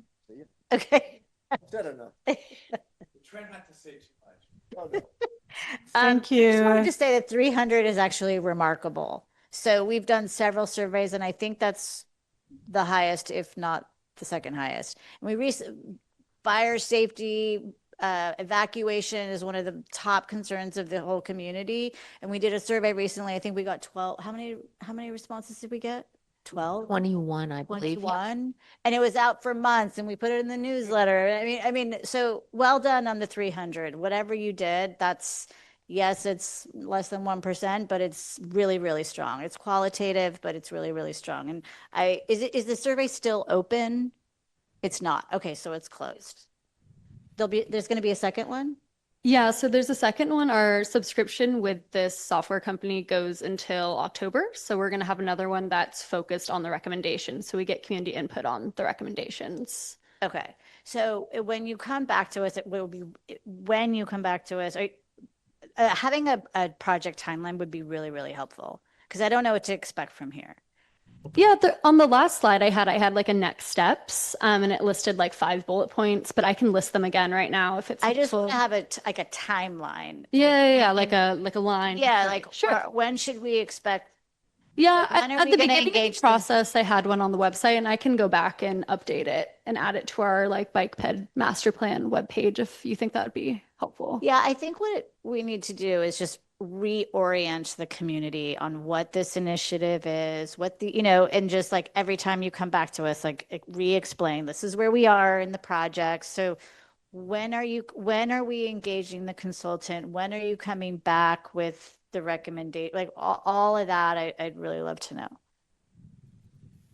Yeah, so the consultant is going to present the first draft of the recommendations at the next BPAC meeting. Okay. which is May 14th. And then, sorry, I have it written down here. Let me pull it up.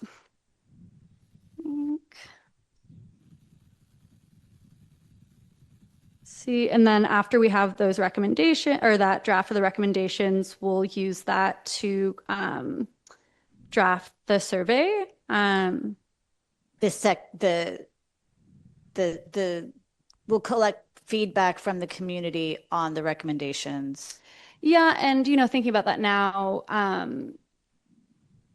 we might wait until the BPAC provides some feedback to the consultant, and the consultant goes back and looks at the recommendations again with the BPAC's input. So then we would wait to do the survey until the recommendations are refined by the BPAC. Okay. Probably June. Yeah, and we're going to do a joint BPAC Planning Commission meeting. Oh, great. And then after that, the BPAC will get the final say at another meeting of theirs. So Okay. And I would then- love to see that all in a project. Yeah. Just it would be super because there's a lot of good work happening, and I would just Visual. Yeah. Okay, so joint meeting with Planning Commission, which will probably be July or August. Yeah, July or August, with the goal of it coming to you guys in the early fall. So September. Okay. I just want to mention the survey is interesting and all that, but I'm hoping that while it's interesting, I think it's caused a lot of confusion about what are, real thoughts. And so I'm hoping when you come back to the council that you provide more of the specific recommendations, and maybe the survey responses are, an attachment that, because we spent a lot of time going through that. And I think it caused some confusion, and I'm not trying to be critical. I just think it'd be good to say, here's what the recommendations are, and that's just background information that maybe we don't go over all those details. Yeah, it's source data, right? But I mean, it's really, really interesting. But yeah, I think some of the comments we heard tonight is like, no, that wasn't recommendation. That was one person who said, Yeah. So let's Right, and I tried to clarify that with this being the discovery survey, and the next survey is the recommendation survey, but yeah. Yeah, but I just want to say, like, I don't want to see a whole bunch of pages on responses to the survey. You can have that as an attachment, but really, I would like to see the specific recommendations. And you can say that there was a vast majority of people like that, but I just think it was good, but confusing. Okay, I like to add something. We've already done a survey. You've got feedback from 300 people. Let the BPAC do the work. Come in with some recommendations. Let us do what the heck we do. I would not do another survey. In my little business, it's called Too Many Cooks Spoil the Broth. It's too much stuff going on. That's what Barbara, I believe, is saying. And we've already took a survey. It's already done. But I would not do another one. Let the BPAC do the work. Come back with some recommendations, and let's move it forward. That's what I would do. All right. So is this an action item, or this is not an action? I Okay. just accepted. Thank you for staying late. Thank you for working so hard on this. This is a really important initiative, and we appreciate you. And we'll see you next time. Yeah. Okay. All right. Moving on to the consent. It is a few minutes after 11. Let's proceed. The council can approve all items on the consent in one action. Alternatively, any council or staff member can remove items for separate discussion and voting. Public comments for consent calendar items are taken collectively, not item by item. Speakers may address any item on consent, with each speaker allotted up to 2 minutes and limited to one comment session. I just want to quickly either speak to or just pull. It might be easier to pull. I'd say A, the financial statement and the council member reports. No, why do we have to pull council member reports? Oh, because when I mentioned the last meeting about, I want to make some comments. You said to bring them up at this meeting. So On the council I, member? I put out a written memo, but I guess it wasn't distributed to the council, so. I was just gonna say a few words, that's all. I read your council member report it was in here. Oh, no, I put a separate one out Oh. on speed issues. Oh, okay. I saw that. It was on email. Wasn't that supposed to be discussed in the BPAC discussion? You didn't see it? No, that's okay. I could have brought up, I didn't want to take up too much time. So which ones are you going to pull? But, well, I'm sorry. So you just want to pull the financial The statement? financial, number one, yeah, I was gonna pull councilman reports and just make a quick presentation of issues. Why don't you just do, when we get through consent, there's a part called council reports and comments, and you could highlight that at that point Okay, after fine. consent. However you want to do it. Okay, Yeah, why don't you I'm fine do with that? that. After consent? Yeah, after consent, there's a part on the agenda that's called council reports and comments if you want to highlight one thing. Oh, okay, that's good, that'll work. Okay. That's fine. So. Okay, so it's, the item A, the financial statement. I just have some corrections. Okay, so let's, You're going to pull A. and the and we're rest gonna- of, let's just move through the rest of them. So should we do public comment on the rest of them and then take the financial statement? Yeah, but since we're going to be talking about, let's just pull A and D. And then, all right, so I'm going to open public comment on consent on everything except for A and D. Okay. Excuse me? I thought Councilmember Ager was going to make his comments during the council member report section following the consent calendar. No, I'm still pulling A. Yeah. Council Yeah. member. That's what he said he would do it. Sorry, D is council member report, so it's a little Right. confusing. Okay, so just pull A. Okay, just pulling A. So open public comment on items B through M.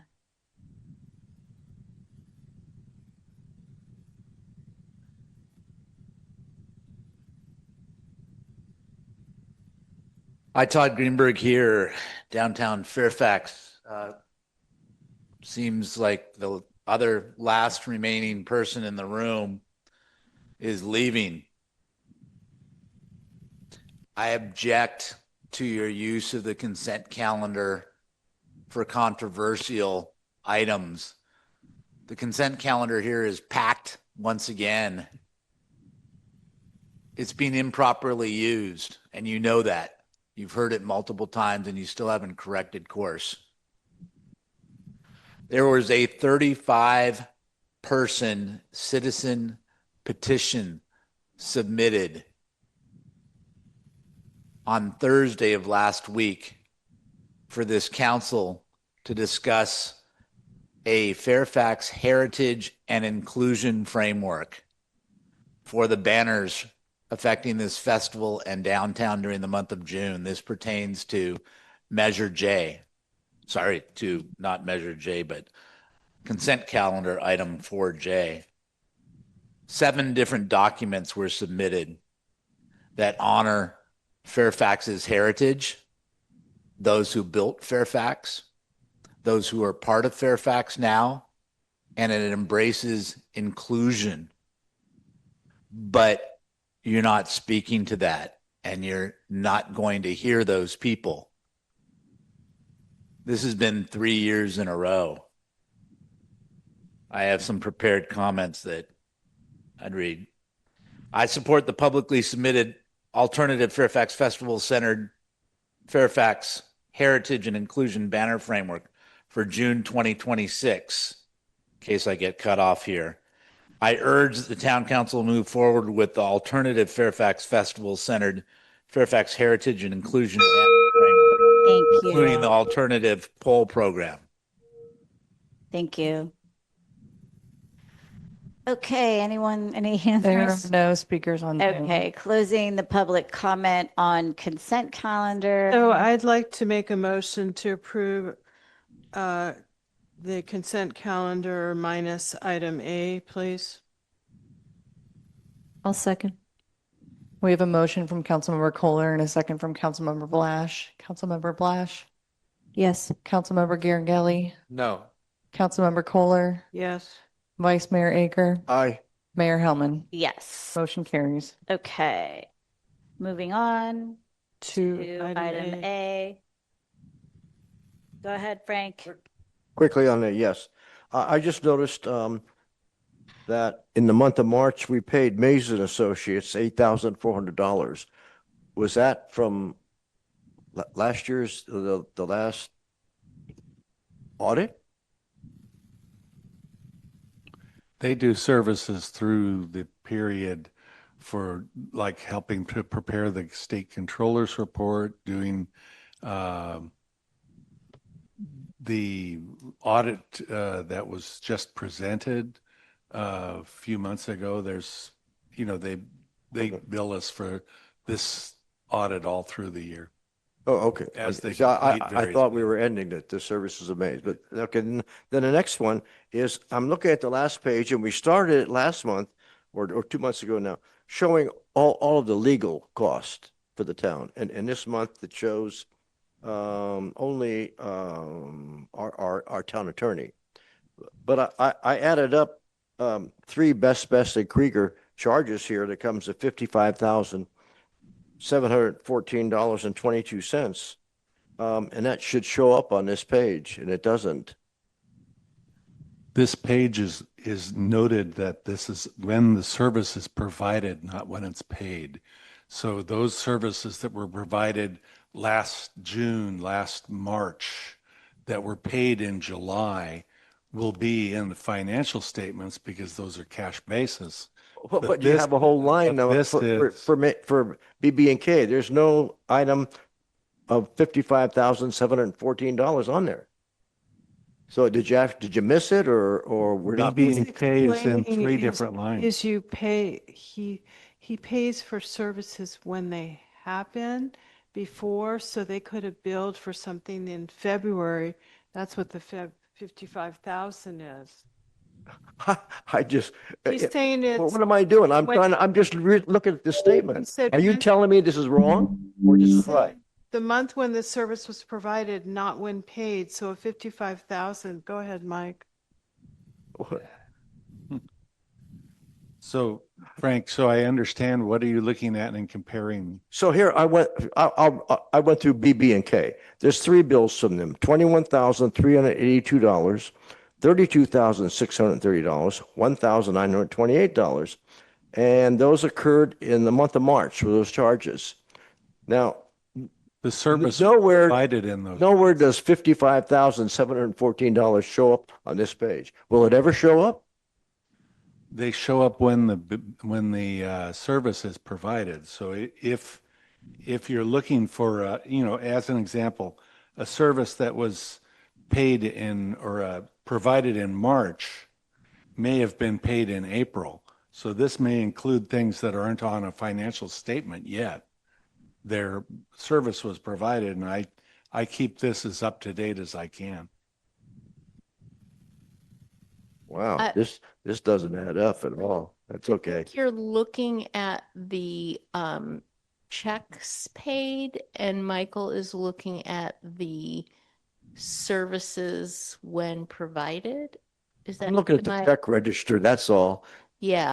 Fat out, paid that much money, and it doesn't show up. I thought we were going to include the charges on this final page so folks could see how much it was costing us for legal. That's all. Those are likely February expenses if they were paid in the March check register. But they don't show up on this one. It's at the top, month when service provided, not when paid. Look at the top, right at the top. Most likely. Month when service is provided, not when paid. So how do we find out how much the legal's costing us in this town? Will I ever see that $55,000 charge? When? Come on. Oh, geez.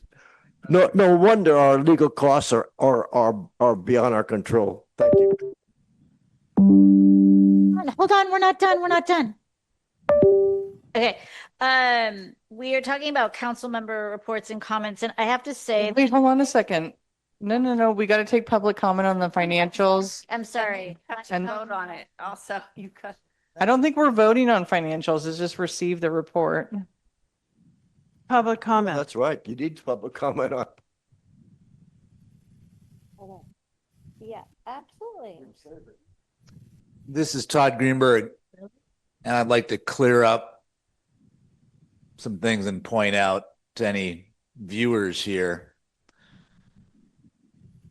When council members can't get answers to their questions over months and months and months, and the public asks questions and they don't get answers, what California law allows them to do, as I understand, is file a PRA. But in Fairfax, you get chastised for doing that and discouraged from doing that, and then falsely presented as being a center of cost when it's actually 8 lawsuits and no checks and balances on the legal bills.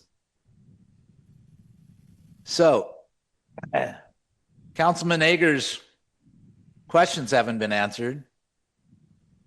Councilman Girangeli's questions haven't been answered. And in the back, there's a presentation on legal costs that currently total $867,318. And it's got public agency law, Best, and Krieger, and Drea and Leposevic here. But in the check register, there's other legal firms here. So it doesn't seem to be an accurate portrayal. Also, I've got a question that I think all of you should be asking. Why is Fairfax paying the Department of Justice? Is Fairfax being investigated? And what's come of the hostile work environment investigation? How much is that costing Fairfax? The questions being asked by the public and council members should be answered. Thank you. Okay, I'll entertain a motion on, No, let's just. oh, it's just receiving. Okay. Wait, hold on. Report it next month. Hold on a second. So I earlier said I meant to pull something and I didn't, and I'm not able to do that now, but the Measure A work plan, I did want to highlight that Liesl and I and several members of staff met in the Women's Club to talk about how we could use Measure A funds for the outside perimeter and establish a memorial for the 14 lives that were lost.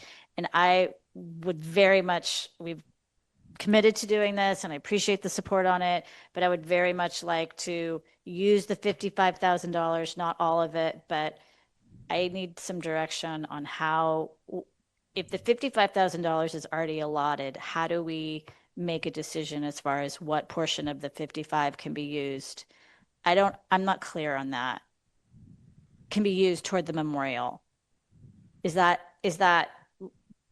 the 55,000 towards the garden as a whole? So it's supposed to be garden and doors and windows. So, to do all the doors and windows properly, we need, probably hundreds of thousands of dollars. But I want a small amount to do the girls' memorial, and I need to understand how we can carve that out. Is that Liesl's decision? Is it Measure A committee? Can we just decide this as? Well, we didn't pull it, so I think you need to follow up with staff. And we already approved the consent calendar, so I think you need to have a Okay, Janet, can I get direction on that separately, please? Roses need sunshine, And deer eat them.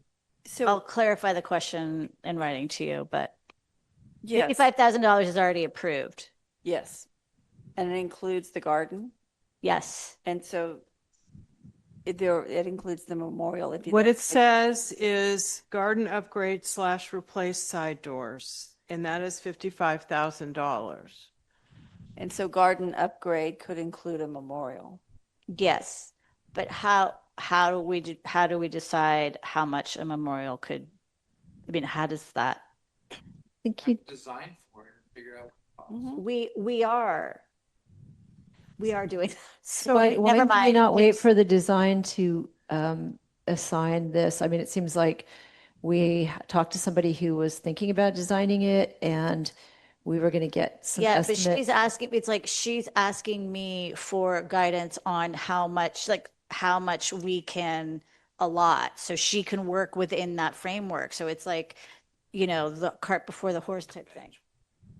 So if I can give her a $5,000 number, she'll work with that. If I can give her a $3,000 number, she'll work with that. I just want to say that I'm concerned. We already approved consent. I think you need to follow up Offline. with staff offline. Okay, well, And I really want too to honor late. these girls and get this I think you got an solidified. answer from So I'll Heather, adjourn the actually. meeting, but I would like to Frank wanted put to closure on. say something about. So No, he Frank said he'd put it in a memo. Frank wanted to say something in council member reports, and I think we said he could. No, next month. Okay, good. Thank you.